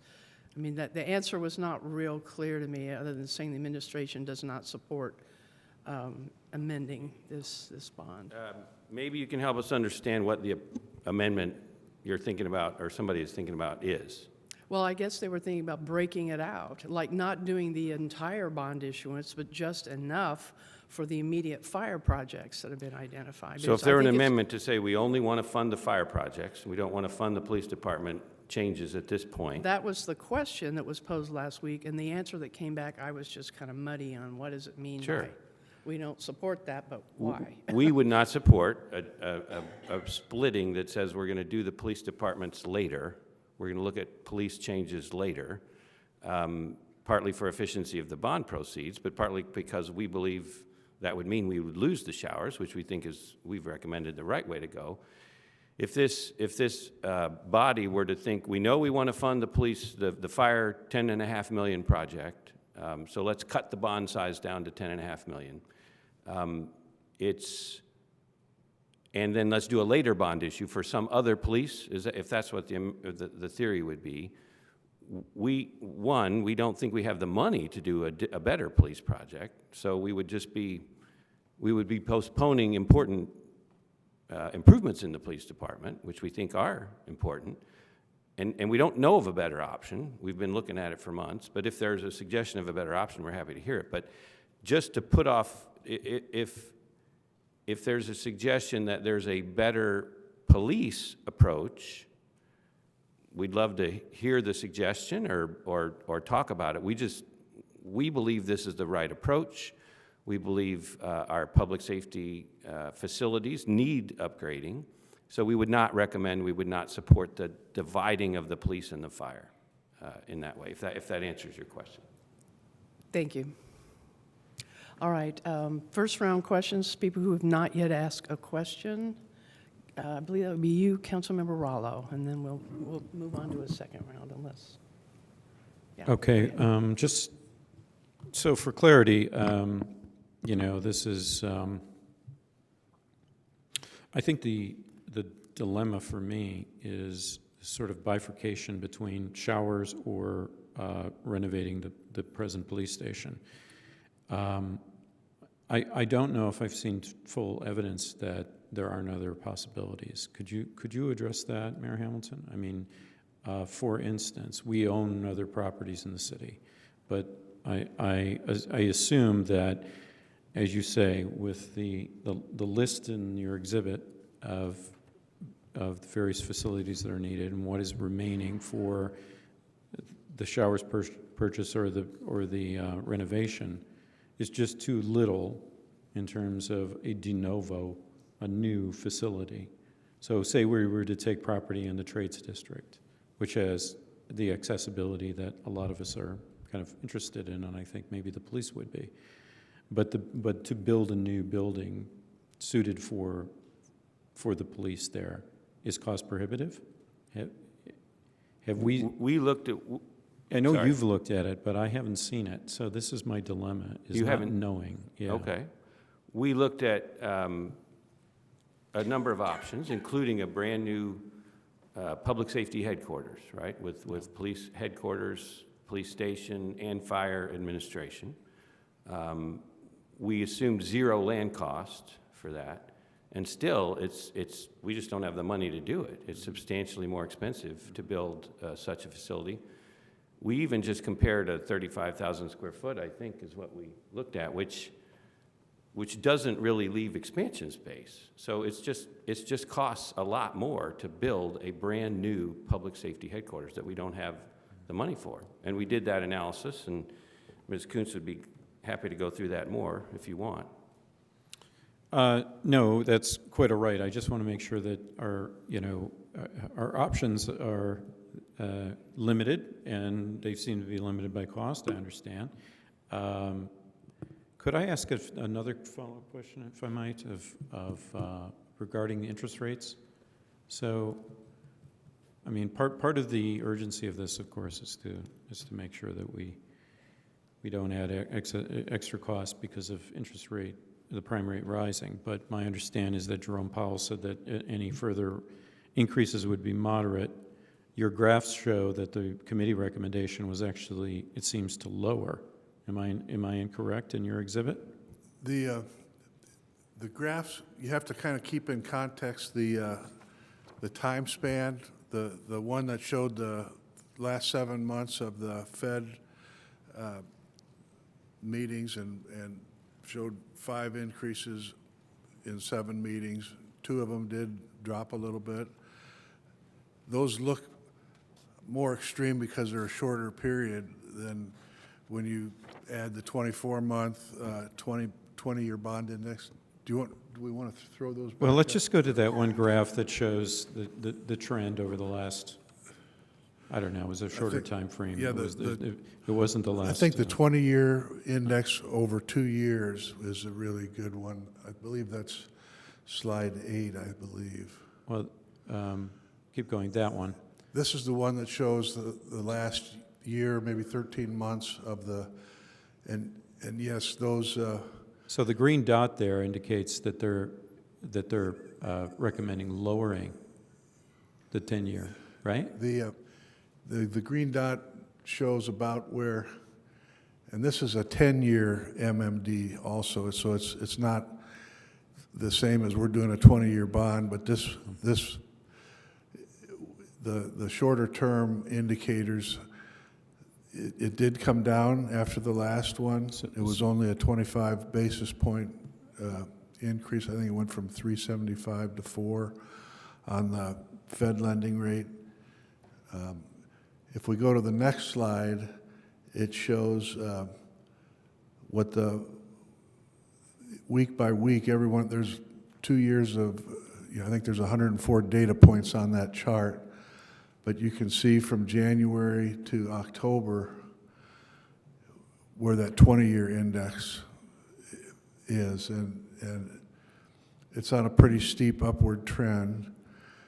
And the third index, the next slide, that shows 50 years. So looking at that, it looks like rates are still way down, and they are still good rates right now compared to history. But again, if we get a 25 basis point swing in the bond index, that's where we lose the bonding capacity. I might also just add a little bit to the, if there is an alternate decision and there's more focus on renovating, there's $3 million in our budget that comes from the sale of the police station at the end of the project, so that would go away, and then maybe you don't need the cred money, but you're not. So I just wanted to point those two things out, that we're not funding everything with bond proceeds. Okay. That adds some clarity. Thank you. Thank you. Councilmember Sims. Thank you. My questions were answered by fellow colleagues with their questions, so thank you. I do have one thing, and I know this is hard, and I hate to be repetitive, but the mayor said option A, option B, and we've talked about other things. We've talked about down in the Trades District. We've talked, at the beginning, we talked about a public safety campus even in Hopewell. Now, I know that's been some time ago, and that was always interesting to me, to have a public safety campus. And so we've kind of got away from that, but that's kind of, I think, what the showers is. But I guess my specific question is, option A, option B, how serious has option C, D, and E been? Or is it cost prohibitive to even continue to further consider? Thank you for the question. I'll try to answer it. I think we are proposing a public safety campus with what we're recommending, and I think it's a very, very valuable thing for the city to bring our police and fire departments together, and actually even better to have them connected and collaborating in space with the rest of city government. So I think we are proposing that. When we answered option A and option B, that has whittled down from option C, D, and E, right? Which is absolutely correct. We tried to outline some of those. Option C could be a standalone new public safety campus in another place, and that's just cost prohibitive as we've looked at that. I don't know if we have option D and E. I know the fire department has looked at a number of options besides rehabbing downtown Station 1. They looked at building a brand new Station 1. And we thought we would have to do that, actually, because we didn't think we could reuse the current station. But through a lot of hard work and due diligence and intensive analysis, we decided we can do that, and that's much less expensive than building a brand new Station 1. Similarly, for Fire Station 3, another option was, let's build a brand new Station 3. We had that option. That proved to be more than $10 million compared to a $3 million rehab of where we are. So those range of options. We're happy to go through those in more detail. But in the end, in terms of the whole package, it came down to the proposal that we're making with showers and the fire facilities, or just the fire facilities, and then let's do whatever rehab we can with the current police department, which I think would be not advantageous and not optimal, but would be the second best option, I think. Okay, thank you. All right, any other first round questions before we move to a second round? All right, Councilmember Piedmont Smith. Yes, I have so many questions. Okay, I'm concerned about the safety aspects of showers west, or CFC showers, which of course has not been used as a public safety facility before.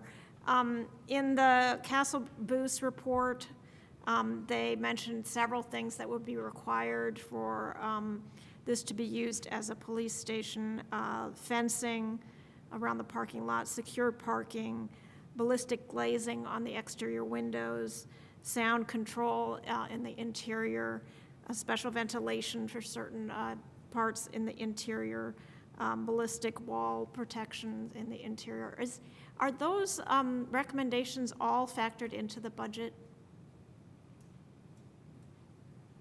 So of those that you listed, earlier you heard me say about exterior ballistic glass. We do not have any exterior ballistic glass. so that one is not incorporated.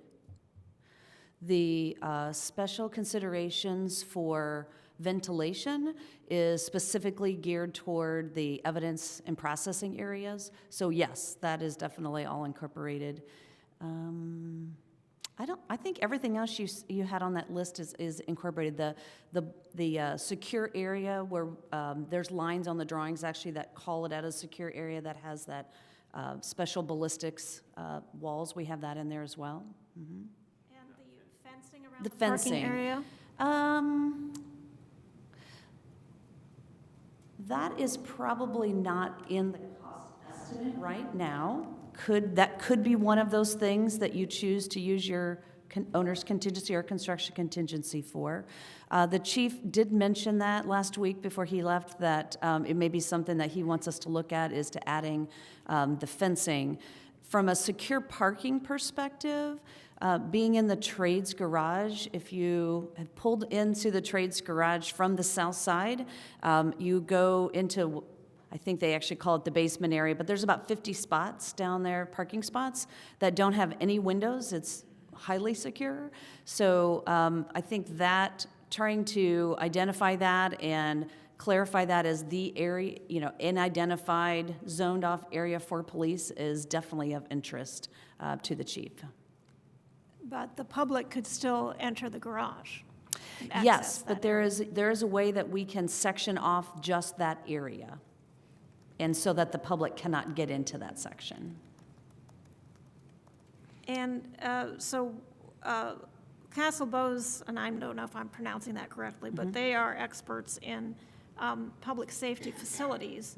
So why would you ignore their recommendation about exterior ballistic glass? We are not ignoring it. We consulted with them. In fact, they were part of the conversation with the chief when we talked about it. And they said that that's where they start with every building that they do from a security perspective. But as they talk through each individual community, in the end, it is a community's decision about whether that will be included or not. So Castle Bose, Todd is his name, was very much involved in those conversations. Does our current police station have, No. they have a lot fewer windows, let me note that, but do They they have have no ballistic glass? They do not. Okay. I have And as other- I shared earlier, sorry for the interruption, but as I shared earlier, we're building a brand-new building in Lafayette. They also have no ballistic glass on the exterior in a brand-new public safety building. Yeah, So I know it's a different think that- community, I'm just saying, Yeah. other communities are doing the same thing in Indiana, so. Okay. The security, as we're talking about security, in the line item estimates comparing the expansion of the current BPD station with the renovation of showers, the same amount was listed for security, $660,000 for each. This doesn't make sense to me, since the security needs of the BPD expansion logically they would be a lot less, because you'd only be newly securing the part that you're adding on to the building. The rest is already secure, whereas in CFC showers, you'd have to secure the whole thing. So how is that That's a good arrived at? question. That's a really good question. I think when we think about when we do the BPD, if you do that with the addition, you would actually be reconfiguring the existing building as well as adding on, right? So then there would be some modifications to that existing building as a result of that. But I think it's a fair question, and one we can continue to look at as to whether it would be the full $660,000 or not. But yes, it's a good question. But we would definitely be doing reconfigurations within that existing building that would cause us to change the camera locations, to adjust where the card access happens. So there is definitely going to be security cost within the existing building as well. But those would be adjustments to existing systems and not putting in a brand-new system, which is what would be required in showers. I wouldn't assume that, because typically when you are I don't know what the age of the video surveillance system is. I don't know if Deputy Chief knows, but typically with the newer cameras, those tend to be new systems and not just relocations, so. All right, thank you. Thank you. Councilmember Boland.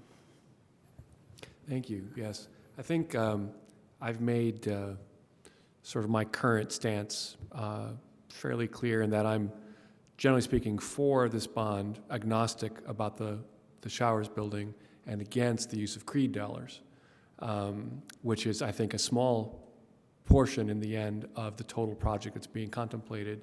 One thing I'd like to know, I'm not sure who to ask this question of, is when would be the earliest that the administration might attempt to appropriate dollars from the CREED fund? Like, is that anytime soon, or is that way down the road? I mean, it sounds like you're using it as sort of insurance and you're hoping you don't need to spend that money. I would certainly hope that's the case. But when would be the earliest that the administration would seek to appropriate money from the CREED? I don't know if Controller Underwood is on. In a sense, you're right. The CREED is used to show us where we are, to make sure we can get to that $34 million price tag. You know, if we sell the police department for 3.75 instead of 3, that adds $750,000. If we financially engineer some things, so it is the most flexible among that funding. I don't know the exact timing. There's Controller Underwood. Thanks. Yeah, can you answer that? Yes, good evening. Can you hear me all right? Yes, loud and clear. Good. Jeff Underwood, City Controller. We would do that once we have the bids in for the different facilities to compare against the revenue stream. So the first thing that will happen is obviously the bond sales, so we'll know what the net proceeds are there. Then we go out to design and bid. That gives us the cost element of it. We subtract that from the bond proceeds. That then tells us the amounts of monies that we would need, setting aside money for the sale for that. So I would imagine it would be sometime in 2023 when we would come back for the appropriation of those funds. Should I presume that by approving the bond tonight, that I am sort of by default approving the use of CREED funds? My concern is that I'm going to be told later on, well, we've gone this far, how can you say no now? We told you we were going to spend these dollars. Do you see my dilemma? Mr. Underwood? Yes, okay. It's a little hard for me to see from an eye contact, whether if you're looking at the mayor or looking at me. Yeah, I certainly understand that, and I think the mayor's made the comment that we will go down the list of projects, and then it will be subject to available funding. And so should you not choose to appropriate, then we would adjust the projects themselves. We would have to. This is similar to what you did with the 2 GO bonds, where you approved a list kind of in priority order. And we've said if we get down to the bottom in that list and we can't fund them, then the funds just aren't there. So this would be a similar case to that. But obviously, that would be in communication with the council. Answer. I saw the mayor coming to the podium, or maybe Mr. Moore, either. But I just want to know, like, do you see why I might feel like that by voting for this bond, I'm obligating myself to vote for CREED dollars as well? What say you? Good evening. So Jason Moore, Fire Chief, not the financial expert, of course. But I would obviously like to point out what Mr. Underwood said, which is we start with the bond funds if we need the CREED. But I will also tell you we are at the highest point. These are all budgetary estimates. We will do our due diligence to try to keep all those projects low. We're not looking for the Cadillacs. We're not looking for those things. As we move forward, we could start saying, if this is a bigger issue, if we're going to tap into things that the council does not support, where do the projects get cut? And I think that's what I'm telling you as the fire chief that I will do from my side, but I know that the city administration, we've talked about living within our means, living within our budget. So if the bonds go forward and that's all we get, then we have to make tough decisions. And I will also say that we have about $65 million of non-funded projects at this point. This is the first level of things that we're trying to do to catch up on almost 30 years of not really paying attention to our assets. The primary way that this bond is being funded is through the public safety local income tax, is it not correct? No, this bond is being paid for with the economic development local income tax, not the public safety. Oh, I'm sorry, that included, wait, what? The ED lit, not the PS lit. We actually spoke against trying to use PS lit funds because most of those are already committed to our 10-year capital plan to make sure that the trucks are continuing to run. Some of the softer costs that you would not bond for are taken care of. And again, just maintaining a lot of the equipment needs as opposed to facility needs, which is where this bond is coming from. Okay, well, just to reiterate my first question, when would be the earliest month, say, that CREED dollars become even part of the question? February, March? Well, and that would be to Controller Underwood, but I think, again, for me, we have to go through with the budget, and as we go forward, I think from my understanding, Mr. Underwood, if you wouldn't mind, is that the CREED fund is like the last line that gets tapped into as we move forward, looking at the different funding sources. Yeah, as I said, we would have to go through the design phase first. During that time, we will value engineer. We would then go out for bid. At that point, we have the actual construction cost. If we would then compare that budget against the overall revenue stream that we have available, and if CREED is necessary, we would then come and appropriate that. I would say we're looking, and Deb's there, she can talk about timeframes, but I would say you're looking at least 6 months for design. So I don't know that I know a specific month. I would say it would be in the second half of 2023. Okay, that's the answer I was looking for. I thank Chief Moore and Mr. Underwood and the Mayor for their answers. Thank you. All right, thank you. Any additional questions? Second round. I actually want to visit something in the second round before we go to a third round, so second rounders, be ready. There's been a lot said about we all want to be together, we want to have the police and the fire and the administration all in one place. But I want to explore some questions that have to do with the officers themselves. All of us on council received an email today from the membership of the FOP. And one comment that kind of stood out to me, which is why I'm struggling with showers being the appropriate place for at least police. It might work for other functions, but I'm not convinced that it's the best place for police. So there's a lot of privacy that we give up moving to this location, not only to the rest of the people who work in the showers building, but to the public as well. Next to the B line allows much more access to the department from anyone who would want to cause harm to us. This also makes it harder to meet with people who do not wish to be named or identified as working with us. These are kind of some, nuts and bolts issues that police deal with all the time in their headquarters that maybe we're not thinking about not being such a good match to be here all in one happy family, as it were.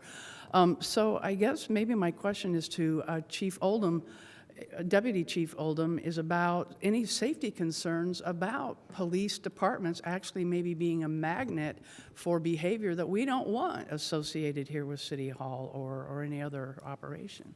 Well, thank you for the question. It's difficult to project the future. I can't tell you one way or the other. There are definitely things that happen at the department that probably would not be appropriate in other facilities because the problems do come to us, people seeking help. In terms of the privacy aspect, I'm not sure I would necessarily term it that. If the officers have those concerns, those are the officers' concerns. I don't have a crystal ball to tell you that absolutely that's going to happen or absolutely it's not going to happen, so I really can't give you a yes or no on that entire thought process.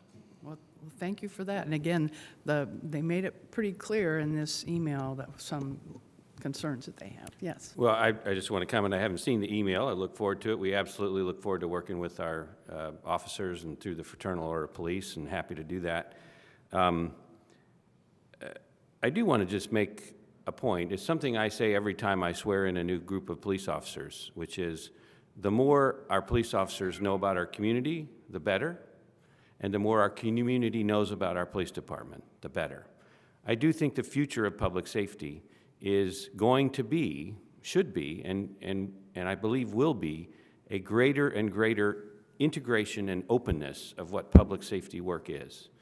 I think the walls between, metaphorical walls or distances between public safety work and the community should and will become more permeable. I think recognizing that all of us are involved in public safety, and the public safety is integral to our city government as a whole. It is not a separate entity.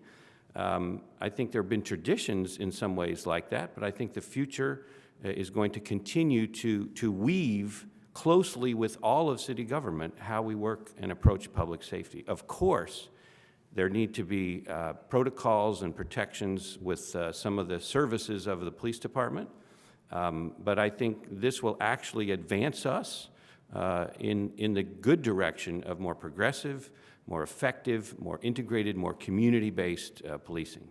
But we look forward to working on all those questions. And if I could just ask while you're here about Plan A and Plan B. Sure. Plan A, if we bond for this tonight, if we agree to write the check, does include buying showers, but Plan B would not? That's correct.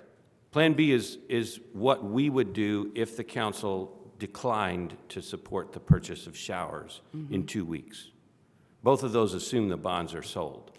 But Plan B is what we would do from the administration if the council said we don't want to buy showers. And is 2 weeks an adequate amount of time for us to make a $30 million decision like that? To buy showers or not to buy showers? That is the question, right? Well, I can't answer that for you. I can tell you that we've, of course, been talking about it for many months, and we've shared as much information and happy to talk with you as much as you want over the next couple weeks. We're also happy to have conversations with experts who've been looking at this for many months, and we've shared all the information and are making our best recommendation to you, and then ultimately it's up to you to decide. I don't think we'll have much more information in 6 weeks or 8 weeks, but happy to share whatever we have. And we do have to make a decision on showers. Well, our contract to purchase requires a closing by January 31st. All right, thank you. Any other second round questions before we go to a third round? Councilmember Flaherty. And just a reminder that we have an amendment to take care of at some point as well. I'll leave it. I'm happy to make the motion on that amendment if one is needed, but I'll leave it at your discretion as to when you'd like to hear that. All right. Let's hear from Councilmember Piedmont Smith first, and then we'll go to the amendment. In evaluating CFC showers for use as a public safety headquarters, what is the time horizon? How long does the administration think that that part of the showers building can be useful? After the investments are made, what's the lifespan? Because on a September 1st letter from Doug Bruce, it says the goal is a 3 to 5 year lifespan, which certainly I would not approve $30 million for. No. Our expectation would be the showers building could serve as the public safety headquarters for the foreseeable future, for decades. It certainly has plenty of room for expansion, and we don't foresee any particular planned evolution from that in my outlook over decades, I suppose. And it has plenty of room for expansion in a 64,000 square foot facility. So. Can anybody explain to me why the letter from Mr. Bruce says 3 to 5 year lifespan? I'm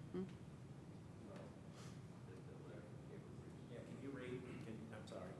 Don Griffin, Deputy Mayor. Can you read it for me, the letter that you're, because that's, well, I was just it may be a reading from my mechanical, notes. it may not. I'll try to find it. The attachments that were in the email that came to us on December the 2nd, called follow-up questions. There were several attachments to that. You know, Bruce and Tabor was in charge of looking at systems. Not, you know, they looked at structure too, but it was a system where they were looking at mechanicals and air conditioning units. And so I'm wondering if your 3 to 4 year lifespan has something to do with a specific mechanical system. I don't know. So we'll get back to you, but we'll look at that. And keep in mind, we were at 9.225, and after doing our evaluation, we got $500,000 off of that price. So. Okay, I'll look for the quote, but while I do that, I have another question, which hopefully will be quick. What is the balance in the Creed Fund? That would be a Jeff question. Good evening, Jeff Underwood, City Controller. In the downtown Creed, it's $10.7 million, and in the Thompson Creed, it's $6.3 million. And I assume this would come from the downtown Creed. Yes. All right, thank you. All right, at this time, do we want to, before we go to public comment, do we want to go to the amendment? Madam President, I'd like to move we adopt Amendment 1 to Ordinance 2230. Second. Moved and second. I don't have a presentation or explanation myself. I was sponsoring at the request of the administration and would turn over to them to explain. All right.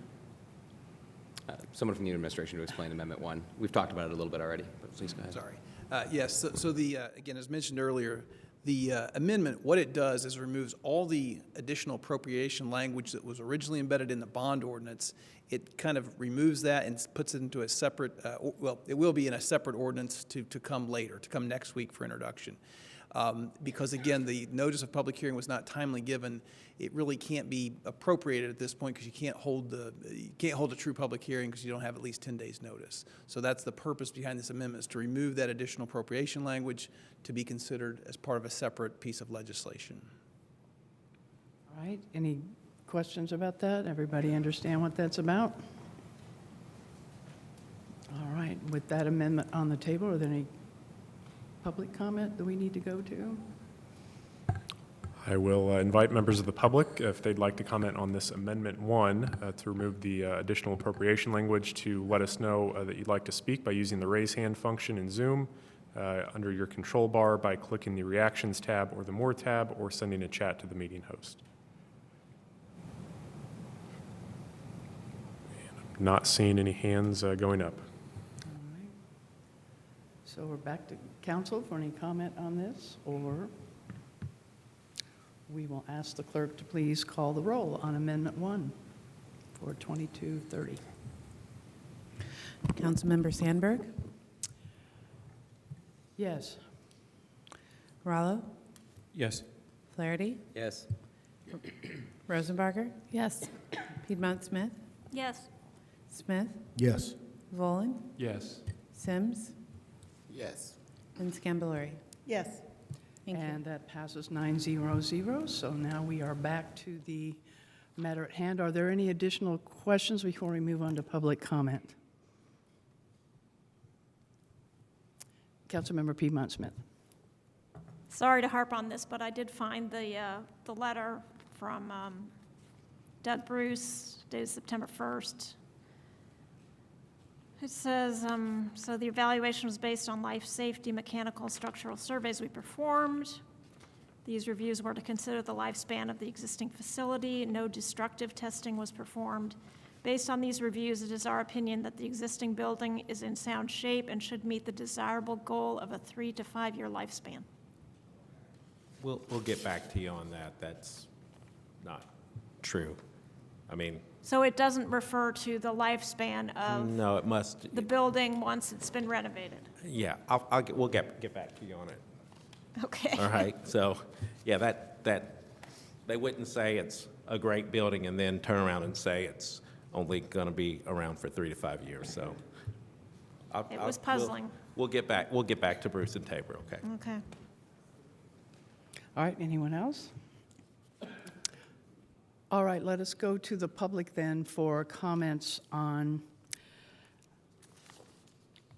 ordinance 22-30 as amended.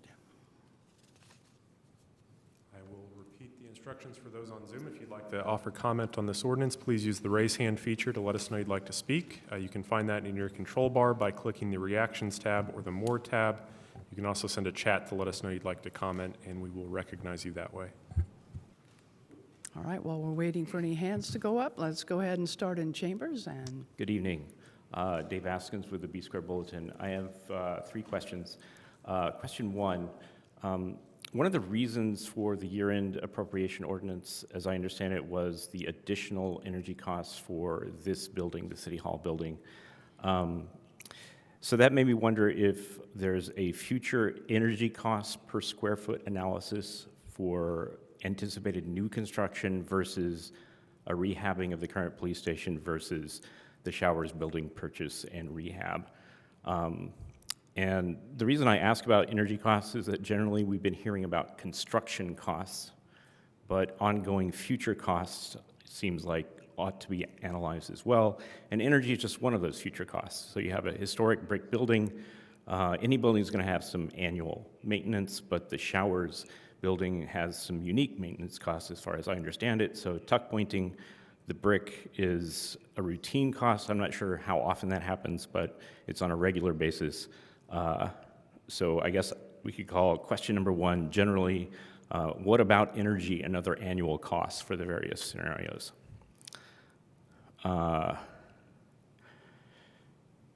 The second question, how are we reconciling the current timeline for these approvals with the actual wording of the RDC statute that says any agreement by the RDC to purchase a property for more than $5 million is subject to prior approval by the legislative body of the union? So it's not just approval, it's prior approval. So it makes me wonder, shouldn't the council have already done that if the RDC already has an agreement in place? So I would be curious to know what the council's own legal representation thinks about this. Specifically, what is the legal analysis of that statutory wording that assigns the word prior some actual meaning and still makes this current timeline okay? So specifically, what is the event that the council's approval has to precede? And it surely can't be the closing of the deal, right? Because even if you omit the word prior in the statute, if you were to omit that word, the council's approval would still have to come before the closing. Otherwise, the word approval wouldn't mean anything. So that's question number 2, which I'll summarize of how is this even legal? And question 3, to follow up on Councilmember Vol's question, how am I doing on time? I'm not timed. Great. For public comment? Did we decide on public comment for matters on the agenda? Have we all? Has the timer been going on? I don't know that we started the timer. I'm sorry. It's not that much longer. I'll wrap up real quick. Please do. To follow up on Councilmember Rowland's question, which I'll summarize as what if the council approves the bond issuance but doesn't approve the showers building purchase?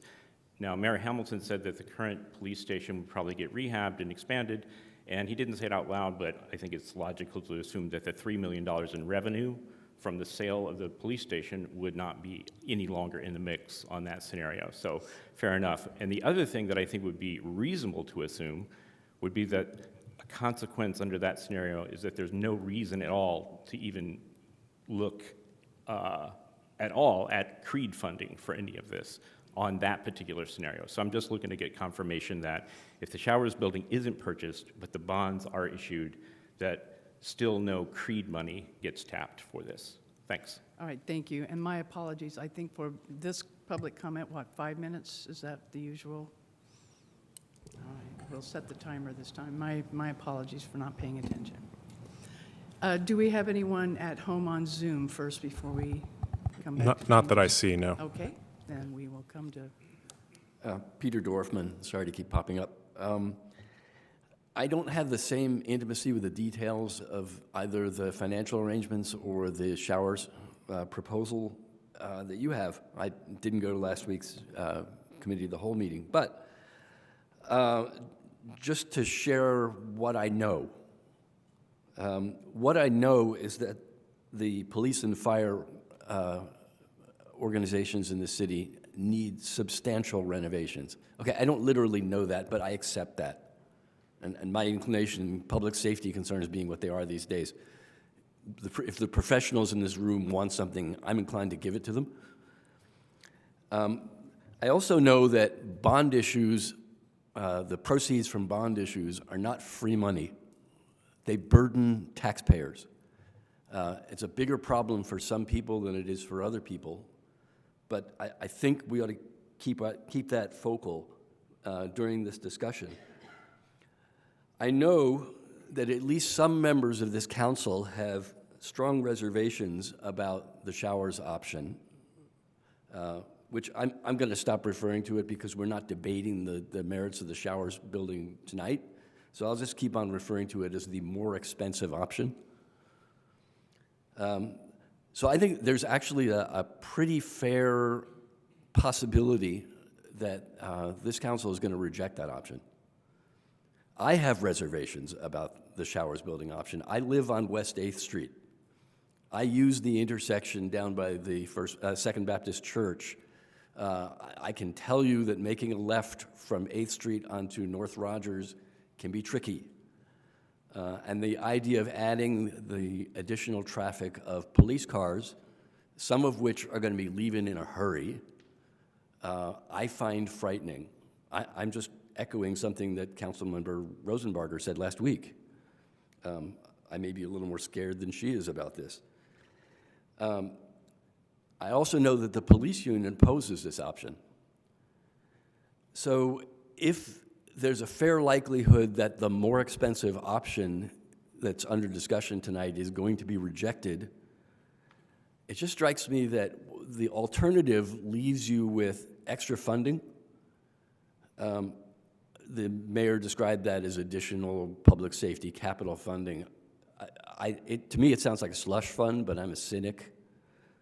So I guess my conclusion would be, it just sounds to me like there's a strong possibility you're trying to raise too much money. Thank you. Do we have anyone at home on Zoom? All right, step up to the podium.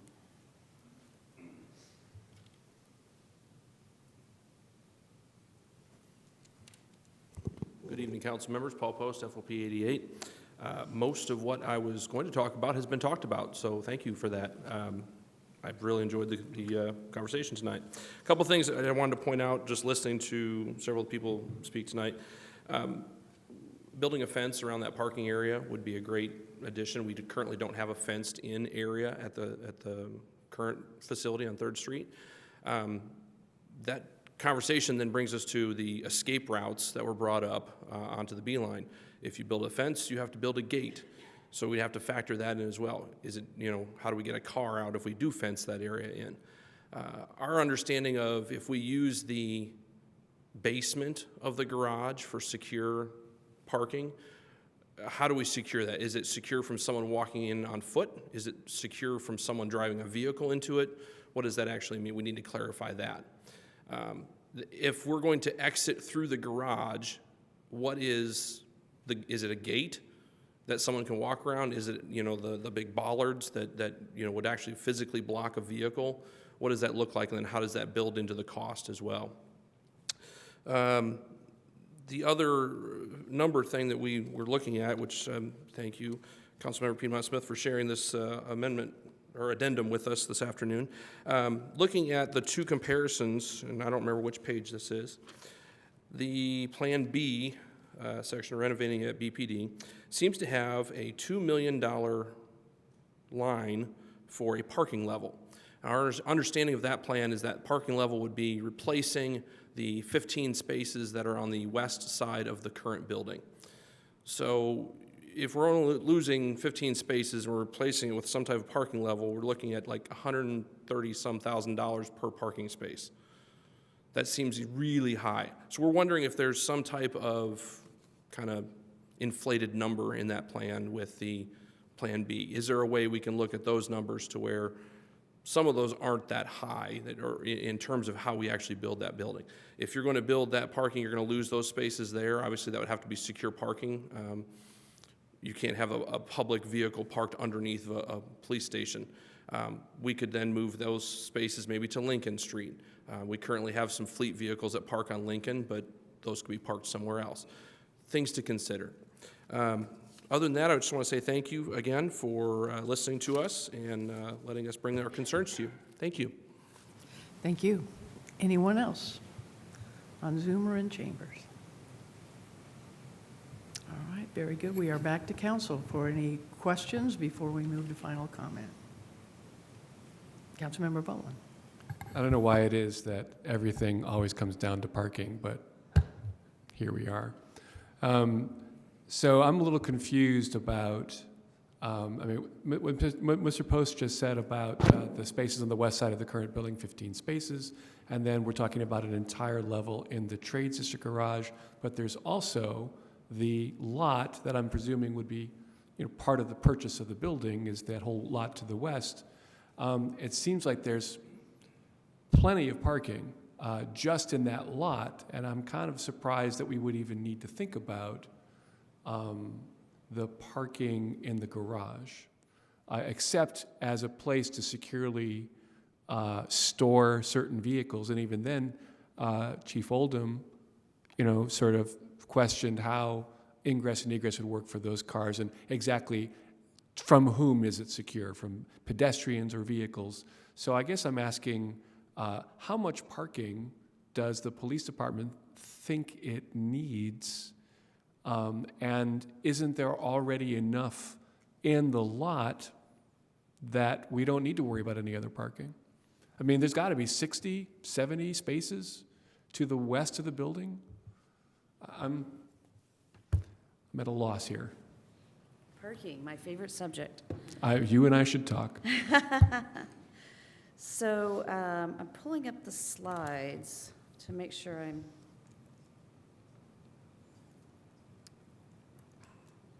So when we looked at, so the parking counts are based on the conversations that I'm having with both chiefs, both fire and police. So that's where those counts are coming from.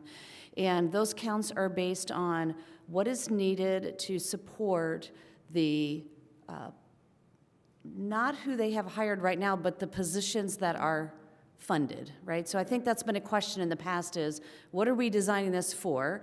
We are not designing it for some future annexation, right? That's what we're not designing it for, but what we are designing it for is everybody that they definitely have funded right now. So I want to clarify that.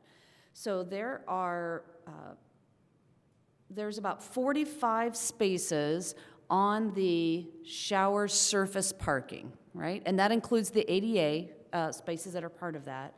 My assumption is that we need some left for guests or people who are coming in and out. So I've assumed 10 of those spaces to be guest or visitor parking, people that are coming in and out. Assumed that 30, then those remaining 35 can be dedicated to all of the people who are parking at the shower, that are people coming to work at the Showers building. Then in addition to that, there's, I think I mentioned 50 previously in the lower level. The garage is actually 55.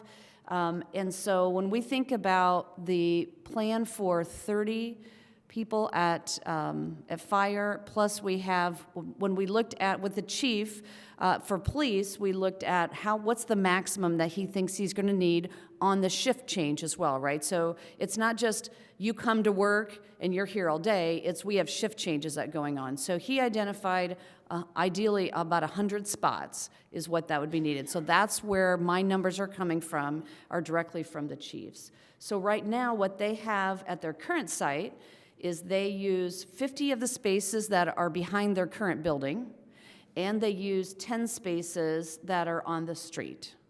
And so the question about what is being planned under the addition, right? I believe we are going to get more than, I clearly know we're going to get more than 15 spots there, so I'm comfortable with that. But we know that we need to increase the amount of spaces at that site. Since we are planning for this to be on city property, we need to increase as many spaces as we can underneath that addition to maximize it and get as many as we. Now, will we get to the full 100? I do not think so at that site, but we will definitely get more than 15. Okay, that clarifies. I did overestimate how many spots there were in the surface lot. I think they were taken up by the new garage. There used to be more, but that clarifies for me. Thank you. Thank you. Councilmember Rallo. Questions? Yeah, question. I've got a question. Well, it's actually Dave Askin's question.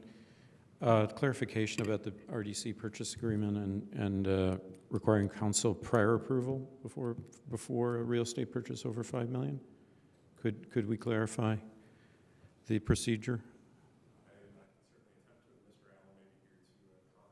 The RDC's process up until this point. The purchase agreement, just to clarify, is not what the council's being asked to approve tonight, so council staff will be happy to review that, and there will be materials related to the additional appropriation ordinance and the approval of that purchase agreement released this Friday in your packet. I'm not sure I entirely followed Mr. Askin's parsing of the word prior. The statute calls for any agreement by the Redevelopment Commission to make payments for a property to be purchased for a term exceeding 3 years, or to pay a purchase price for the property that exceeds $5 million to receive prior approval of the legislative body. I believe that's what the coming ordinance will ask the council to consider. I've not seen anything that would lead me to believe that's improper. Mr. Allen might want to comment on the RDC's process and his reading of that statute. Yeah, the agreement would have no effect if council doesn't approve it. So it is the prior approval because the deal isn't done, essentially. It is prior to closing. It's prior to the actual finalization of the sale, and so it is prior approval still. All right, any other questions before we move over to final comment? All right, see no questions, back to comment. No one wants to start?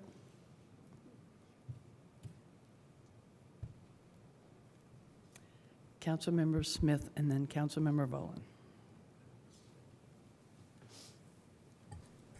Sure, I'll be brave. I've tried really hard to look at the information and listen to everybody. I focused on the comparisons and costs and thought about the obvious need for an upgrade. I've also factored in the opinions from rank and file. The following things weigh heavily upon my thought process: the congestion surrounding the showers, making it potentially dangerous for pedestrians, bicycle riders. The retrofitting of such a historic structure doesn't seem to lend itself very well to a co-location. The farmers market, the problem with the parking for operational needs and requirements, which does seem to be significant. Seems like we're overbuying our space needs, and I know there's room for expansion, but that's 18,000 square feet of expansion, and I'm just not sure, being a good steward of people's money, that that's what we should be buying. The overall cost estimates for all those three great options, they're not that much different. I know that there's some $1 million differences, but they're not really that different. So, I try to look at it as a fiduciary responsibility. I've looked up that word a whole lot these last few weeks. No matter what options we choose, I want to vote for something that's going to meet the needs of the departments, the modern day needs and modern day use designs for these two vital agencies. So I'm not convinced that the showers option is the best option. And the other options, they're not. There's nothing really that sets this apart for me. I'm looking for option B. However, the ordinance comes down, and so I can vote for the approval of the bonds, but I'm not ready to vote for the showers building. So that's it. Thanks. Thank you. Councilmember Bullen. Thank you. A few thoughts. First of all, we already burdened the taxpayers. We're not asking for a new tax. We have the ED lit. The question isn't whether to further burden taxpayers, it's how exactly to use the monies that they've already entrusted us with. So I dismiss that concern. I have a problem with the way other terms are being used tonight, like the word congestion. For example, like one person's congestion is another person's farmer's market and Beeline Trail. But it's understandable why the black and whites would be concerned about access to major arteries. So congestion is a valid concern for them. But I do think that I agree that the intersection of Rogers Street and the Beeline Trail is a tragedy waiting to happen because, like, it's one thing when cars are on the road negotiating with other cars, but here is a suddenly high-speed need on a street where the Beeline crosses, and that's not a big concern of mine, but it is a concern. And I also have an issue with this invocation of the word campus. I think many people know I'm not a big fan of that word, but really we're not building a campus. We're looking at building a joint public safety building, headquarters, facility, call it what you will, but it wouldn't be a campus unless we're building multiple buildings and putting them in a park. So, and I would caution anyone who thinks that building a campus is a good idea. I get why people are saying it, but let's just be more simple about it. It's a public safety headquarters. That's the proposal here, which I don't necessarily disagree with. I will say one thing, if there is an advantage from a non-public safety perspective to the Showers Plaza being used as a public safety headquarters, it's that it would almost immediately give more value and meaning to the garage currently known as the Trades District Garage. I mean, it sounds like there's enough need for parking based on what Ms. Kuntz just said it's being used at 10% of capacity right now. So if there's a need for 100 spaces at peak usage, we can get that out of the garage, and there will still be plenty of room in it for its original purpose, which was to attract the development in the Trades District. So, I mean, frankly, one outcome of the city purchasing this building would be that I would propose to rename it the Public Safety Garage. But my main concern, as it was before, is that the need for additional funds for the collective proposed projects due to the market, as I think Mr. Crone said at the outset, isn't and shouldn't be the problem of this council member, or especially the problem of the CREED fund. The use of CREED monies went from $3 million to $5 million overnight. I do appreciate that it seems to be sort of a stopgap measure, that it's not, it's the make or break of this project is not contingent on those monies. I'm also encouraged that it's going to be at least 6 months before they need to come ask for them, or they will come ask for them. I don't think they need to. But we are literally talking about half of the downtown CREED potentially being devoted to public safety headquarters. That's not what the money was collected for. That's not what businesses who agreed to be part of a CREED, that's not what the city voted for 20 years ago. We have other funding. We found other mechanisms to fund public safety. No one disagrees that it's not important to take this set of departments and optimize their logistics. So again, I'm ultimately agnostic about this building, and I look forward to the conversation over the next 2 weeks about whether or not it should be this building or someplace else. But I'm still absolutely opposed to using CREED dollars And I'm very hopeful that the administration will find a way to not need to use CREED dollars, because those monies haven't been spent in 20 years. They haven't even been touched. It's about time that they were used, but they were used to do everything else that the downtown could use. Again, alleys, burying power cables, repairing sidewalks, improving sidewalks, adding lighting, or even infrastructure that would be, dare I invoke the idea that it could be transit-related infrastructure. But all those ideas, I mean, that's my vision for that $10 million, and I would be very upset if we spent even $1 on this when I think there is more than enough money in this bond to fund the construction that's necessary. So with that, I'm interested in hearing from my colleagues about, I still am trying to get the temperature of my colleagues about whether they think similarly at all.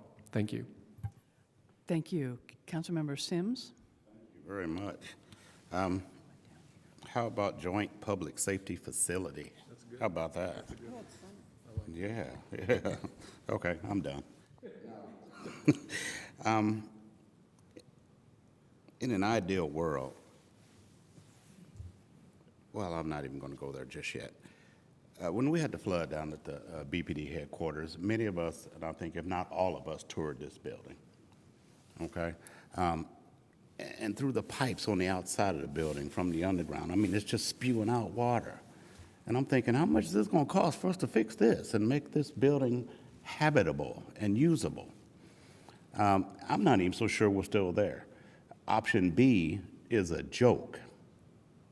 Now, we can do it. I mean, we can, do stuff. That to me is not a very good option. Option A, I'd like to talk more about it, but there's some attractiveness again to facility that appeals to me, and I think longer view, I think that's kind of where municipalities are going, and rightfully so. I served on Board of Public Safety 7, 8 years. I know it's been a while back, but it's important to have public safety, I think, in close proximity, particularly administration. But also, we're adding non-badge staff. We're going to be dealing with some other wraparound services, at least referrals on down the line.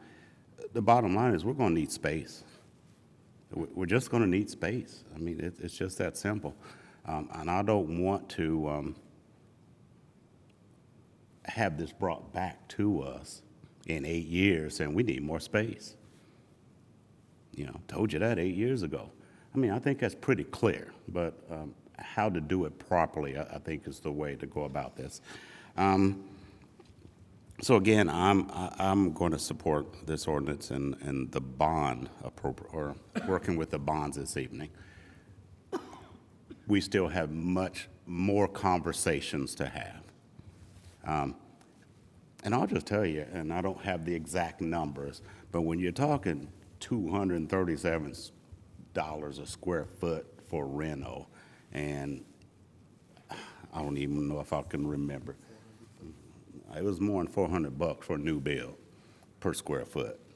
I mean, you look at those are big differences, and particularly with a solid building. So yeah, there's some other concerns. I wasn't liking what I heard about some of the energy costs, but I think that's part of the renovation and some of the things that we're doing. So that's it. I won't use up the time. I'm sure all my colleagues have a lot to say this evening as well. Thank you. I'll support this ordinance. Thank you. Councilmember Rallo. Just briefly,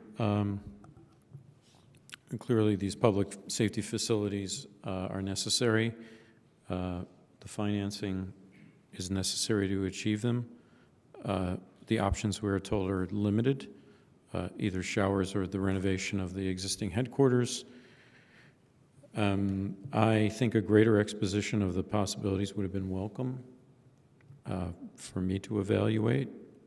I think a comparison of options with the two that we will evaluate on December 21st would be very useful. I'm trending against the showers building.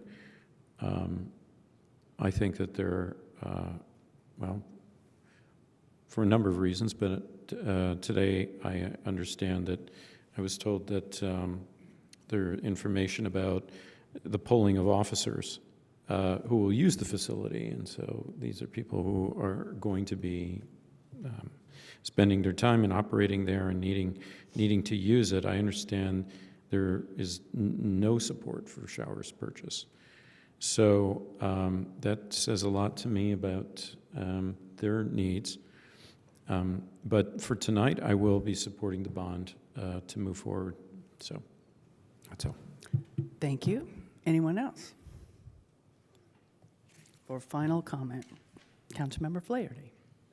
I appreciate all the work that's gone into this and the additional feedback from folks in the administration about all their due diligence and sites that have been considered, as well as feedback from aggregated by Officer Post and sent to us, questions from my colleagues. I'm not in much of a different position than I was last week, which is that, like my colleagues, I absolutely recognize the need, many needs here, support financing them, on balance, find the conclusions drawn by the administration after extensive search to be pretty reasonable, and am likely to support them. I just wanted to note, I appreciate the police union and folks weighing in with comments, but just to clarify, the questions that were asked were, do you think renovating the showers building would be a good location for the police department? Yes or no, and then why? And it's not that that's useful to a degree, but it's tricky because it's not a constrained question. It doesn't talk about costs. It doesn't talk about what the other options are. So you can sort of put in whatever you want, you know, as the better alternative. But we're dealing with a whole lot of constraints, you know, financial and otherwise. So that's the universe of things we're dealing with. So I don't think I think it's a little bit misleading to say none of the rank and file police officers support it if the basis is this survey that asked that exact question that I just read. I think the question we're answering, that we're charged with, is more complicated. So I just wanted to note that. That's not to, again, I appreciate the feedback and I appreciate folks weighing in on it. It's just how these things get asked can be, can make things look a certain way or not. I think that's really all I have. I continue to look forward to additional information, additional discussion in the next few weeks with my colleagues. Appreciate it. Thank you. Anyone else? Final comment. Councilmember Rosenberger. Thank you. Thanks to everyone for the discussion tonight and the past few weeks. It's been a lot of information, and I appreciate getting that much information and being able to sift through it over time. So I plan to support this tonight. Just a few comments on my thoughts around this. Many of my colleagues have also said this, and Mr. Dorfman as well. I think we all know that it's true that we need new police and fire headquarters. If you take a stop at the police headquarters right now, it very much feels like a cave and a pretty old spot. So I definitely understand the need for these new facilities. I am basically on board with the due diligence that has been done by the administration and the consultants, and just picking out a few pieces that really resonated with me as to why I think this is the best option for what we need to do as a city. Just that 42 properties were reviewed, but most were ruled out due to size, location, or accessibility problems.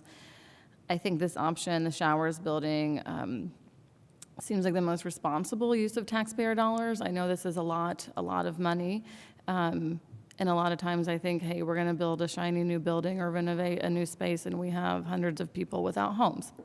So I definitely think about if we're not using the money here, where could we use it? And I think in this case, it's very much needed. I also like the idea that housing, police, and fire right next to city staff gives a lot of opportunity, not only for police and fire to work together more, but for other city departments to work together more as well. And I think this will become increasingly true over time. As Councilmember Sims stated, we continue to grow our non-sworn officers and our wraparound services. And so I really like that idea of folks working together and seeing each other on a more regular basis.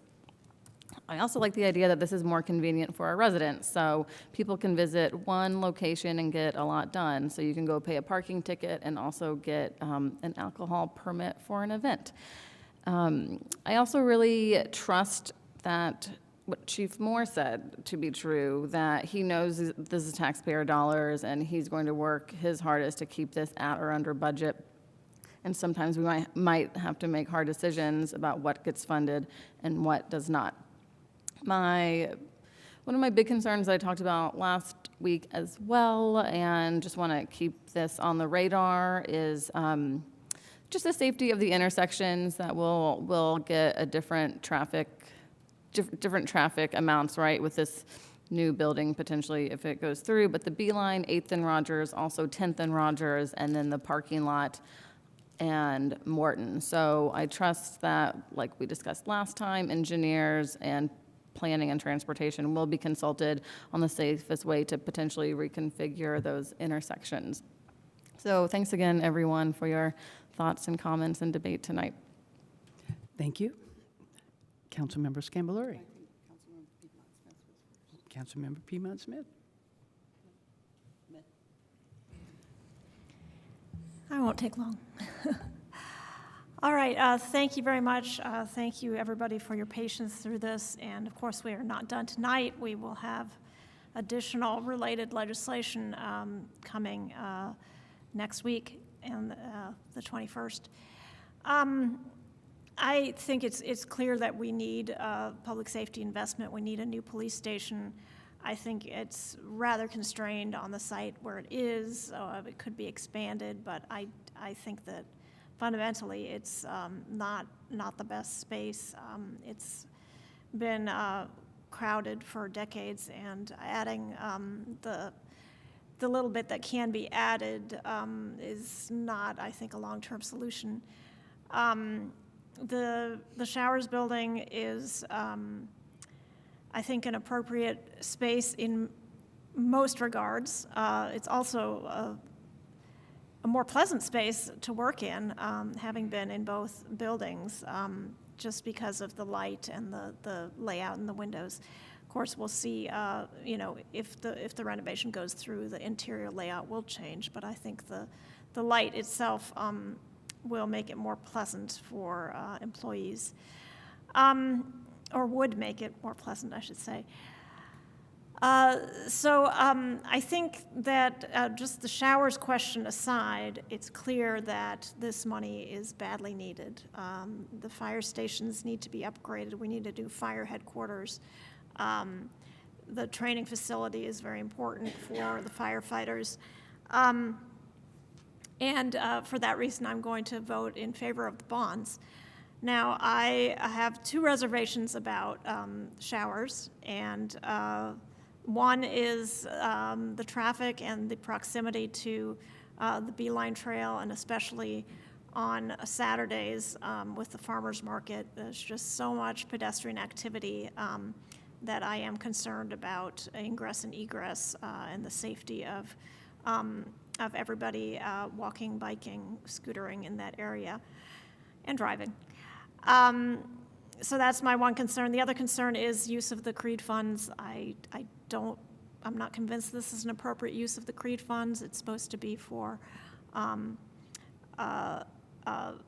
improving the property values in the CREED district through beautification, through infrastructure. This could be seen as infrastructure, and I'm sure legally this could pass muster depending, on the argument you make. But I think that was not really the intention in creating these CREED districts. So I That gives me pause as well. But those two items are not directly related to this bond issuance. I think the bonds funds are required, and so I'll be voting yes tonight. Thank you. Councilmember Scambaluri. Thank you. I think I've been pretty clear all along that I favor investments like this in public safety. It was a major driver in our discussions around the ED Lit, and public safety is among the most fundamental services we provide as a city, so I think that's very important. I think I am convinced, I also like the idea of a more comprehensive city government center. Let's test drive that term and see how we like it.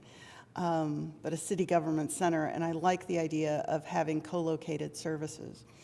All that said, I think I'm pretty convinced that showers is not the ideal option for public safety offices, but I think it could be the optimal one. Okay, I think one of the terms I've heard, and I've listened very carefully, well, it's not ideal. It's not ideal. Sometimes we're not in the business of doing what's ideal. We're in the business of doing what's optimal. What is the best we could do given the constraints and the parameters in which we need to operate, financial and otherwise. So I look forward to continuing the discussion on showers and seeing either what can be done or how it can be made to be more optimal. So I look forward to that. No matter what, I appreciate the administration's responses to questions. I am reassured by the existence of a Plan B, and I think that's very helpful. So with that, I'm pleased to support this particular ordinance. Thanks. Thank you. I will say that I am not in favor of the showers building for this purpose, which is clearly needed for both police and fire, our public safety. And as Councilmember Scambaluri pointed out, we fought very hard during the whole ED Lit discussion to make sure there was adequate amounts dedicated to that. So that's what this bonding is for. What I resent and what I really don't appreciate is having to approve a bond without having a more specific idea of what is the best path forward. And I'm not convinced that the showers purchase is. For many reasons. We have heard from the FOP. I have talked to many of them. I've talked to a number of people in the community. And we often say, not about us, without us. We say that, we heard that this evening as we're talking about ADA compliance and the need to consult with people who are in need of better sidewalks and better roadways in order to meet their accessibility issues. I listen to the FOP when they say 201, and I don't know how many were polled. I don't know how many in the membership were polled, but 201, and they had some fairly compelling reasons to me as to why they did not. They would rather be in the current location and to make amendments to that current location than to come here, based on their lived experiences as patrol officers, as police officers in our community. So I do listen to them. And I think it might be a little bit unfair to just say, well, let's listen to the experts and let's not listen to the people who do this job day in and day out. They know the stresses, they know the strains, and the very thought of having to locate in an area that, whether it's optimal or the best option, and once again, I'm not convinced it is. I'm not convinced that we haven't done more to take a look at where those ED Lit dollars that we as a body did earmark for public safety, where that could go for the benefit of both fire and police. Other considerations would not be important in my mind. And so I am not convinced that showers is the best way. And so it's really hard for me to vote for this bond because in a way we're just kind of saying, okay, here's the money, but we'll trust in the next 2 weeks we can figure this out and figure out the absolute best use of those dollars. Now, the whole issue of bonding, we've got to do it quick because if we don't, the interest rates will go up. Again, that can be a compelling argument for moving this quickly on this. But on the other hand, when you're looking at a $34 million investment, I think it's more important for us to make sure we get it right. And maybe this place would be good enough. It's just not good enough for me. So I will not vote for the bond this evening because my preference would have been to vote for the bond at the time we had a clearer vision as to what the best use of those ED Lit funds would be. So thank you. Any other further comments? Councilmember Rallo. Well, it's just an aside. I was thinking about the co-location too and whether it was a good idea or not. And I wondered if maybe people in the future, somebody who has experience in this could evaluate in terms of, would it be helpful regarding, within a, say, context of disaster preparedness, to put public safety, fire, police, vital and emergencies in the same location during an earthquake, during a tornado. Suppose shower building catches fire. Is it best to put all the public safety and civil city and eggs in one basket? I'll leave it as a question. Thank you. Anyone else? Councilmember Vola? I heard that question from Councilmember Rallo because I have an answer for him, and that is, let's go to Tuscaloosa and talk to them about the F5 tornado that struck them in 2011. I called them years ago because I was interested in 311, and turned out that Tuscaloosa, the only reason that they got back up and running 48 hours after the largest possible tornado struck their city and destroyed their police department was because they had built a 311 office off-site in a separate location, and that became their 911 center. So it's a good kind of redundancy that I want to encourage everyone to think about. I can't believe that the very capable individuals in the administration of public safety won't be thinking about such redundancy regardless of where we build a new headquarters. But I do want to encourage everyone to, I even have notes from when I talked to city officials in Tuscaloosa because I was so interested in this question. It's solvable. But the police headquarters, which is the former city hall, is just not a good building. We've known it for a long time. It's kind of a crappy building. No one's ever been happy there. No one who worked there when it was City Hall was happy there. I don't blame anyone in the police department for not being happy with that building. But I also want to point out that lately I've been getting scads of reviews, scathing reviews about the new modern marvel that the IU Health Bloomington Hospital new building was supposed to be. Scathing reviews from patients and from employees alike. So there's not a guarantee that a new building we build is going to be better, although I trust the capable people in this room and in this building, and the people who work for the city to do a better job because I'm not a big fan of IU Health these days. But that the question had to be divided out for a notice requirement, I think unintentionally served us by separating the question of bonding from the question of the facility. So, I want to encourage Councilmember Rallo. He's got this narrow 2-week window between now and December 21st to analyze the other options. I'm interested in it too. I would join him in analyzing them just to satisfy my concerns because, again, I'm still agnostic about the building behind us. So I hope he does. I'd be interested if he can identify, to echo Councilmember Scambolari's term, a more optimal solution. Maybe it's there. Maybe the people who put forth the report missed something that we know because of our intimate experience with the details of the city. And I'm not sure quite exactly where some police officers claim that this building won't be enough space, because I recall that the plan shows that there's a good portion of space.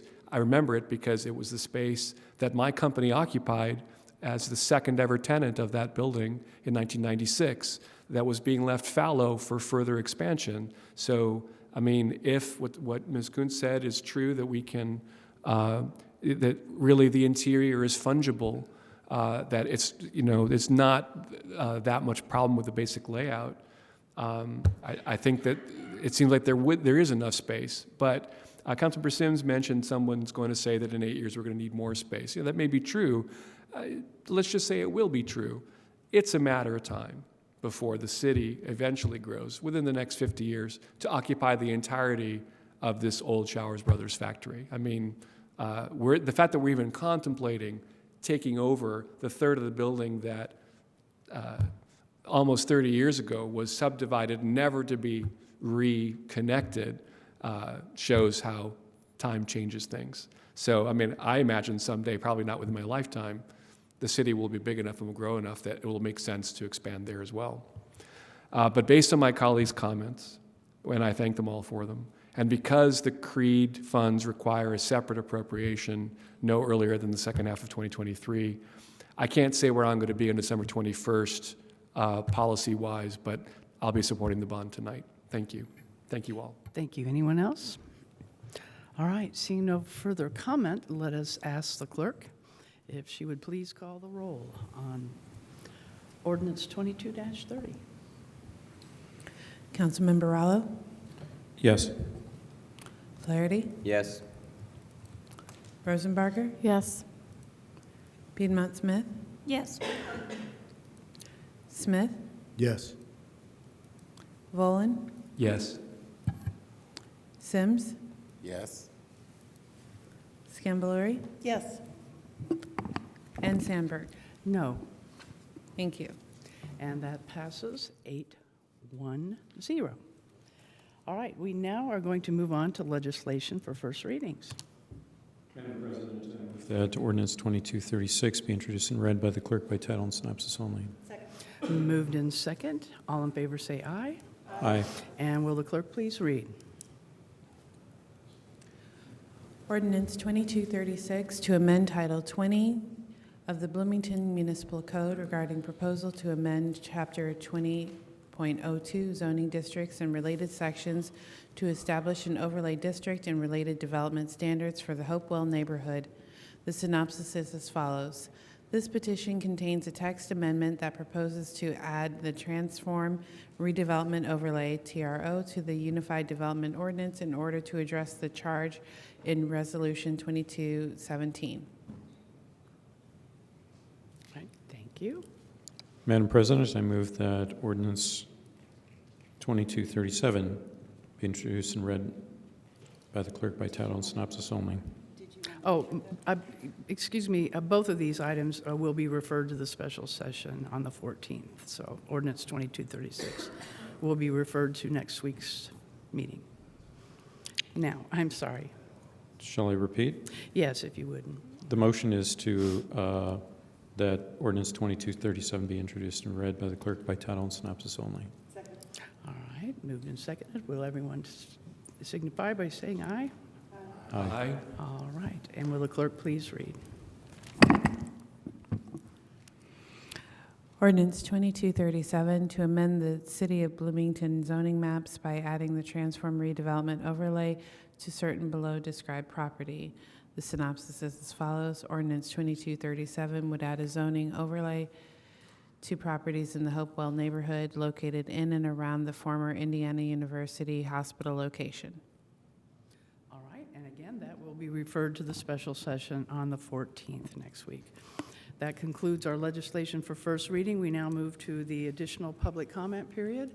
I see that Chambers has pretty much cleared out, but there may be a public comment here in Chambers. Why don't we make the announcement for anybody at home? Yes, if any members of the public are still with us and would like to offer any additional public comments, please use the raise hand feature to let us know. You can find that in your control bar under the Reactions tab or the More tab. You can also send a chat to the meeting host. Am I good to go? Please. Yeah, Do you have the timer on? 5. Okay. Dave Askins with the B Square Bulletin. Question, actually a bunch of questions. What time is this building supposed to be locked from the outside, and how does it get locked? Is it on a timer where it automatically gets locked, or does someone manually lock it? And has that procedure somehow changed in the last little while? And the reason I ask, it's happened twice now in the last 2 weeks that a member of the public during a public meeting was standing outside of City Hall, not able to get into City Hall because it was locked, and had to text somebody that they knew was inside the building to be let in, and they were let in, which I suppose is fine, but not an optimal situation, so that's why I asked the questions. Thanks. Okay, thank you. Anyone from home? No, not that I see. All right, very good. Anyone else wanting to make public comment? Okay, we move on to a discussion of our council schedule. If you would like to lead us in that, Mr. Lucas.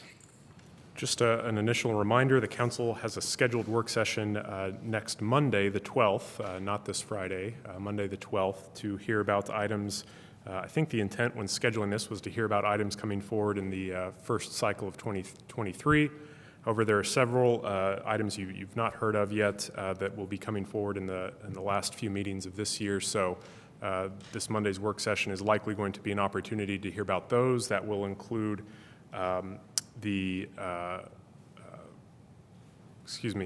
may include the interlocal agreements that you hear on an annual basis regarding animal shelter operations, building code authority that the city shares with the county, and a justice assistance grant resolution. There may be other items ready for preview, but at this time, that's what I know of. So my normal question is whether members can and are interested in attending next Monday at noon. In addition to the interlocals, what was that last one? I'm sorry, I didn't hear that. 3 interlocal agreements, a justice assistance grant, building code authority, and animal shelter operations. And then there was something else, or? It's that 3. That there Those may be some additional items. I'll just note that those may be going out in the packet this Friday, so a work session on Monday may be beside the point, but some additional items, a resolution responding to the county's passage of a ordinance creating a capital improvement board regarding the convention center expansion. That may be an item that's already been released in the packet this Friday. There's an additional appropriation ordinance that was discussed tonight that would appropriate bond revenues and also approve of the purchase agreement for the Showers building. And finally, a salary ordinance update that the HR department is working on to make updates in light of the contract just reached between the administration and the AFSCME union. So some of those items may be released on Friday, and again, may not be. That then could be a topic for the work session. Could be a topic for the work session. However, they'll already be out. The packet would be released. So certainly happy to discuss any of those, and also the 3 interlocal agreements that are scheduled for the last meeting of the year. All right. In lieu of that, show of hands, how many people are available for the 12th? Just 2 of us, 3 of us? Yeah. Okay. Shall we have the work session then?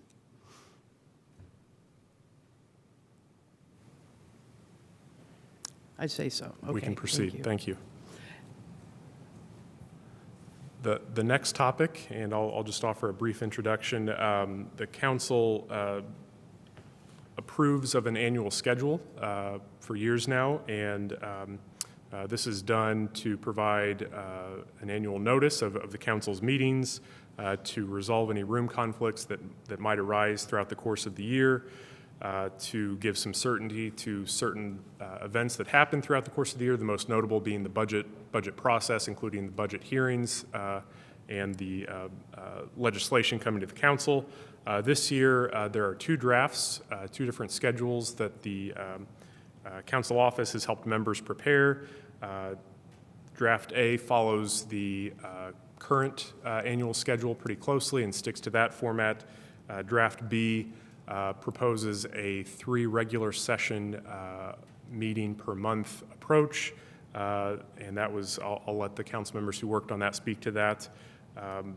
Council staff requests that the council consider adoption of one or the other schedule before the end of the year.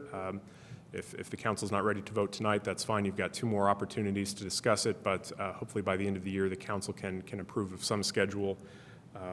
And happy to talk about details.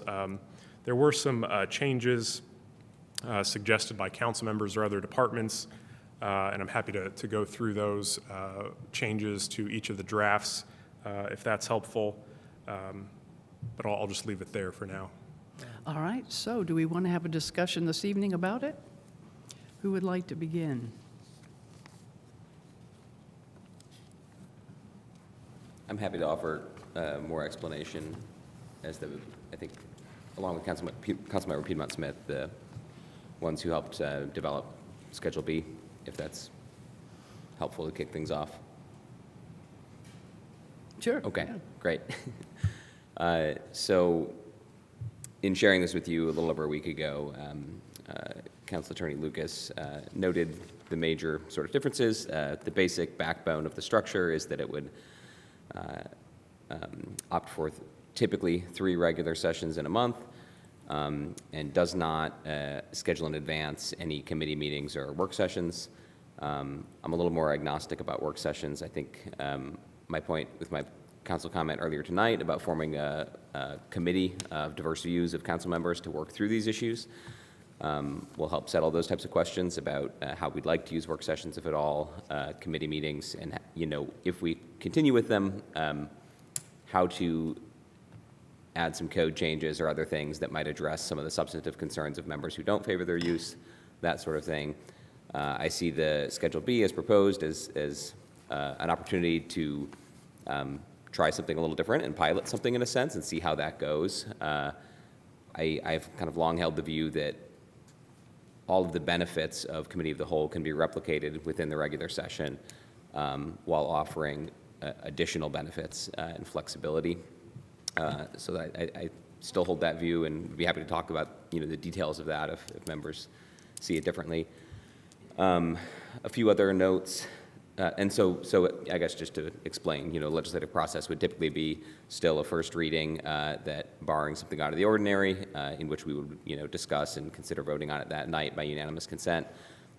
Typically, we would probably refer something straight to second reading, which may well be a week later in many cases. And we could have the flexibility to take final action that day or send it to another meeting if we feel like more discussion, time for amendments, that sort of thing is warranted. Other changes, there was a minor change in the packet addendum to remove the March 22nd meeting in favor of a March 29th meeting instead, at the request of the clerk, who is not sure anyone from her office can be available on the 22nd of March. Other notable changes, the first meeting of the year would be January 11th as opposed to January 4th to give a longer holiday break. The budget sessions would be over 2 weeks. I'll note that I think some sort of shift like that to 2 weeks of budget hearings, probably over 5 nights, as is proposed here, is warranted. Although Controller Underwood, we have not yet settled on a consensus view. He likes to keep the Labor Day week available for paid time off following a big budgetary push. So I think exactly what dates that ends up being may need to be adjusted from what's proposed on this schedule should it be adopted. I think those are all the major things to bring up or mention. But if folks have questions, I'd welcome them, and I'd certainly welcome Councilmember Piedmont Smith to weigh in if she has additional thoughts. Sure. Yeah, I would just add that with Schedule A, there are a total of 41 meetings scheduled, if you include the Committee of the Whole. And with Schedule B, there are 30 meetings scheduled. But all of those meetings are meetings where final action could be taken if legislation is ready and the majority of council would like to proceed. One thing that Councilmember Flaherty and Councilmember Scambaluri and I discussed yesterday is the concern that some council members may be worried that that some colleagues want to take final action at second reading, but they feel like they need more time. And we discussed that we could amend the municipal code to say that a final vote can only be taken at second reading by unanimous consent, so that if there's any colleague who needs more time, then we would go to the third reading, thus giving the whole 2-week period that we would be the equivalent time-wise of what we have now with Committee of the Whole. So just wanted to mention those options as well. Actually, one final note I sort of failed to mention, which is the motivation for estimates of 3 in a month. I think there will be some efficiencies we'll realize if we try this other schedule. Exactly how that plays out is a little bit to be determined, but I think 3 is a reasonable estimate. I think it's realistic that we would honestly probably cancel some regular sessions from time to time. And by the same token, if we get busy, there's a sort of free or blank Wednesday in most months, sometimes 2, in which you could schedule an extra special session if needed. So I think we'll be able to adjust if needed. But 3 seemed like a reasonable best guess of what would be needed. Thanks. All right. Thank you. Councilmember Rosenberger. Thank you. I was going to ask if the city clerk would like to weigh in on potentially both of the annual schedules and if there's a preference there. I don't have a preference for either of the proposed schedules, and my only concern was on that one date, and I think both proposals have offered alternative dates, so that's it. Thank you for asking. All right. So, Councilmember Bowen. Yeah, this is a question for Mr. Lucas. I don't recall off the top of my head, does code require that legislation that has been first read on a given week be second read at the following regular session? Councilmember Flaherty and I were just discussing this earlier today. I don't believe so. I think that's been the common practice, but I don't know of any requirement that it be. Okay. So then it stands to reason that legislation that's first read on, say, the 7th of a month and then gets, I mean, let's say that it goes to a third reading, but I mean, it doesn't, someone could make a motion to give it its second reading 2 sessions from now instead of 1. Is that correct? I believe so, yes. So in other words, for some, like, I love getting an example of a JAG grant, something that we never have a concern with, and it can be disposed of in 1 meeting. We would do that quickly, but something that's really controversial and complicated, we might schedule out for a second or even a third reading 3 or 4 meetings later. I mean, those are all options available to us. Is that right? I think those options are available to you now through motions to postpone to a specific date. Okay. So yes. The only other question I have, and this may be for the authors of Schedule B, is there any reason why we left out a December 20th meeting? Because that would give it 3 regular sessions in December as well. I mean, I can see leaving it as a fallow week just in case we don't need it, but it seems like it would be consistent with the other months and consistent with our practice to date to have a meeting on the 20th. And as President Sandberg has noted on a number of occasions, the end of the year has often been very busy. So any objection to a December 20th meeting? No, not particularly. In fact, I don't remember why that's the case in the schedule. Okay. If there was a intentional decision around that, or if it was an oversight. So, I mean, that's the only corrective I would make to Schedule B, but otherwise I would say that that's a very a schedule worth trying. Thank you. You don't have any additional input on that, do you, Mr. Lucas, on the 20th? No, I don't recall if that was an intentional decision or if that was just an omission. So if the council wants a meeting that date, that's... Thank you. Okay, do we need to have a discussion on Schedule A?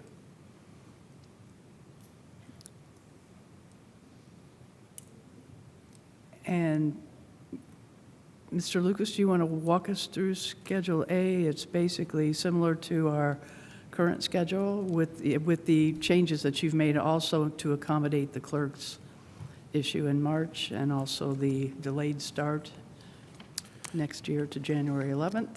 Yes, happy to walk through this. This schedule follows the council's practice going back for years of holding regular sessions on first and third Wednesdays and committee meetings on second and fourth Wednesdays.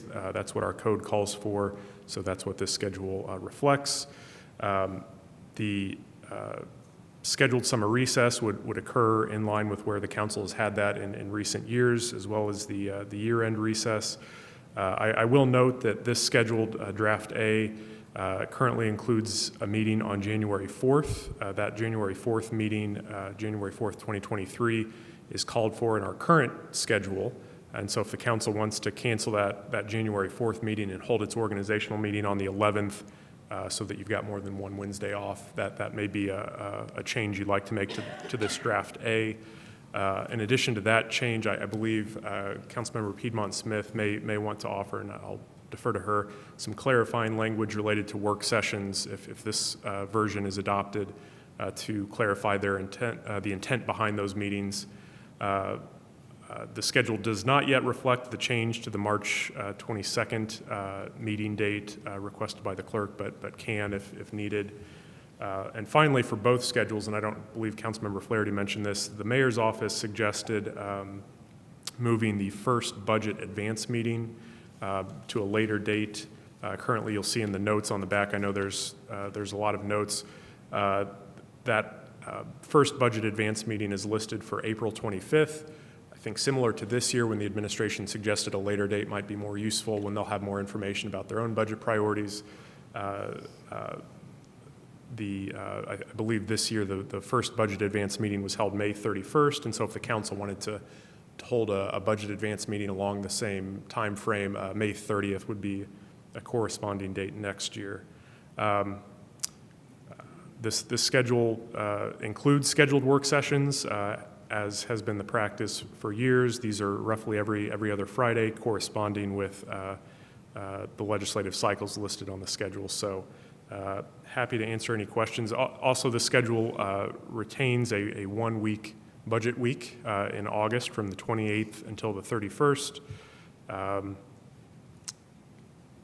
And I think that's the quick rundown. All right. Is there any further discussion on either Plan A or Plan B? Schedule A or Schedule B? Yes, Councilmember Rosenberger. I just had one comment. The footnote 8 says that our code says that the council will recess after the second regular session in December. So I think maybe that's why the Schedule B does that, and that's why we tend to have a special session in there. Yes, that's right. Thank you for that. It's in there. Okay. Yep. I guess just by way of feedback in response, I guess, as the developer of that schedule, you could have a code change. You could have a special session like we do this month, where you've got 2 regular sessions and a special session. There'd be ways to add a session if warranted. All right. Anyone else? Councilmember Scambalori. Yes, thanks. And thanks to Mr. Lucas for putting together the initial draft. Thanks to colleagues for thinking about some alternatives. There are enough I would just offer the comment that there are enough differences and enough moving parts between these two that I would benefit from more time to consider this. And so I don't necessarily feel the need to make a decision on this tonight. So with a little additional time for conversation, that would be appreciated for me. Councilmember Bowen. I am generally supportive of trying something new. It would certainly cause me to be in chambers for every meeting next year with Plan B. However, I'm glad that we have a special session scheduled for the 14th. If there's anybody who has concerns about it, I mean, I'm still thinking about it too. But generally speaking, I'm encouraged by this idea. I didn't, when I first heard the idea of 3 regular sessions a month, I was skeptical. But just the idea of the flexibility that we might have to add a step to our procedures to say when will second reading or third reading be scheduled for a given ordinance. But it's the kind of flexibility that I've sort of been, I mean, we've kind of gone through hoops over the years. Again, I think about JAG grants. Like, here's an ordinance that needs to be approved, and it just doesn't even need a second reading. Like, we could do it in one night. It's always very simple, but it's an ordinance. So, I mean, I think we should be more flexible with the way that, I mean, we know that we have easy ordinances and complicated ones. And the complicated ones, I think, are better served by in this way. And again, it really encourages us to think about multiple readings for complicated issues. So I want to encourage my colleagues to take B seriously, but I'm happy to take time to think about it too. Thank you. All right, thank you. Councilmember Rello, did you have a final comment? Yeah, I would appreciate more time too.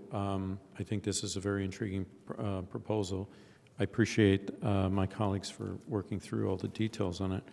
I think one of my major concerns was what was voiced by Councilmember Piedmont Smith about, I guess, protecting the minority from action that could occur inadvertently.